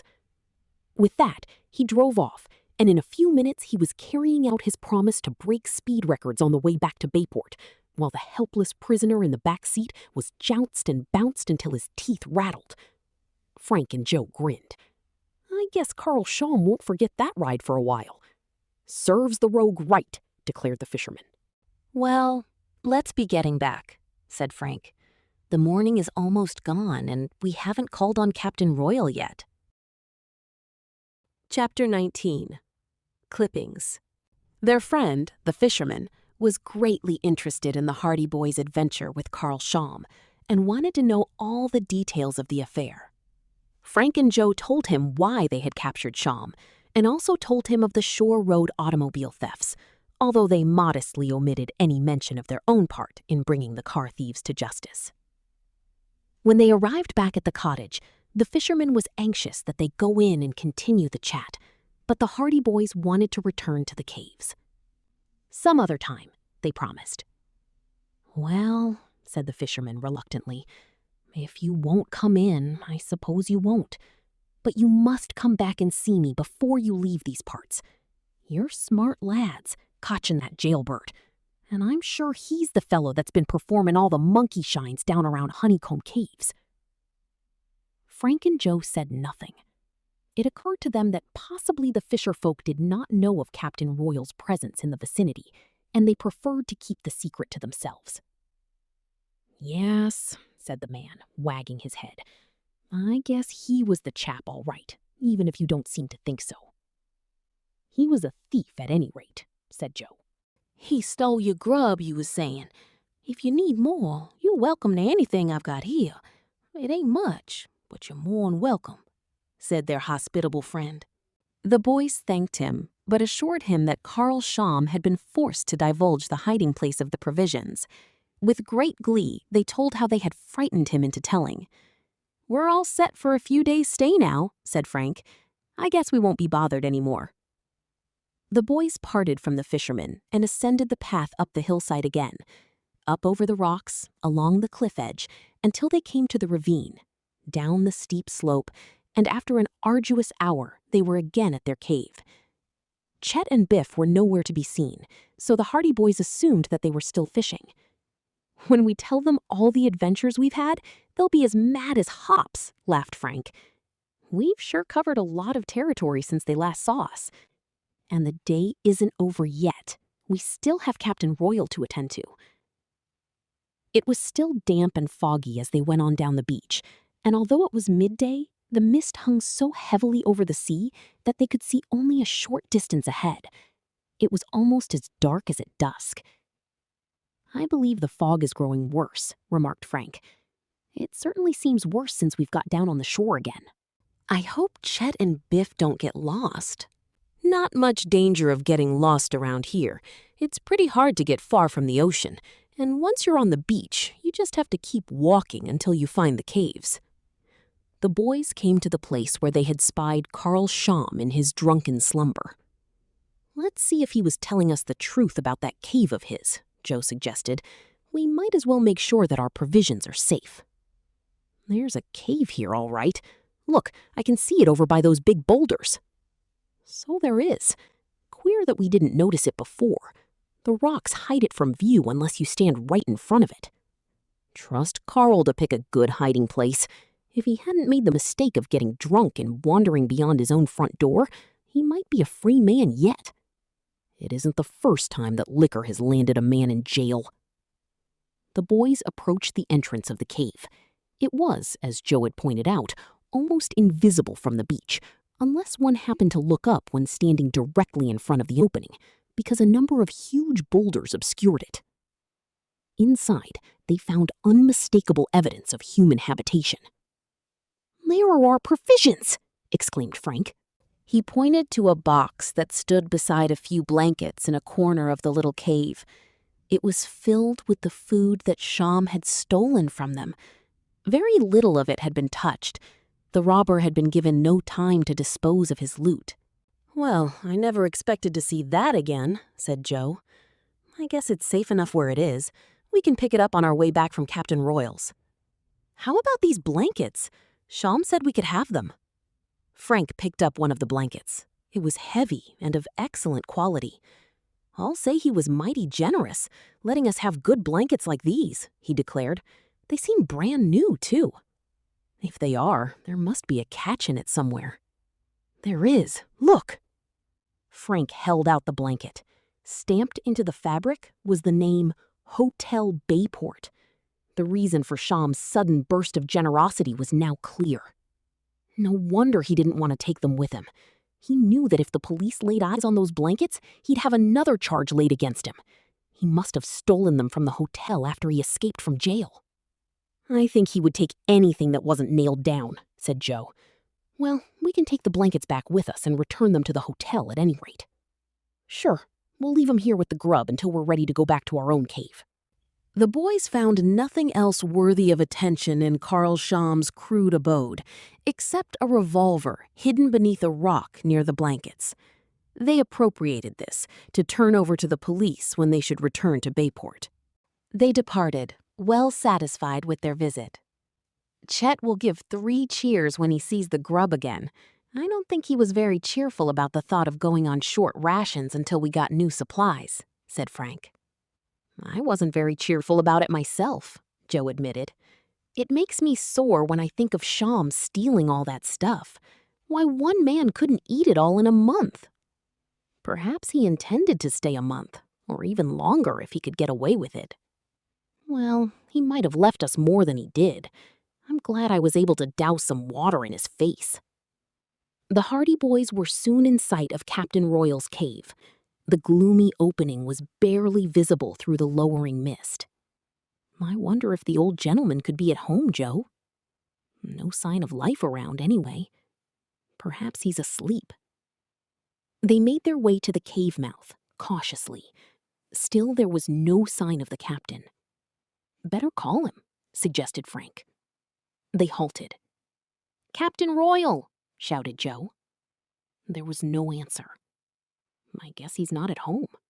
They called out Captain Royal's name again, but still there was no reply, so they ventured close to the cave mouth and peeped inside. The place was deserted. Shall we go in? Said Joe. Sure, we'll take a look around. They stepped inside the cave. Captain Royal had evidently spent the night there, for his bed was even untidier than it had been the previous day. Perhaps he's gone fishing, said Frank. He was looking about the cave, and suddenly his gaze fell on a small cupboard, consisting of a box on a ledge of rock, in which he could see a number of books. He gave a low whistle of surprise. The worthy captain has a library, remarked Joe. Let's see what his taste in reading matter is like. Frank went over to the improvised cupboard and picked up one of the books. It fell open, and a number of strips of paper fluttered to the floor of the cave.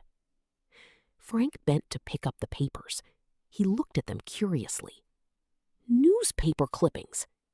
We might get a clue about them from them, Joe suggested. In the dim light, Frank scrutinized one of the clippings. It was a dispatch from Boston, dated several months previous, and consisted of an address on Egyptian civilization given by a world-famous traveler who had spoken in that city. This is uncommonly dull, if you ask me, said Frank at last, putting the clipping aside and picking up another. No mention of TODD? Not that I can find. Joe took one of the other clippings, and the boys perused them diligently, seeking some mention of the missing college professor. All the clippings were devoted to various lectures that had been given by various speakers in different parts of the country within recent months. Looks as if he was a lecturer, or had some interest in lectures at any rate, Joe commented. Patiently, they examined clipping after clipping, but in none of them did they find any mention of TODD. A further search of the cupboard, however, revealed a veritable mass of papers, and the boys settled down to a thorough study of them. He's a queer kind of sailor, that's sure, declared Frank. I never heard of a sailor who collected clippings about lectures. The other papers were similar clippings, as well as typewritten documents.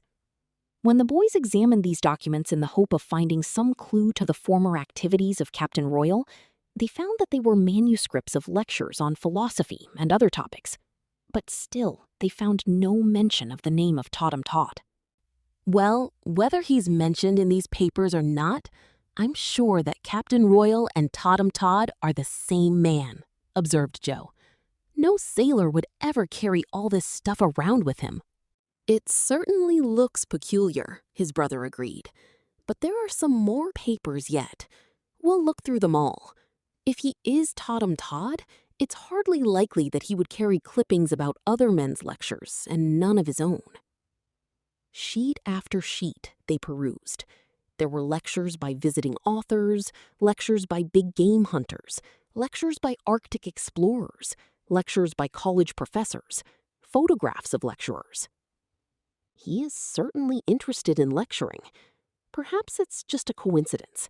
Crazy men will do crazy things. Perhaps Captain Royal just has a sort of lunatic streak that way, said Joe finally, when it seemed evident that none of the clippings or documents bore any mention of TODD. Perhaps you're right. I hate to admit it, though. I was sure we had stumbled on a red-hot clue. Frank scrutinized the last of the clippings. Nothing about him in this one either. I can't figure it out. Beyond the fact that all these stories deal with lectures, there is no connection between them. They're all by different men and all on different subjects. At that moment, Joe espied a small box close by.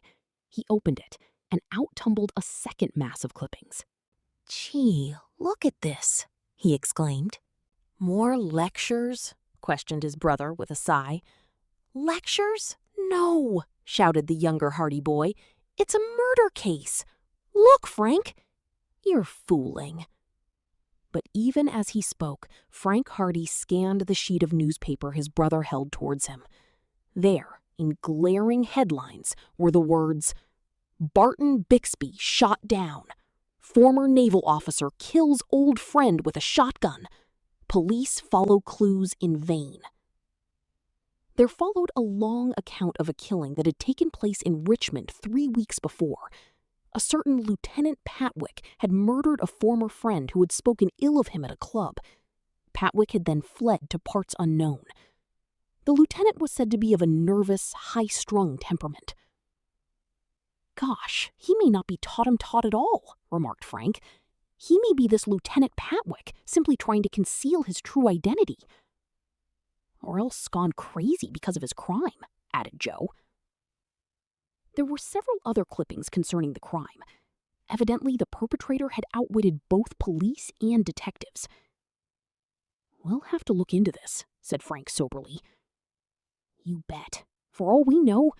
Joe stopped speaking and thrust all the clippings behind him. A shadow had darkened the mouth of the cave. "Who is in there?" an angry voice bellowed. Chapter 20. The Shotgun. So quietly had the man approached the cave mouth that the Hardy boys were taken completely by surprise. They wheeled about. There, in the entrance, stood Captain Royal. Evidently, it took him some time to become accustomed to the dim light of the cave, for he was peering intently at the boys, but with no sign of recognition on his face. "Who's that?" he shouted impatiently. "Answer me!" Frank gulped. Then, trying to achieve a confident tone of voice, he said, "Why, hello, Captain. We just dropped in for a visit." But Captain Royal was not appeased. With a roar of wrath, he advanced into the cave. "I know you now," he bellowed. "I know you. It's those boys who were here yesterday. Don't deny it." "Sure," said Joe. "It's only us." The captain came closer. "What are you doing in my place?" he demanded. "Stealing, eh?" "We're not stealing," returned Frank indignantly. "Yes, you are!" Captain Royal was plainly angry. "You came here to steal all my money and my jewels. I know it. You waited until I went out, and then you sneaked in here to rob me." "Now, Captain, be reasonable," pleaded Frank. "We just came here to have a little talk with you. If we wanted to steal, we would have cleared out long ago." "You came to steal," insisted the old man. "Don't tell me anything different. Why can't you leave an old man alone? I've never done you any harm." "Certainly not. We had no intention of disturbing you." Just then, Captain Royal caught sight of the mass of clippings and papers. His face was suddenly distorted with fury. "My papers!" he shrieked. "You've been at my papers!" He made a sudden lunge toward the boys. So quickly did he rush at them that neither Frank nor Joe had a chance to escape. Captain Royal grasped each lad by the collar. "You've been at my papers! My precious papers! I knew you came here to steal something!" He shook them roughly. "I'll teach you to come prowling around my cave," he roared. "I will teach you to look at my papers!" The Hardy boys struggled to free themselves, but Captain Royal was stronger than he looked, and he kept a tight grip on their collars. Frank almost wriggled free, but the captain tightened his grasp. As for Joe, he told his chums later that The old lad shook me until my back teeth rattled." The captain was raging and roaring almost incoherently in a terrible outburst of wrath. There was now little doubt in the minds of the Hardy boys that the man was a lunatic. What would happen to them at the hands of this madman? At first, they had not taken Captain Royal's outburst seriously, but now Frank realized that they might be in genuine danger. He lashed out with his fists and dealt the captain a blow in the ribs that brought a startled grunt. At the same time, Joe wriggled to one side and tried to trip the old gentleman. But Captain Royal was alert and wary. He would not let go, and although he lost his balance and tumbled to the floor of the cave, he dragged the boys with him. "Break loose, Joe!" shouted Frank. "He means business!" But this was more easily said than done. The trio sprawled on the floor of the cave, Frank and Joe fighting desperately to get out of the clutches of their captor, but the old man clung to their collars like grim death. "I'll teach you," he panted. "I'll shoot both of you." His words sent a thrill of fear through the boys. They knew now that they were dealing with a maniac, and they realized that in his present frame of mind, he was quite capable of carrying out the threat. Joe had fallen in such a way that his collar had become twisted, and with Captain Royal still grasping it, he was almost choked. He could not turn without increasing the throttling pressure, so he was quite helpless. As for Frank, in spite of his struggles, he was unable to break the captain's hold. "I have the better of you," chuckled the old man fiendishly. "You can't get away from me. Try to kill me, would you? I'm going to shoot you both." He began to struggle to his feet. Captain Royal was eyeing something on the wall at the back of the cave. Following the direction of his gaze, Frank saw something that terrified him. It was a double-barreled shotgun! "I've got it loaded to the muzzle!" roared Captain Royal as he floundered about in his efforts to get to his feet without losing his grip on the boys. "I've always kept it loaded just for prying thieves that come to steal my papers." He stood up and lurched across the cave, dragging the boys with him. His intention was clear. He meant to get the shotgun. The lads redoubled their efforts to escape. By a concerted effort, they turned on him, striking at him with their fists. Frank heard a ripping, tearing sound, and then he was suddenly free. He staggered back, and the captain was left holding a small fragment of his shirt in his hand. Frank thought quickly. He must reach the gun first. He leaped across the cave. But Captain Royal was too quick for him, flinging Joe to one side so that he went stumbling and then sprawled in the sand. The captain reached the shotgun at a bound. He was just reaching for it when Frank came at him from behind. Captain Royal tried to fend the boy off, but Frank grappled with him and dragged him away from the wall. "Get the gun, Joe!" he panted. Joe was just getting to his feet. Captain Royal whirled about. His fist struck Frank against the side of the head, and it caught Frank off balance. He was knocked off his feet. Captain Royal gave a yell of triumph and seized the shotgun. It had been resting on a rocky ledge. Frank was sprawled on the sand, entirely at the man's mercy. Joe was equally helpless. In another moment, they expected to hear the explosive roar of the weapon. "Now I'll teach you," roared the captain, dancing about in fury. "I'm going to shoot the pair of you." Frank had a sudden idea. "I'll keep him occupied, Joe," he said in a low voice. "Keep edging back until you get to the cave mouth." A daring plan had formed in his mind. It meant, as he thought, risking his own life, but he was prepared to do this for the sake of his younger brother. If he could but distract Captain Royal's attention by taunts and jeers, even if it meant arousing the man to a pitch of murderous madness, Joe might make good his escape. "You wouldn't have the nerve to shoot," he shouted. Captain Royal brandished the shotgun and glared at Frank. "I wouldn't have the nerve, hey? You think I haven't?" Joe was moving back, step by step, toward the opening. "Oh, you wouldn't shoot me," scoffed Frank. "I don't believe your old gun is loaded anyway." Captain Royal had forgotten all about Joe by now. "Not loaded?" he screeched. "It's loaded to the muzzle, I tell you. It's always loaded. You'll find out if it's loaded or not." Frank was preparing to spring to his feet. "Listen, Captain Royal," he said placatingly.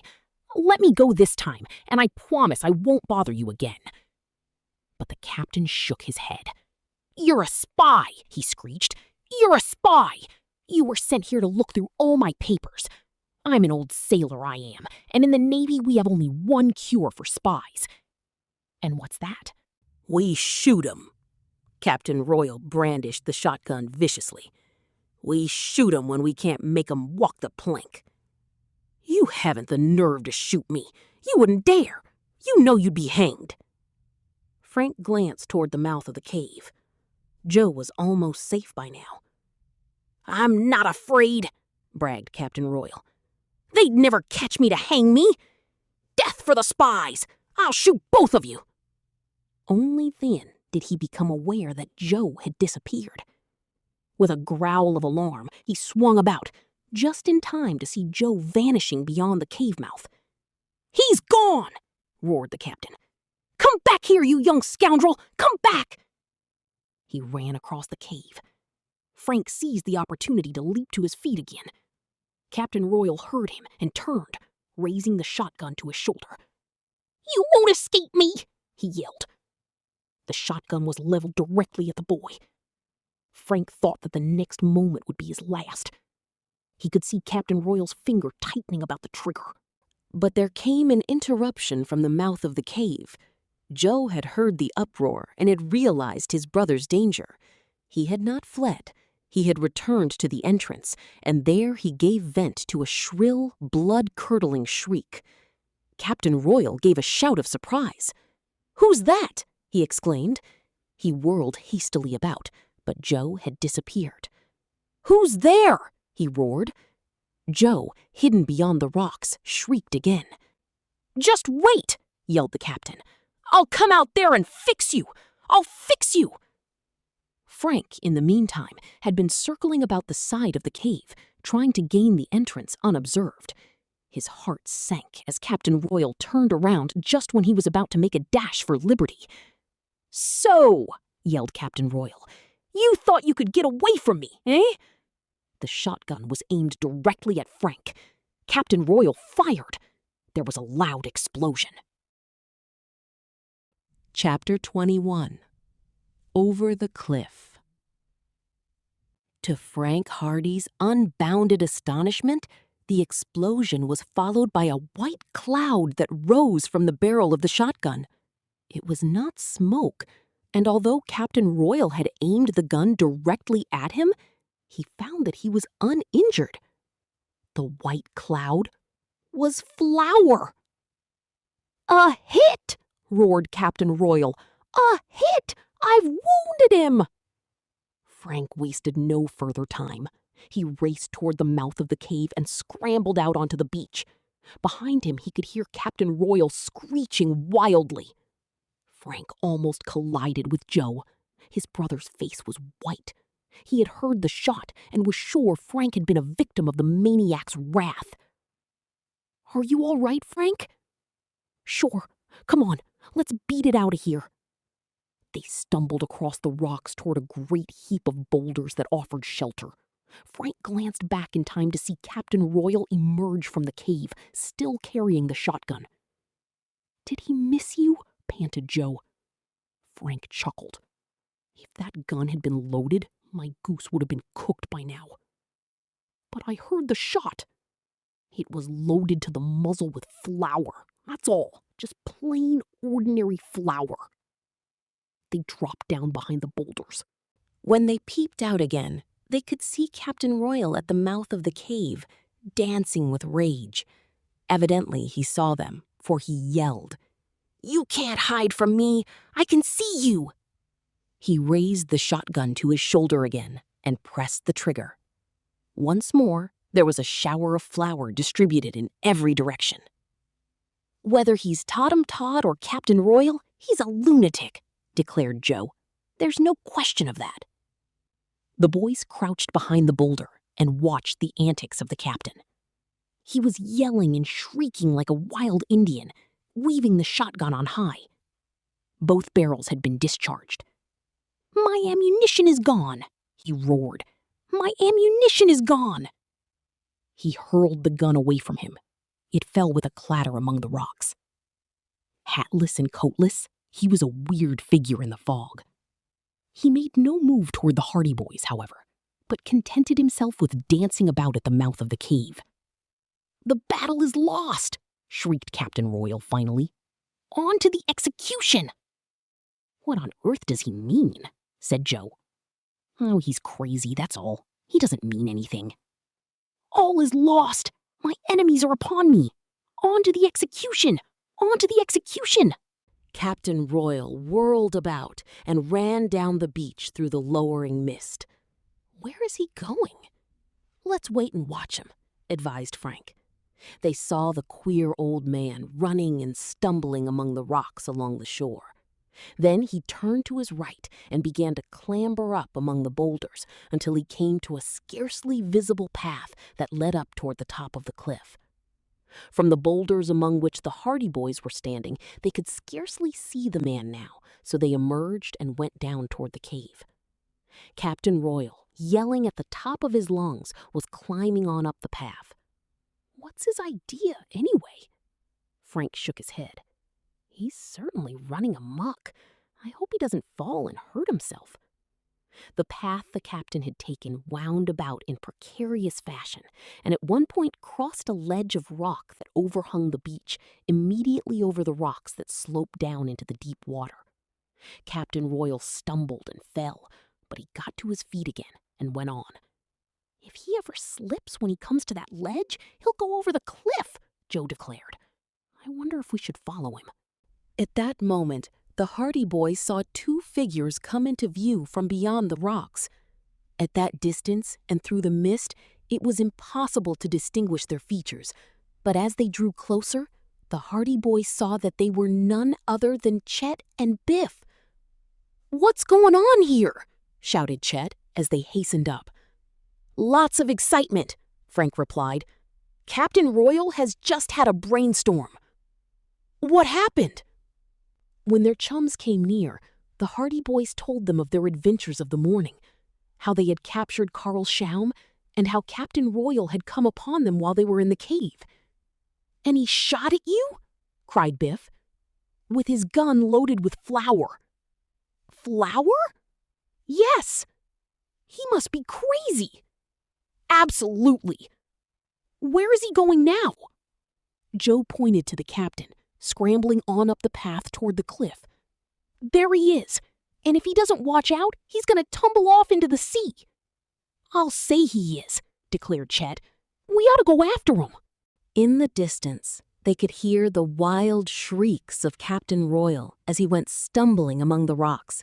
He was drawing nearer to the ledge, and as the path at this point was extremely narrow, the boys could see that he was indeed in danger. "Stop!" shouted Joe. "Stop, Captain!" But Captain Royal, if he heard at all, paid no attention to the warning. He continued his ascent of the rocky path. "We'd better follow him up," said Frank.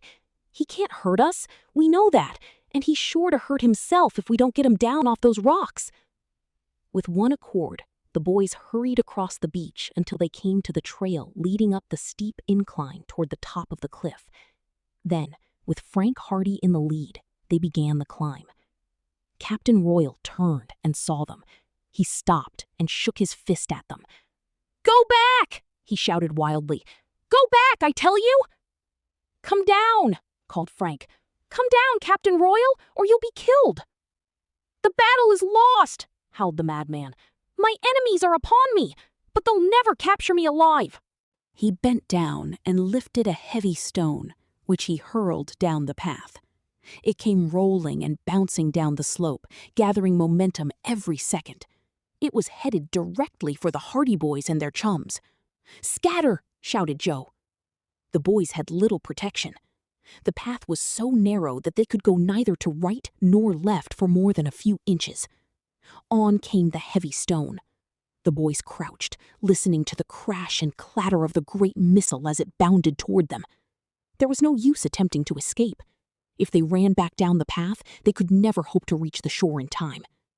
The rock was plunging down the path at terrific speed. It seemed that the deadly object would crash among them in another moment. Frank closed his eyes.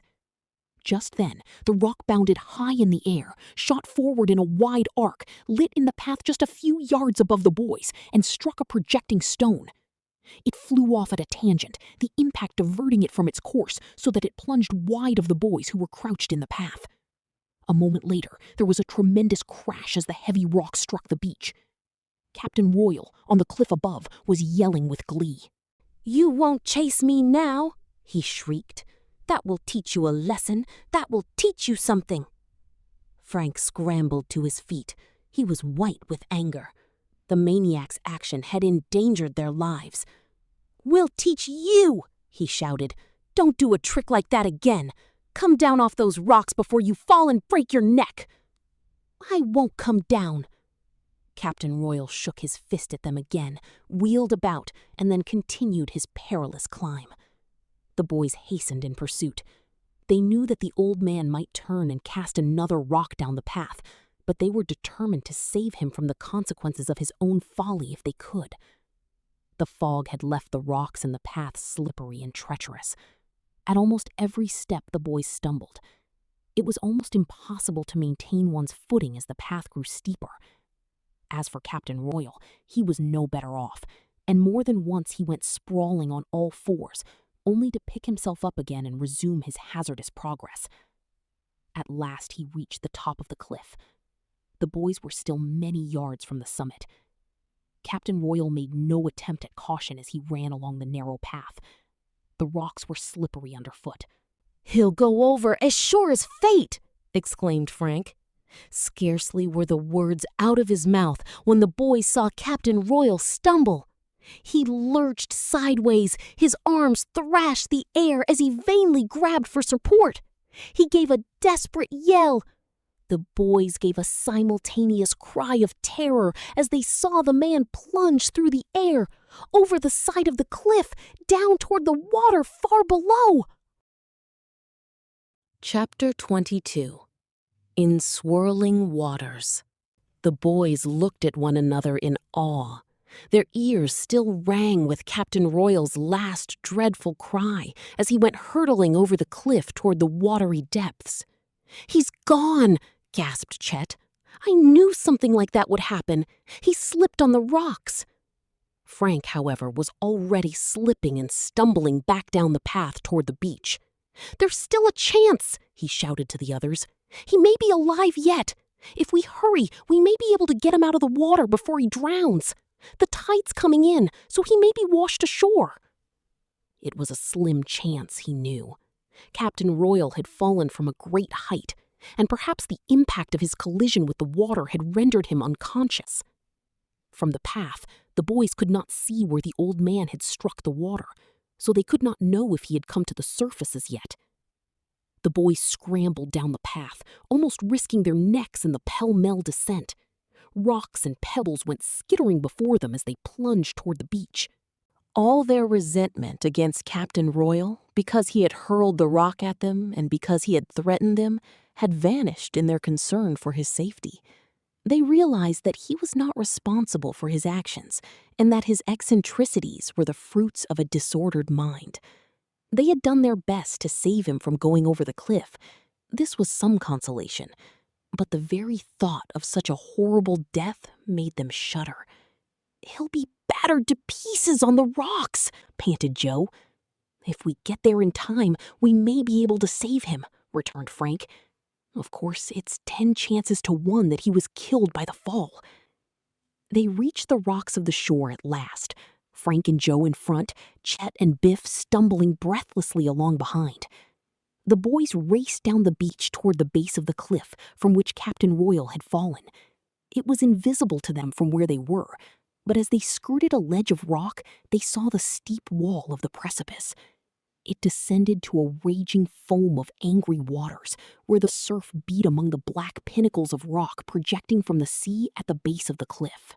"He hasn't a chance in the world," declared Chet when he viewed the gloomy scene. Fog hung over the shore, and through it loomed the black cliff and the cruel rocks. They could see no sign of Captain Royal in the waves. However, the boys hastened on toward the base of the cliff, approaching as near as they dared. Frank scanned the water in vain for a glimpse of a bobbing figure being cast in toward the shore. "He wouldn't live 10 seconds in that sea," declared Biff with conviction. "I'm afraid you're right, Biff," replied Frank sadly. "I guess we'll never see the poor old chap again." "Pretty tough," said Chet. "After all, he didn't know what he was doing. He was just crazy. He should have been somewhere in a place where his friends could look after him."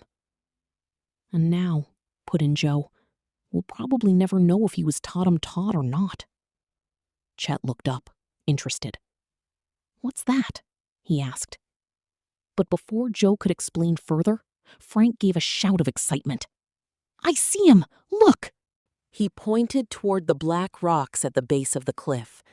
There, in the midst of the tossing waves, they had a momentary glimpse of a limp figure, an upturned face among the dark waters.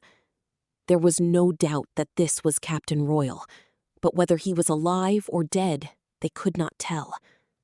A gigantic wave picked up the body and hurled it toward the dark rocks again. Somehow, the limp form was thrown clear, otherwise it would have been battered to pieces, and it tumbled into a quiet pool beyond the jagged pinnacles. There the body lay, face upward, arms flung helplessly out. "We've got to get him out of that," declared Frank, taking off his coat. "How can we? You'll be smashed to pieces against the rocks," exclaimed Biff. "I'm going to risk it anyway." "You'd better wait for low tide." "Too late then." "Frank, don't be foolish," cried Joe in alarm. "You'll never be able to make it." But Frank was obdurate. "I can reach him if I'm careful," he said. "Perhaps he isn't dead. He may be only stunned and unconscious. If we leave him there, he will be killed." "But if he's dead already, there's no sense in you risking your life." "But he may not be dead. I'm going to try it anyway." Without another word, Frank handed his coat to Chet and then made his way along the rocks at the base of the cliff. For a few yards, his progress was uneventful, but as he reached the deep water and the great waves pounded against him, he was obliged to exert all his strength to breast the angry surf. Once he was knocked off his feet, and the watchers had a glimpse of his head and outflung arms in a smother of foam. Then he disappeared from sight. A moment later, however, they saw him emerge, dripping, beside a rock that jutted out of the water and pull himself up to safety. He still had a perilous journey before he could reach the limp form at the base of the rocky wall. He rested for a moment, with waves breaking over him as he clung to the rock. Then the watching boys saw him slip down into the water again and flounder on. "He'll be battered to pieces," exclaimed Biff. "I wouldn't give a nickel for his chances myself," said Chet. Joe shook his head. "He may get there all right, but if he tries to bring Captain Royal's body back with him, he hasn't a Chinaman's chance." Frank was now but a few yards away from the shallow pool where the old man lay. He vanished for a moment, emerged from the waves, staggered a few paces. Then a huge roller swept over him and sent him against the side of the cliff. But he was evidently unhurt, for the others saw him wave toward them.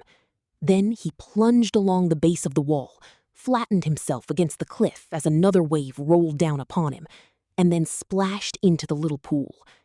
He made it. Yes, but can he get back? Frank was bending over the body of Captain Royal. The other boys saw him straighten up suddenly and wave to them. He shouted something, but the roar of the waves drowned his voice. "Perhaps he's trying to tell us the captain is alive," suggested Joe. They saw Frank tugging at the limp form, trying to get a convenient grip on Captain Royal's body. He's too heavy for Frank. It's hard enough for one person to get back through those waves alone without dragging someone else along. But evidently, Frank was going to try it. Going to the pool, his danger had been that a wave would pick him up and dash him to pieces against the rocks. Returning, his danger was that he would be unable to pit his strength against the force of the waves at all, that he would become exhausted before he reached the open shore again. He had hoisted Captain Royal's body up until the old man's arms were over his shoulders, and he gripped the wrists over his chest. The body was thus across his back. Head down, Frank plunged forward out of the sheltered pool, directly into the waves. The first breaker smashed against him with terrific force. He lost his balance, staggered, and fell. The watchers groaned. They saw the two figures in the foam, saw that Frank had lost his grip on Captain Royal. But Frank managed to get to his feet. Then he reached out and seized the captain by the back of the shirt. He was not beaten yet. He dragged the unconscious form into the very heart of the raging waves, where they surged against the sharp rocks. Each time a mighty roller came toward them, its crest tipped with foam, he lowered his head and set himself for the shock. So, inch by inch, he forged his way forward until he was among the rocks. Here, his danger was at its worst.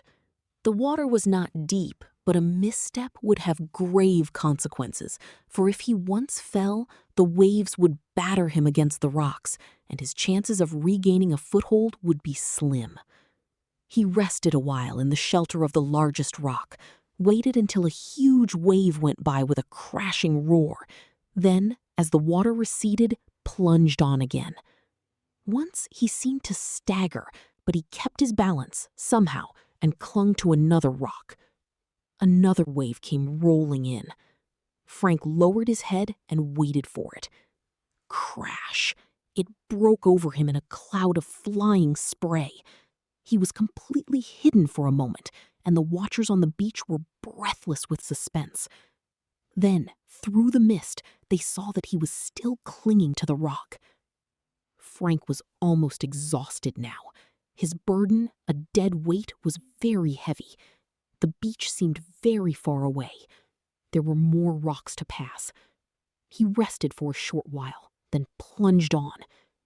By a miracle, he kept his footing among the treacherous rocks, and by good judgment, he managed to get set in time to resist the shock of the breaking waves. At last, he felt the sand beneath his feet. He had only a short distance to go now, but his knees gave way beneath him. He stumbled and fell. He lost his grip on the body of Captain Royal. A great wave broke over them. But Joe and Chet and Biff were already wading toward them. In a moment, Frank felt strong hands seizing him. Half conscious, he was dragged out of the water onto the sands. "Captain Royal," he stammered. "Get him! He's all right." "Chet is bringing him in," said Joe assuringly. "He's unconscious," gasped Frank, "but he's alive." Then he collapsed, gasping and exhausted on the sand. Chet came up, carrying the limp body of Captain Royal. "He's breathing," declared Chet excitedly. "Frank saved him." Chapter 23. Back to Bayport. Captain Royal was unconscious, but he was still breathing. There was a bad cut on his head, and it had bled profusely. "We'd better get him to a doctor right away," said Joe. "I don't think he's been badly hurt." Chet began feeling the unconscious man's ribs. "There are no bones broken, at any rate. He hit his head against a rock, I guess." "The blow on the head knocked him cold," Biff remarked. "Perhaps he's got concussion of the brain." "In that case, he needs a doctor," Joe said. "How about Frank?" But Frank was already sitting up. "I'm all right," he told them. "I'm just about all in, but I'll be as right as rain in a few minutes. Whew, those waves sure battered me about, I'll tell the world." "We never expected to see you come back alive," Chet told him. "It was pretty bad coming back," Frank admitted. "The captain is heavier than he looks." He's still alive at any rate. Isn't he conscious yet? Not a bit of it. He's breathing, but he's still dead to the world, and there's no sign that he's coming to. Well, we've got to get him to a doctor, that's all, declared Frank decisively. He got to his feet, exhausted though he was. Do you mean that we'll carry him back to the road? Asked Joe. We'll take him right back to Bayport. That's where the nearest hospital is that we know anything about. Frank looked down at the unconscious man. He's in bad shape. If he were just stunned, he'd be awake by now. Chances are his skull is fractured. That's a bad cut. The boys looked down at the unconscious Captain Royal, sprawled limply on the sand. It's a long haul, demurred Biff. We can't leave him here. We can't do anything for him ourselves, you know that. You're right. Biff bent over and grasped the unconscious man's feet. Give me a hand with him, someone. Chet and Joe helped him. They raised Captain Royal from the ground and began carrying him up the beach. Frank went on ahead, still weak from the effects of his grueling ordeal in rescuing the eccentric old man from the sea. Captain Royal showed no signs of returning consciousness. He was a dead weight as the boys carried him on past his own cave, past the place where Carl SCHAUM had been hiding, past the boys' cave. There the lads rested before undertaking the hard climb up the path to the top of the cliff. They tried all the first aid measures they had ever heard of, but Captain Royal still remained unconscious. The cut on his head was not bleeding anymore. His breathing was heavy, and the lads saw that it was no ordinary case of being rendered senseless by a blow on the head. A doctor is the only thing, declared Frank. His lungs are clear of water, so he's all right in that respect. He must have struck his head when he was washed in among those rocks. Well, let's get busy then, said Biff, who was no laggard. We had better get him to the hospital as quickly as we can. They took turns carrying Captain Royal up the path that led to the top of the cliff. It was an arduous climb, and it was late in the afternoon before they finally reached the rocks above. Then they rested once more before starting the journey to the fisherman's cottage. Thank goodness he has a car, said Joe. He'll help us take him into the city. We would never be able to carry him on the motorcycles. A queer end to our exploration trip, grunted Chet. Puffing and panting, they carried the unconscious man on over the rocks until they came to the path leading down to the fisherman's cottage. There they rested again. Finally, after a halting descent, they came to the cottage. Their friend, the fisherman, was fortunately at home. Accompanied by his wife, he came running out when the boys appeared in sight with their burden. First it's a prisoner, and now it's a sick man, he exclaimed as he drew near. I declare, you chaps seem to scare up more excitement than anybody that ever came to Honeycomb Caves. This is an old man who was living in one of the caves, explained Frank. He fell off a cliff and hurt himself. Do you think you could help us get him to a doctor? The fisherman glanced inquiringly at his wife. Go ahead, John, she said. You wouldn't let the poor man die, would you? I wondered if you'd mind being left alone. Go on, I'm not a baby. Drive the poor fellow out to a doctor. It's easy to be seen he needs attention. The fisherman quickly brought out his car, and they carefully put Captain Royal in the back seat. The boys brought out their motorcycles, and with Biff riding in company of the fisherman, the little party set out for the main road. I don't know whether we can find a doctor at the village or not, said the fisherman. If we can't, there's nothing for it but to drive on into Bayport. We'll fix the expenses, Frank assured him. That's all right. I don't want any money for my trouble. The poor old chap seems to have got a terrible wallop on the head. How did it happen? He fell off a cliff. Did it have anything to do with the fellow you brought out this morning? Asked the fisherman shrewdly. No, nothing to do with him. They reached the main road and drove on toward the village. There, they found that the one and only doctor had been called out on a case and would not be back until the following morning. Bayport it is then, said Joe. It was plain that the fisherman did not relish the idea of the long trip to Bayport. It was equally plain that he felt it his duty to bring the unconscious man to a doctor. On the other hand, the chums did not like the idea of using his battered car, not only because of the trouble it would give the fisherman, but because the car would not go more than 30 or 35 miles an hour. The motorcycles were invariably far ahead. The difficulty was soon solved, however. A heavy touring car pulled up in front of the village general store, and when the driver stepped out, the Hardy boys gave a cry of delight. "Mr. Jacobson!" exclaimed Frank. "Why, hello there, Frank Hardy," said the man.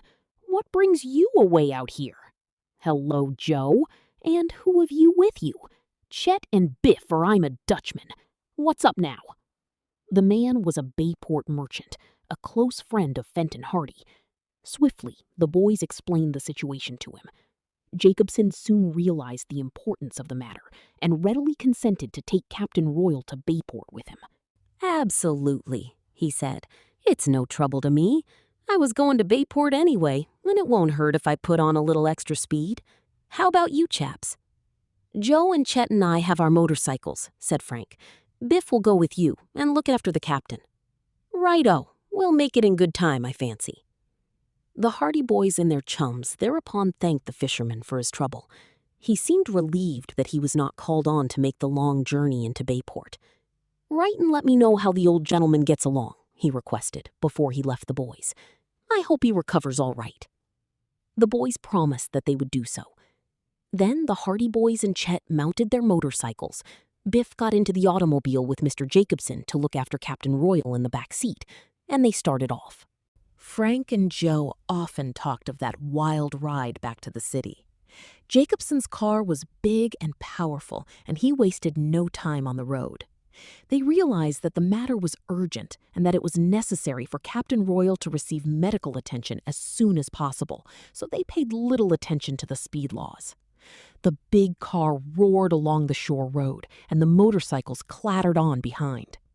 "We should be there by midnight at this rate," grunted Joe as they sped around a curve. "We're going back a lot quicker than we left," replied his brother. At length, they came within sight of the twinkling lights of Bayport. The roar of the big automobile did not diminish. At breakneck speed, they clattered into the city limits. In the back seat of the car, Biff turned frequently to look at the unconscious form beside him. To his relief, Captain Royal was still breathing. "I think the old chap will pull through all right," he said to himself. Up a dark, quiet street sped the car, then came to a stop before a massive stone house with a neat gilt plate beside the door. The motorcycles roared up and the boys dismounted. "We'll take him in and let the doctor have a look at him," said Mr. Jacobson. "If he is in bad shape, the doc will put him in his own private hospital. He'll get the best of care here." Carefully, they carried Captain Royal up the steps.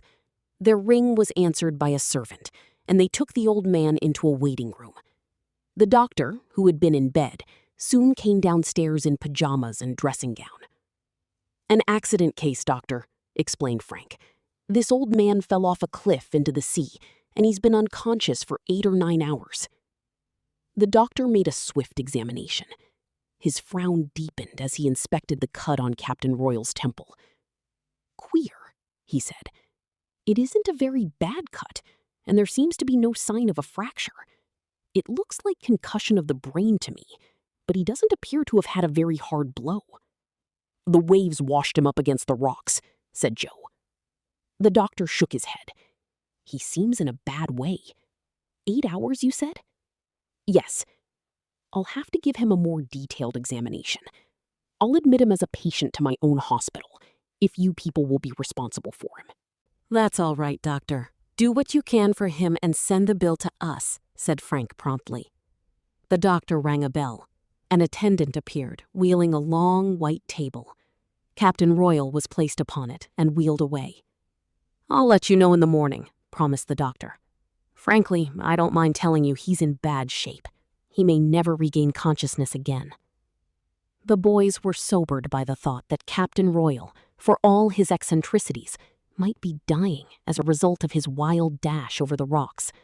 Slowly, they filed out into the street, bade goodbye to Mr. Jacobson and thanked him for his assistance, then went home. As Chet Morton lived out in the country, the Hardy boys invited him to spend the rest of the night with them. He accepted the invitation gladly, for the prospect of a long trip out of the city had not appealed to him. Biff Hooper, who lived nearby, went to his own home. The house was in darkness when they arrived, so the Hardy boys and Chet quietly parked their motorcycles, slipped up the back stairs, and were soon in bed.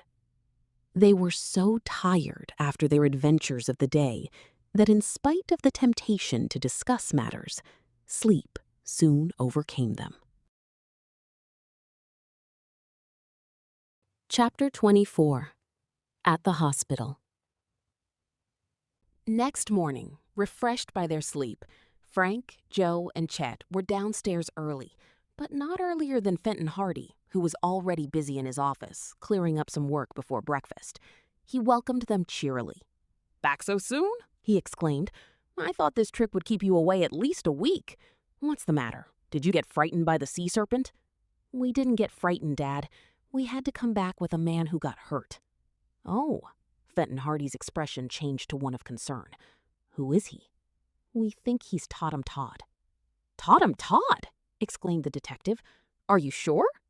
We're not sure, but we have an idea that's who he is, and he may be a murderer too.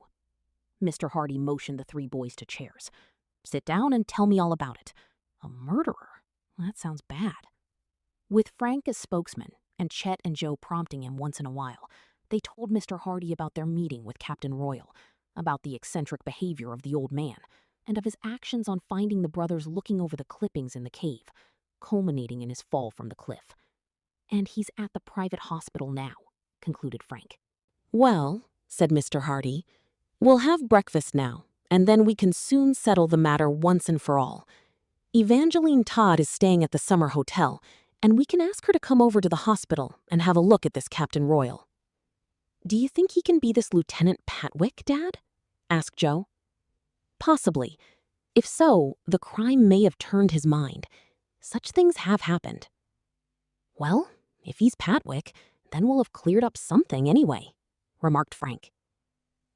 Breakfast was announced a few minutes later, and after the Hardy boys had been warmly greeted by their mother, they sat down to fruit, bacon and eggs, toast and coffee and jam, to which they did full justice. They were anxious, however, to call on Miss Todd. Mr. Hardy called up the private hospital and inquired about Captain Royal. He came back, his face serious. The old chap is still unconscious. The doctor seems to think he has only a slim chance. It will be tough if he turns out to be TODHAM Todd after all, said Joe. Too bad if we found him, only to have him die. Everything may turn out all right, said Mr. Hardy. Of course, he may not be TODHAM Todd. You have only your suspicions to go on, although I must say it's very strange that the old man should have had all those lecture clippings in the cave. I've been thinking that TODHAM Todd may have lost his memory and forgotten his identity. He may have had a dim recollection of once having been a lecturer of some kind, so he took to collecting all the newspaper stories he could, in an effort to awaken his memory again. I'll bet you're right, exclaimed Chet. That sounds mighty reasonable to me.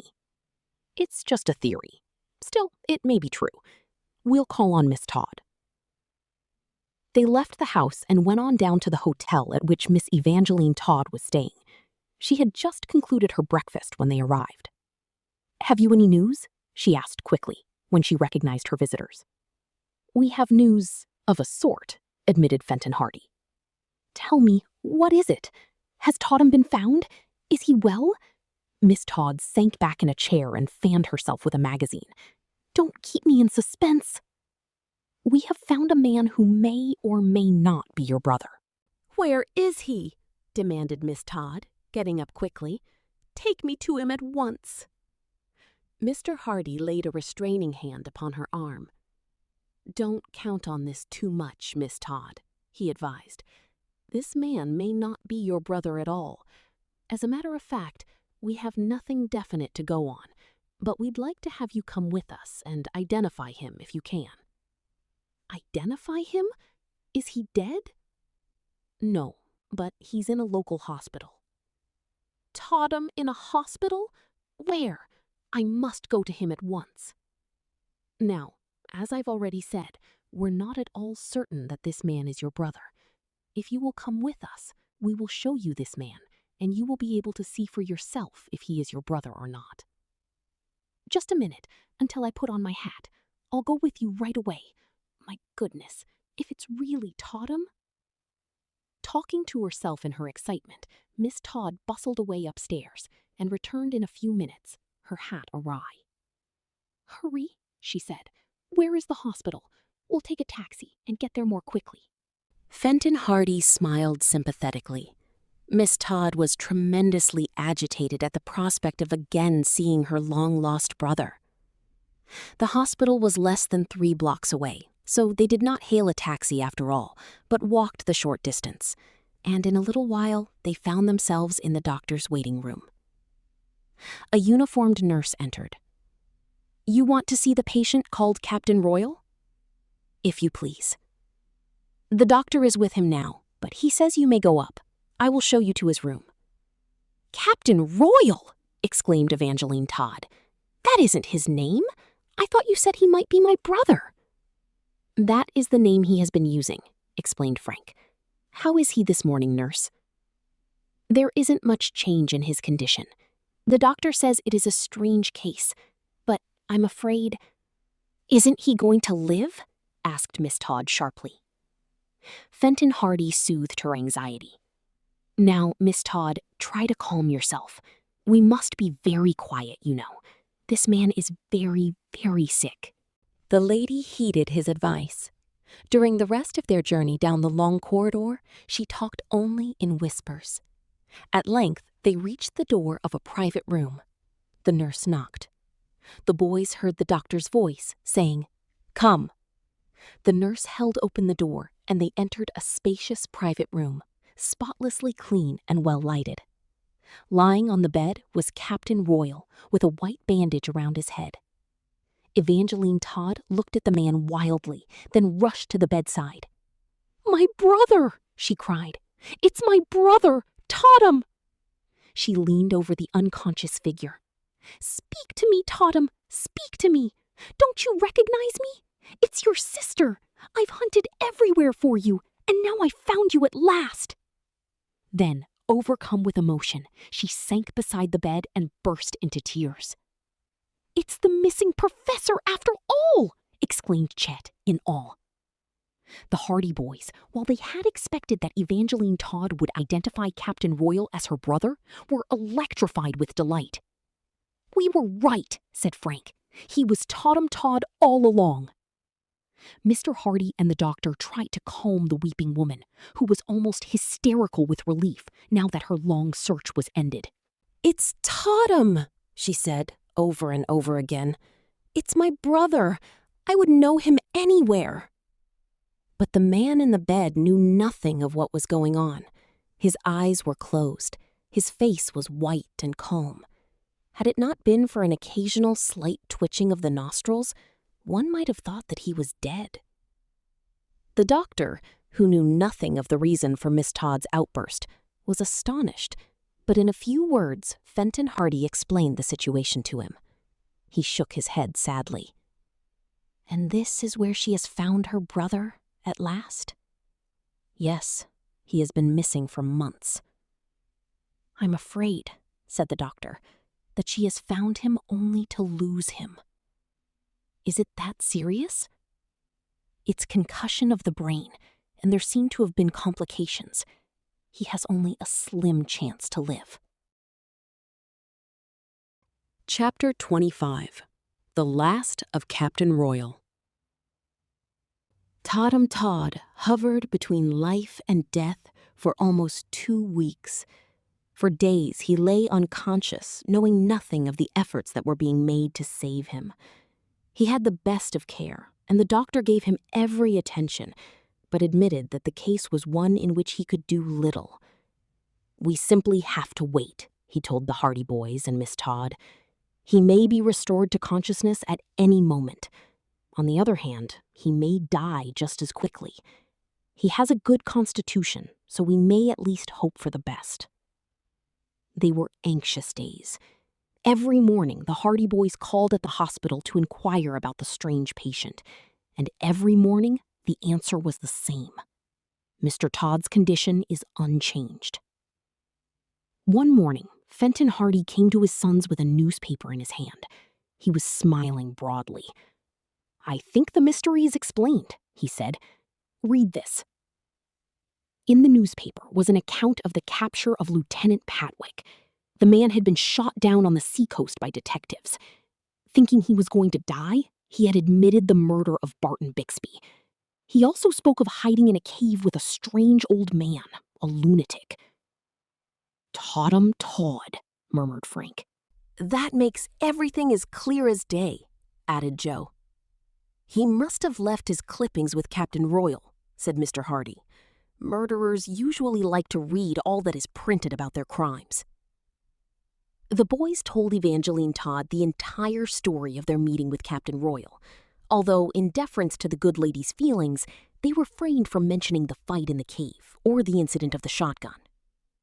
How TODHAM Todd had found his way down to the coast and what had prompted him to call himself Captain Royal and take up his hermit existence in the cave were mysteries. "If he recovers, he may remember nothing about that phase," the doctor had said. "You may use your own judgment whether to tell him of it or not." "We shan't tell him," declared Evangeline Todd decisively. "Let him take up the threads of his old life anew." Then her face clouded. "That is, if he recovers," she added, with a catch in her voice. There came a morning when the nurse in charge saw the eyelids of the sick man flutter, and then he spoke. "Where am I?" he asked, in a puzzled tone. "You are quite safe," the nurse told him. "You have met with an accident. You are in the hospital." "Ah, yes," he said. "I remember now. There was a railroad accident. Something must have struck me on the head. I can remember a sudden blow, and that is all." "You have been unconscious for a long time, Captain. You must be quiet." "Captain?" he said. "I'm not a captain. My name is Todd. My name is TODHAM Todd. I'm a professor at the university." The doctor was called. He questioned the patient carefully, and it was soon evident that TODHAM Todd had recovered his memory, with the exception of the time following the first accident that had resulted in amnesia. From that time, everything was a blank. He knew nothing of his wanderings, knew nothing of what had happened in the caves, knew nothing of the accident that had restored his memory again. "He will live," the doctor told Evangeline Todd a short time later. "His memory is completely restored. Unless complications set in, he should be able to leave the hospital within a few days." The doctor's prediction was correct. TODHAM Todd, completely restored in memory, was able to leave the hospital before the week was out. The reunion between the man and his sister was an affectionate one. The professor had not the slightest inkling of all the strange events that had transpired from the time of the first accident until he woke up in the hospital at Bayport.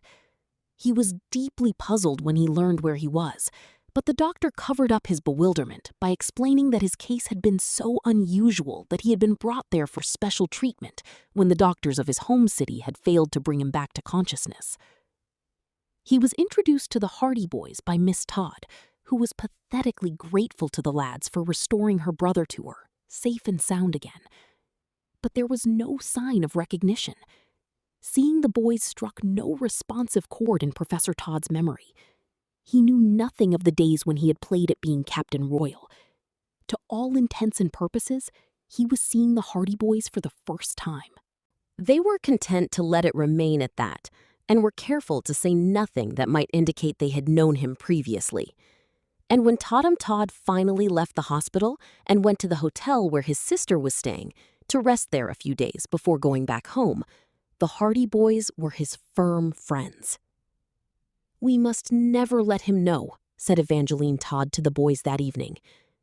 "You may rely on us, Miss Todd," they assured her. "I can't tell you how grateful I am," she said. "If you boys had not been shrewd enough to think that Captain Royal might be TODHAM Todd after all, things might not have turned out as they have. You might not have concerned yourselves with him anymore, and he might still be living that wretched life in the caves. I want to reward your father and yourselves for finding him." But Fenton Hardy had already expressed himself on the subject of the reward. "I want nothing," he said. "You have already paid any expenses I incurred in trying to trace Mr. Todd. As for finding him, the credit belongs to the boys." But the Hardy boys were insistent in their refusal. "We're only too glad that we helped find him," they told Miss Todd. "We couldn't accept a reward for what we did. In a way, it was chance that threw him in our path." Although Miss Todd pleaded with them to alter their decision, they were firm. "Our greatest reward is in seeing your brother with you again, with his memory restored," declared Frank. "We want nothing more than that." But Miss Todd expressed her appreciation in tangible form before she left Bayport. She invited the Hardy boys and some of their chums, Chet Morton, Biff Hooper, Phil Cohen, Tony Preto, Jack Dodd, and Jerry Gilroy, to a banquet at the hotel. And there the lads sat down to a spread, the like of which they had not seen before. There was everything dear to the heart of a boy, from fried chicken, fluffy mashed potatoes and sweet pickles, to ice cream and 5 different kinds of pie. Professor TODHAM Todd, white-haired, kindly-faced, looking quite different from the wild-eyed Captain Royal of Honeycomb Caves, presided at the banquet and made a little speech in which he thanked them all for their interest in his welfare and their kindness to him. Although he had no idea of the real part the Hardy boys and their chums had played in his recovery, he had taken a genuine liking to them, and it is probable that he enjoyed the banquet as much as anyone. When the lads had eaten of chicken and ice cream until they could eat no more, Miss Todd stood up and said she had an announcement to make. "You all know something of the circumstances under which we have gathered here tonight. You all know the debt of gratitude I owe to the Hardy boys in particular, and to Chet Morton and Biff Hooper. So if they will stand up, I have something for them." Blushing, the 4 lads got to their feet. "All I can say," continued Miss Todd, "is that my brother and I thank you very, very much." TODHAM Todd looked a bit bewildered, but he smiled, quite as though he knew what it was all about. It was probable that the good man was mildly puzzled until the end of his life as to the reason for the presentations. For Miss Todd thereupon handed Frank and Joe an order for a handsome motion picture camera, something they had long wished to own. To Chet and Biff, she gave each a gold watch and chain. "Speech! Speech!" shouted the other boys as the recipients of the gifts stammered their thanks. After considerable pressure, Frank was at last prevailed upon to say a few words. "I'm not a very good orator," he said. "You're a better detective," shouted one of the lads at the table. "I'm not a very good orator," he repeated. "But I certainly want to thank Miss Todd very much indeed, although we don't deserve such a beautiful present. I'm sure we're going to have a lot of fun with it, but we're mighty glad Professor Todd is better, and I guess that's all." There were loud cheers for this effort, and Frank sat down blushing. "Speech from Chet Morton!" "Say, listen," protested the bashful Chet, but he was shoved to his feet. "Speech! Chet Morton's going to make a speech!" Gosh, I can't say anything except that I thank Miss Todd very much, and I'm glad Professor Todd is well again, and I wonder if there's to be a second helping of ice cream. There was. The end.